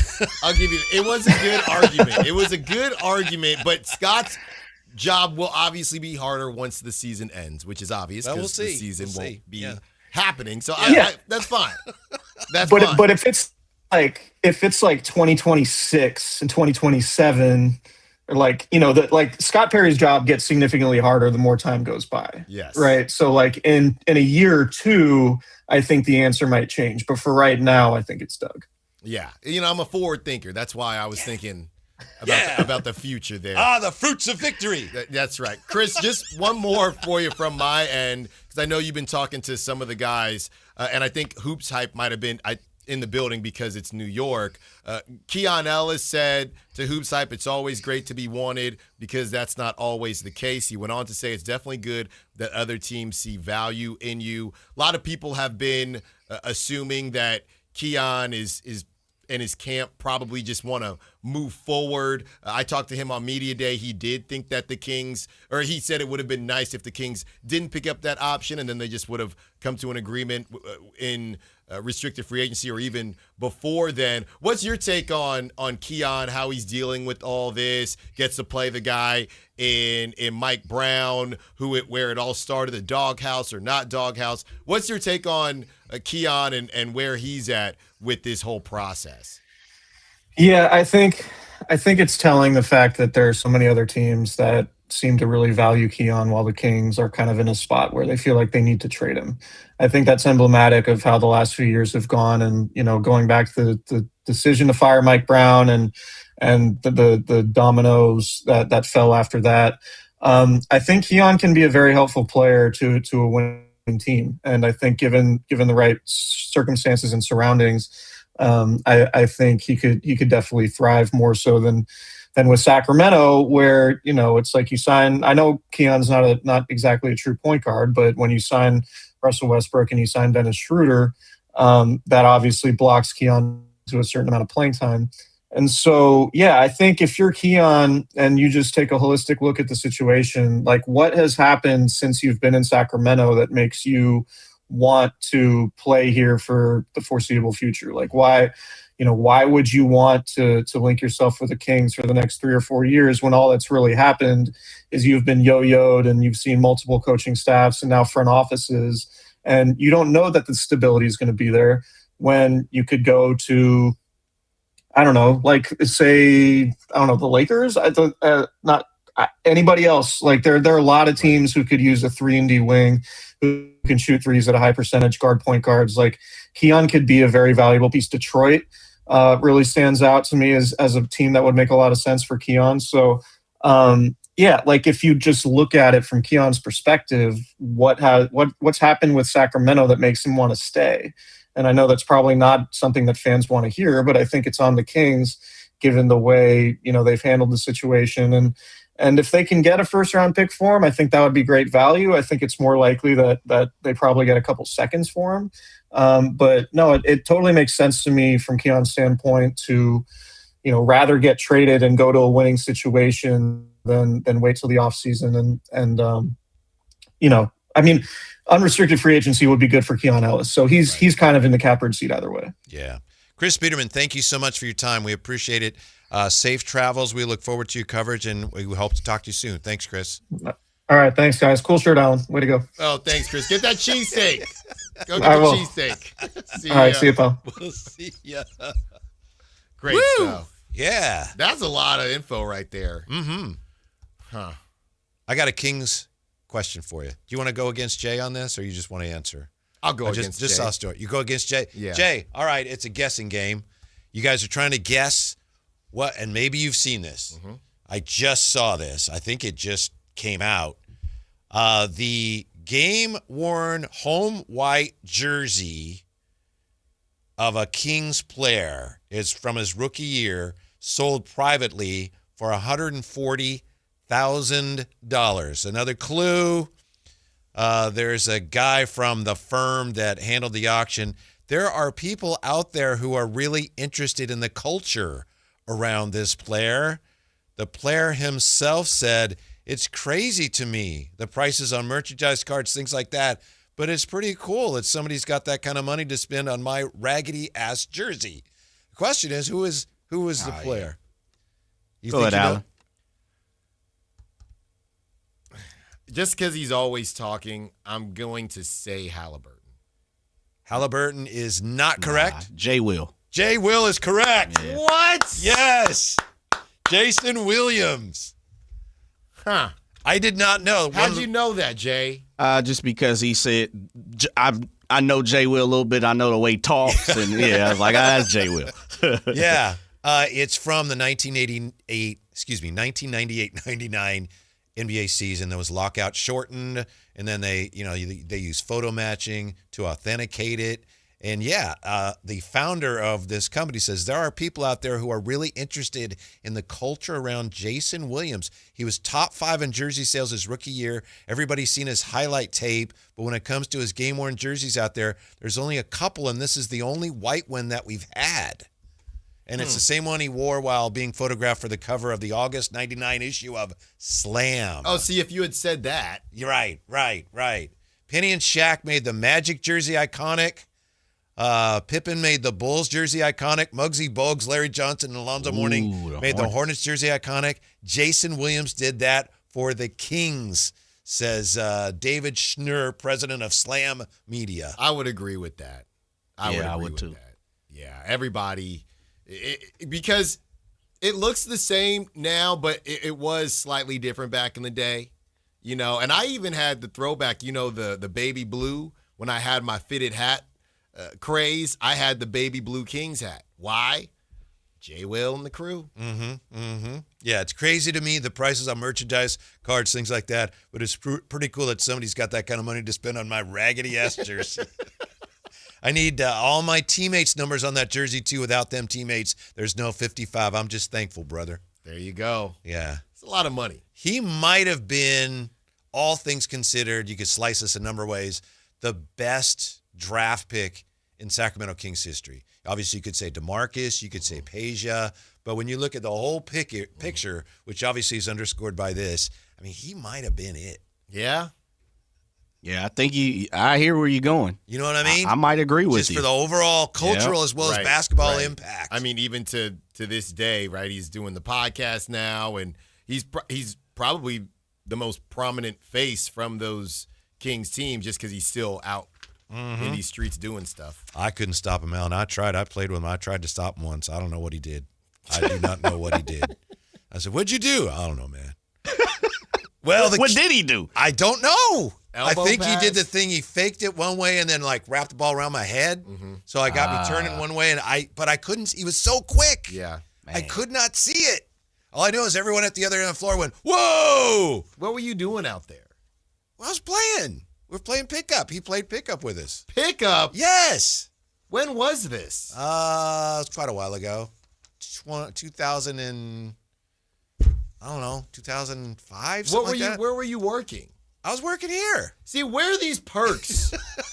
Like, Jay, Man, what don't is ask going me. on? Yeah, man, me and you both would be getting our pink slip if I said what I I need made to like say. a running hook, and Jay Will said, "Hey, nice shot." And I thought, I can quit. I want someone to tell me nice shot.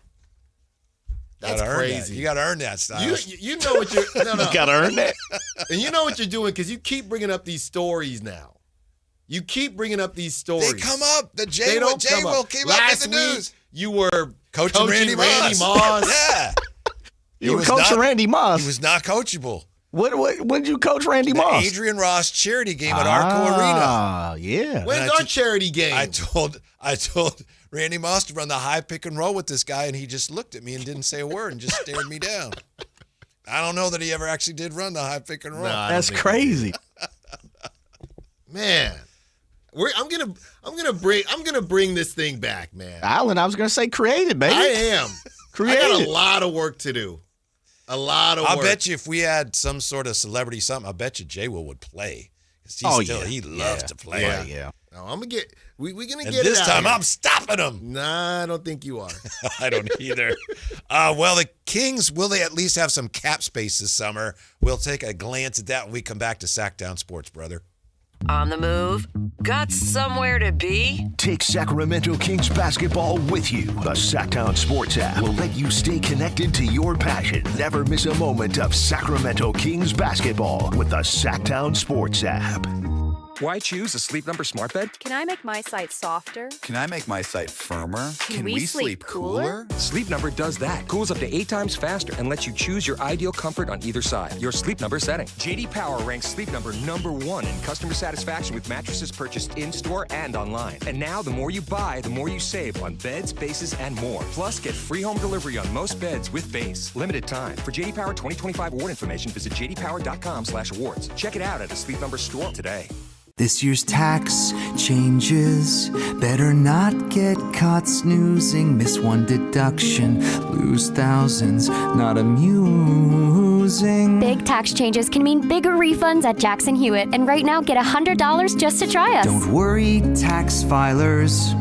If money is tight, get $100 from Jackson Hewitt, so you'll sleep better at night. Limited time offer for new clients. Participating locations only. Details at jacksonhewitt.com. This year's tax changes.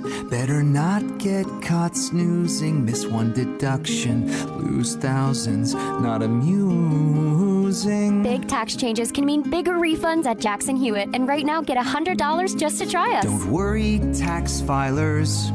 If money is tight, get $100 from Jackson Hewitt, so you'll sleep better at night. Limited time offer for new clients. Participating locations only. Details at jacksonhewitt.com. Febreze. New Febreze Air Mist has 50% more odor fighters and up to 30% more fragrance than the old formula. So now you can take on 100% more stinky odors, like sweaty gym bags, greasy cooking smells, and the after effects of the dog rolling around in something. Just spray, and New Febreze Air instantly restores just clean freshness. Smell you later, odor. Breathe happy Febreze. La la la la la. When life calls for a little extra, a kitchen upgrade, paying off debt, or that dream vacation, Valley Strong Credit Union is here to help. With a Valley Strong home equity loan, you can tap into your home's value with competitive rates, flexible terms, and local guidance you can trust. Get approved in as little as 5 minutes, with funding in as few as 5 days. Your goals are within reach. Visit valleystrong.com to get your offer today. Valley Strong Credit Union. Grow your possibilities. Equal housing lender, NMLS number 456506. How do you stay humble when you're America's #1 wiper blade? That's what we're currently dealing with at Rain-X. Is it even possible to humble brag when you bully Mother Nature like we do? Do we sound too conceited if we keep repeating how Rain-X is the #1 brand of wiper blades in America? No, we'll take a lesson from our wipers and just keep doing our job with humility. As America's #1 wiper blade. Rain-X. Outsmart the elements. Not sure how to tackle your taxes? Are you sweating the small print? You may be experiencing FOMO, the fear of messing up. The answer? Using TurboTax on Intuit Credit Karma. They help you get your biggest refund, and then we help you do more with it, with a personalized plan designed to help you hit your money goals. It's time to take your taxes to the max. Start filing today in the Credit Karma app.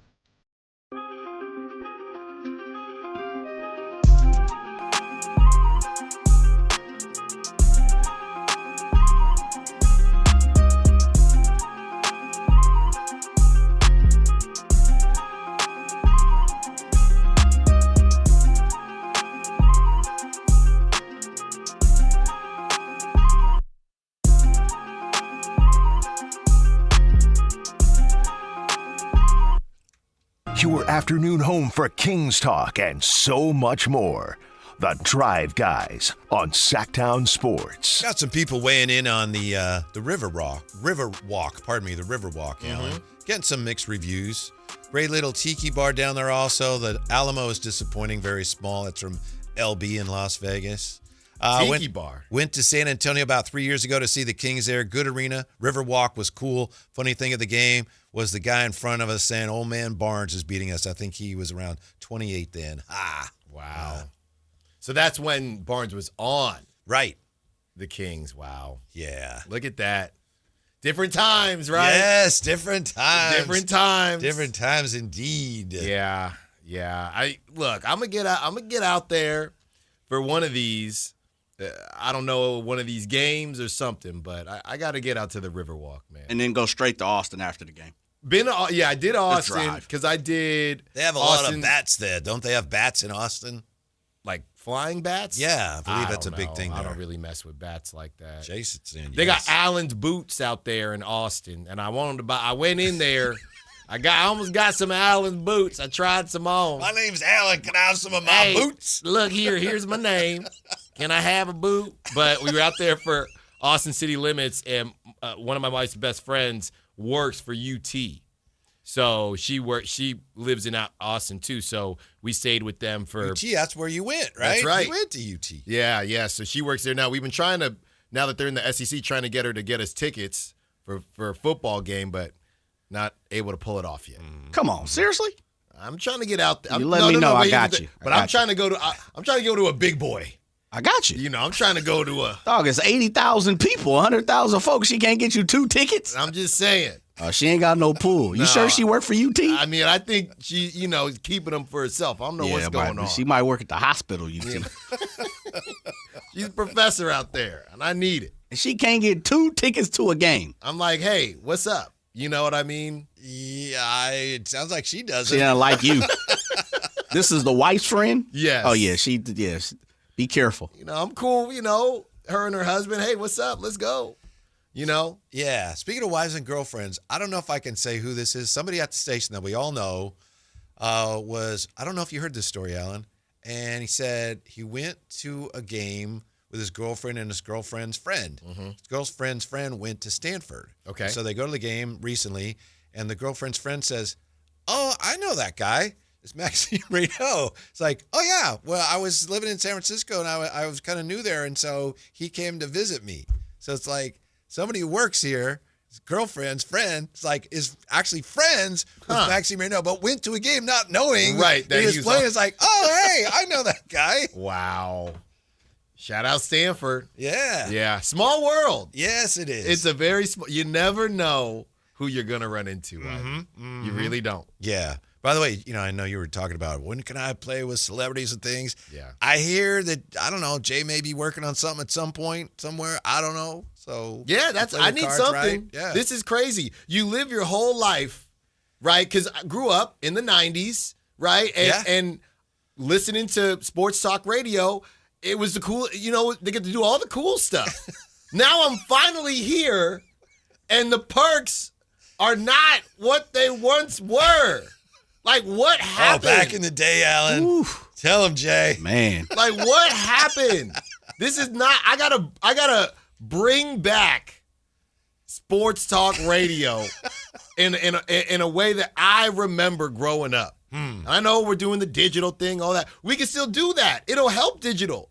People want to see me hoop it up with young Malik. That's what people want to see, because that's where you get the real. That's what it is now, Jay. Right? I saw this thing, and she was pretty viral. I don't remember her name because I just saw it. But her thing is jogging interviews. Like, you got, what is it, Hot Wing, where they eat the hot wings, that one. Cadillac Chronicles. Right. You're in a Cadillac, right? We're shooting threes with A Sizzle, right? And I'm asking questions to Maxime or whatever. That's what we need. We can get them on the radio, that's fine, but I need to get them in their element. I was working on something, and I'm so glad you brought this up, Whitey. I was working on something with DeMar at the beginning of the season because he dinners with DeMar. Yeah. So I tried to latch myself on to the dinners with DeMar on media day. I said, "Hey man, you got some food out in farm to fork capital. I see you do the dinners with DeMar." He told me at that time, I'm trying to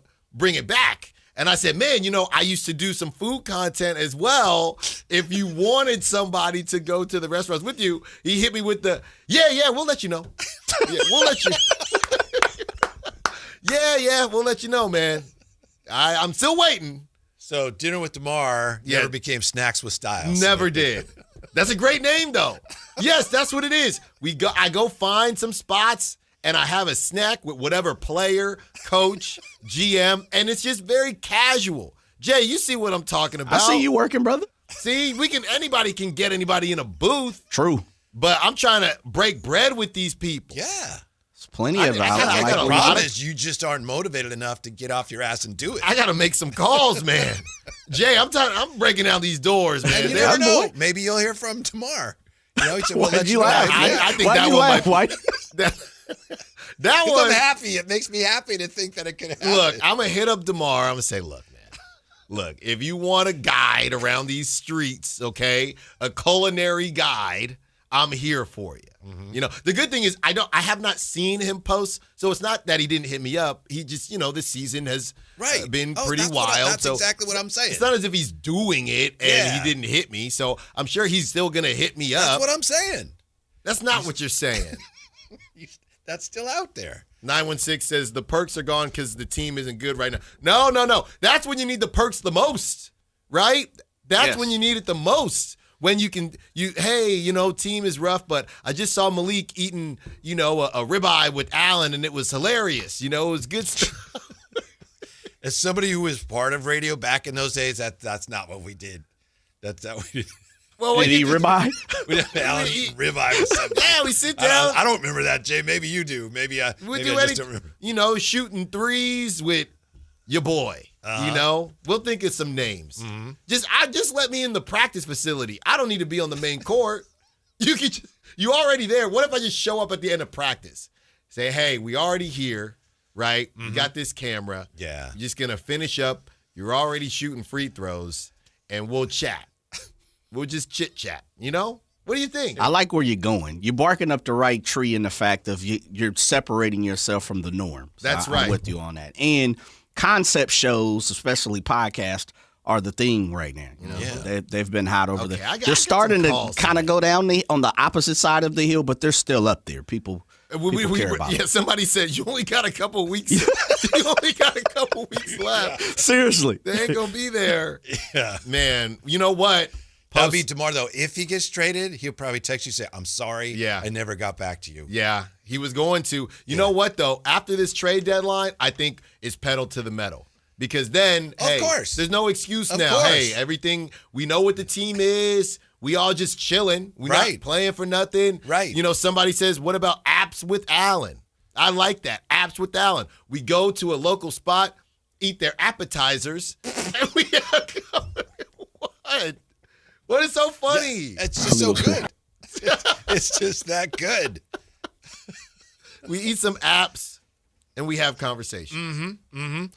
Cap space capers when we come right back. Wrap things up with the Drive Guys on Sactown Sports. Malik Monk plays here. Started left, goes right, steps back, launches the three. Nothing but net. Oh, that was just filthy. Oh, my, that was sweet. Sactown Sports is your proud home of the Sacramento Kings. Hey, movie fans, Marty Supreme is playing at the Esquire IMAX Theater. See it the way it was meant to be seen on the 6-story IMAX screen. Feel every twist and turn crashing all around you, where every seat is always the best seat in the house. It's only a matter of time before I'm staring at you from the cover of a Wheaties box. You think it's that simple? Yeah, I do. Don't wait. Get reserved seats for Marty Supreme at Sacramento's biggest and loudest movie-going experience, the Esquire IMAX Theater in downtown Sacramento. Guys, low energy, low drive, or strength not what it used to be? For many men, it's low testosterone. At Revive Men's Health Sacramento, start with a free T-check, exam, and consultation to get real answers. And this month only, qualified patients may receive 25% off testosterone replacement therapy. Call 916-619-3000 or visit ReviveMen'sHealth.com. Terms apply. Must medically qualify. What's up? We're talking to my friend Chad Hoblet of Hoblet Dodge Chrysler Jeep Ram. Chad, tell everybody what's happening for the Start Something New sales event. Kick off the new year exploring all California has to offer when you save up to $9,000 off MSRP on the new 2026 Jeep Wrangler Willys. This modern blend of nostalgia and military-inspired styling, coupled with enhanced off-road capability, is the epitome of what Jeep has always been. It's great seeing this modern take on everything that has made a Jeep a Jeep. I love how they're celebrating their Jeep history, and you can't miss the Jeep DNA everywhere you look. Whatever you're looking for, Hoblet is the place to go. From new Jeep Willys to hundreds of certified pre-owned vehicles at the Hoblet Certified Pre-Owned Supercenter, with over 100 vehicles under $30,000. Search, select, and save through their whole inventory at HobletDodge.com. Unbeatable prices, unbeatable selection. Nobody beats Hoblet, period. 9,000 total net savings on select new 2026 Jeep Wrangler Willys after 4,500 factory rebates and 4,500 dealer discounts. Rebates include 3,500 select inventory cash on select inventory, 1,000 conquest bonus cash for eligible non-SFS owners or lessees. 5%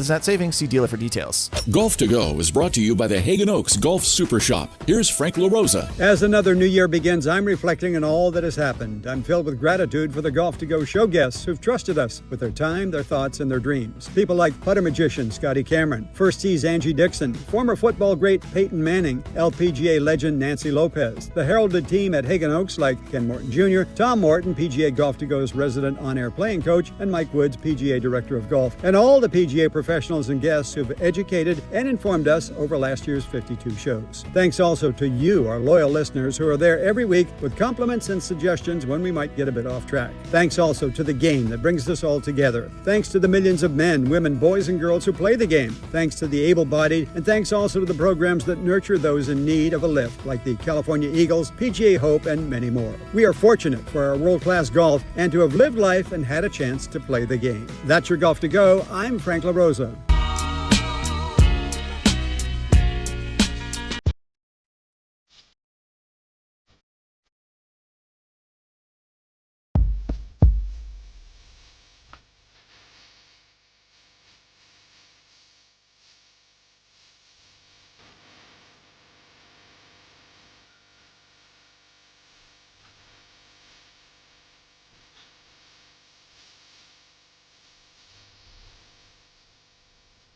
The Drive Guys powering your afternoons Monday through Friday on Sactown Sports. Oh, what a day it's been. We're back with you, of course, tomorrow, but we have another shorter show tomorrow and a shorter show Friday as well. However, program note Friday, I think we got some big things going on Friday that I don't know if we can tell you about yet.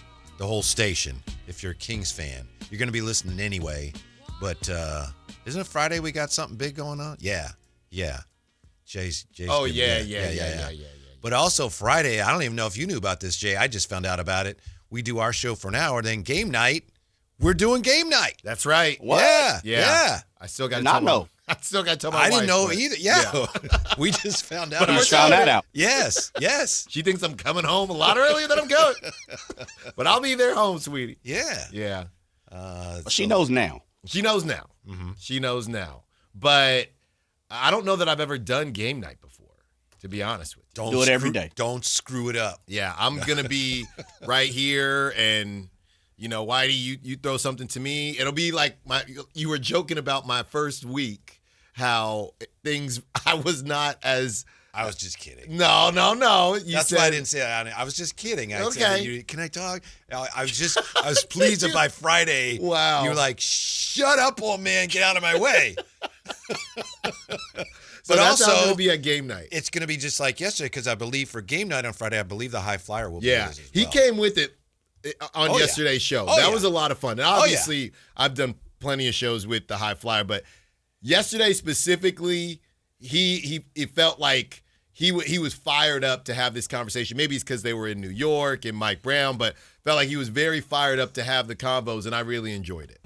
339-1140, 1-800-920-1140. Jason has been hanging on. Hey, Jay, you're on the Drive, guys. What can we do for you? Well, I was interested in seeing Styles what he said, so I'm going to give him a hint. March 21st, Whitey has all the information, so if you want to tell him, Whitey, but I just want to give you a heads up, Styles. All right, talk to you later. Okay, Bye. Thank you, Jason. He's talking, I believe, about Dylan Cardwell, his appearance at True Sports Cards. Oh, Did you know what? about that? Yeah. Well, you know what? It's not all about me, but he said March 21st. I was thinking about one thing. What's that? It's my birthday. Oh. That's my birthday. Oh, okay. So maybe Dylan will sit down. I'm kidding. Somebody going to sit down with me, dang it, before it's all said and done. People are feeling it on the chat, Whitey. Yeah. Yeah, Alan, Snacks with Styles. Rob said he's going to drive us around in his Cadillac. And we're going to have, well, I don't want to get stuff in your car, Rob, but you know what I mean? I don't want to drop any food, but keep the ideas coming. I'm going to definitely make something happen. Y'all know that. Y'all know me. Yeah. You said people. That's one person. Who are the other people that are jumping on board with somebody? this 916 says Alan's meltdown. You go out for ice cream and then you have a crash out. Maybe it should be an illegal fishing show. Now, I was trying to get on Saturdays on the fishing show. Uh-huh. Oh, yeah. That's right. I was trying to get on that fishing show. Bro. What's up? That's right. Okay. I talked to somebody about that. Let me on the fishing show, man. It's perfect. We got big plans, fellas. And we got the draft lottery party coming up. Okay. We got the actual draft party coming up. We have a lot coming up here. Yeah. It's going to be busy spring and summer. Do the Kings at least have some cap space this summer? This is from, I believe this is from The Athletic. Remarkably, the Kings are uncomfortably close to the luxury tax if they retain DeMar DeRozan, partially guaranteed, at his full $25.7 million salary. Look, I know this is old news and we need to let it go and move on, but how is a team this bad close to the luxury tax, Alan? Yeah, it's one of those things that kind of defies the laws of gravity, basketball gravity, if you will. Mm-hmm. It's very unique. It's some would say maybe the most Sacramento Kings thing ever. I know I mentioned this earlier, and I think I believe Matt mentioned it. The Kings and Pacers are the only projected lottery teams with two players earning more than $40 million this season. Of course, Indiana was in the finals last year. For the Kings, it's Sabonis and LaVine. If I didn't know better, I'd say that this roster has been badly mismanaged to this point. And that's part of the problem. Yeah. A big part. Yeah. I mean, they don't know who they want to keep, who they don't want to keep. And, Dave and Jason were going through the whole rebuild thing, and Dave was saying how he really wants to believe in this team and believes that they'll go through with the full-blown rebuild. And I understand that's what you're supposed to do, but I don't know, Whitey. Maybe I'm being a pessimist here. I feel like I'm being closer to a realist, but I just don't want to sell to Kings fans. I get it's the better option, but I don't want to sit here and hopefully I'm just dead wrong. But I just don't want to sell to Kings fans that this whole thing is as foolproof as people are making it seem, right? 4 or 5 years, stink, get your guy, get another guy and another guy, and we're back. And we're not back because haven't been, and we'll get to the promised land because, there are a lot of guys that have done the right things, a lot of teams that have done the right things. It hasn't worked out. There are a lot of teams that have tried to do the right things, and it hasn't worked out. And it might feel better, and I know it sounds like I'm arguing the double down, but I'm really not.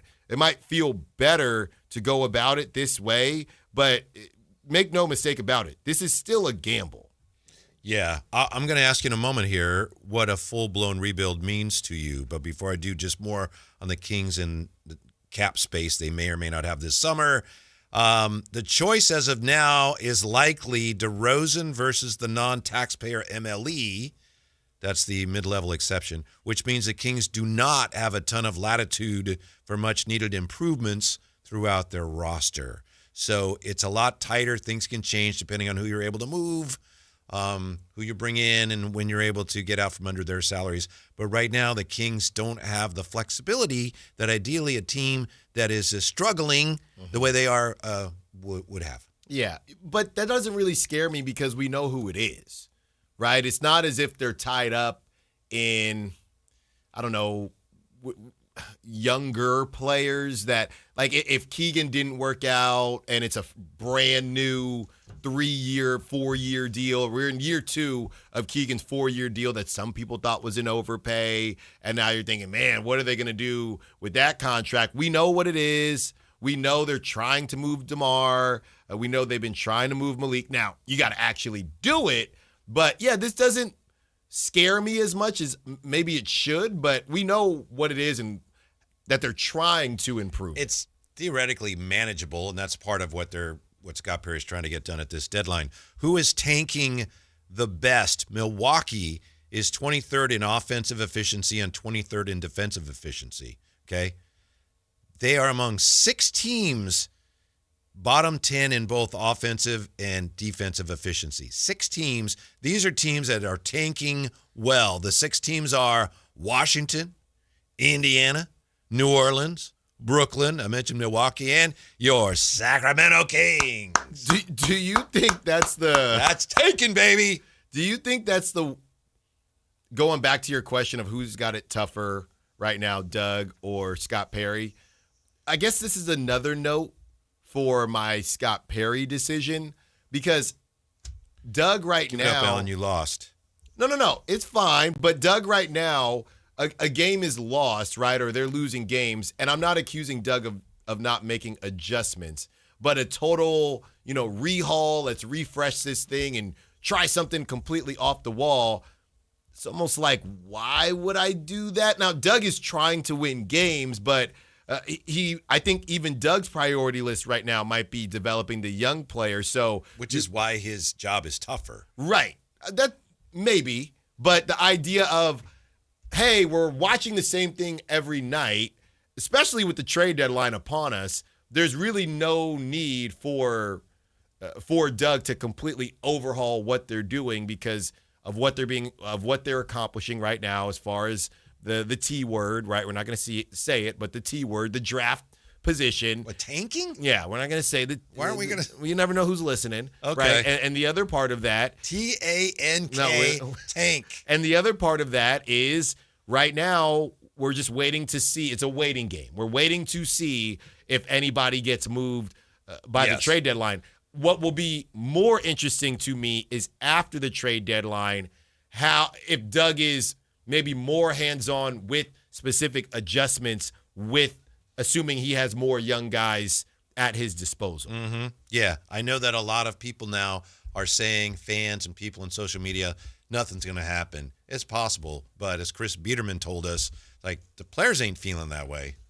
Yeah. There's no guarantee, but the players are feeling like there's quite a few things could happen. Right. But what to you is a full-blown rebuild? A full-blown rebuild would be, if you're looking at the roster right now, I mean, I think it looks like three of your starters in 2 years are recent draft picks, right? And everybody has to be under the age of about 27, I would say. So at this point, if I were to look at a full-blown rebuild in, call it 2 years, like I said, it would be Keegan, your pick from this upcoming season, your pick from the season after that, and then maybe you have two other younger vets, one real vet, maybe he's your 30-year-old guy, but then even the other guy is your second draft guy. Yeah. So 2 draft picks, Keegan, a second draft guy like Sohan, but doesn't have to be Sohan, and then a true vet, which could be Sabonis, by the way, but that is a rebuild to me, and you're seeing how good that group can be. That vet eventually gets replaced with whatever you feel the other 4 need, so on and so forth. Yeah, I agree with that. I think of it in more abstract terms, though, as well. To me, a full-blown rebuild, looking at teams that we say they did the rebuild or they're still in the process of it, to me, a full-blown rebuild involves multiple years in which you as a franchise are committed to the lottery. It's the Jazz. It's where the Jazz are right now. Yeah, and that might be uncomfortable. I get a little uncomfortable just saying it, but that's what a full-blown rebuild is we're going to be in the lottery this year, and we plan to be at least next year too, and beyond that, maybe. Yeah. That's a full-blown rebuild. Which I think will be interesting to see how Kings fans handle it, because a lot of people are putting a ton on this draft pick. Let's say I think people will get anxious if the Kings get a top 3 pick. If the Kings get a top 3 pick, I would not be surprised if fans start to come to my side. Not that I'm saying the hybrid rebuild. I feel like if they get a top 3 pick, people will say, no. Keep Keon, keep DeMontis. We're ready to go now. And I think once they do that, and then you got to watch the number 1 pick kind of struggle with Keegan, which is the Keegan thing is going to be very interesting with this timing, by the way. But we'll talk about that. You mean as far as how well he plays? And I mean, just timeline stuff, right? He's a couple years older. You draft somebody who's going to be 20, 21. Keegan's going to be 27, 28. How does that timing work out? Oh, you're saying trade Keegan because he doesn't fit the timeline, huh? I'm saying it'll be interesting to see who does fit whatever timeline. Right. At some point, no matter what you're saying publicly, you gotta have some kind of timeline in mind. You have to. Yeah. And maybe they'll figure that out after they draft this player. MVP of the show today, of course, is Jay, who's back with us. Thank you, Jay. We're back with you tomorrow for a very short. Actually, I don't think you're back with us tomorrow, are you, Jay? All right. When are we going to see you? I'll see you next week. All right. We look forward to it. We've got more sports talk coming off Sactown Sports. This is the story of the one. As a safety manager at a manufacturing plant, he does everything he can to keep his coworkers safe. From finding ways to reduce risks to keeping safety supplies in stock. And for that, he relies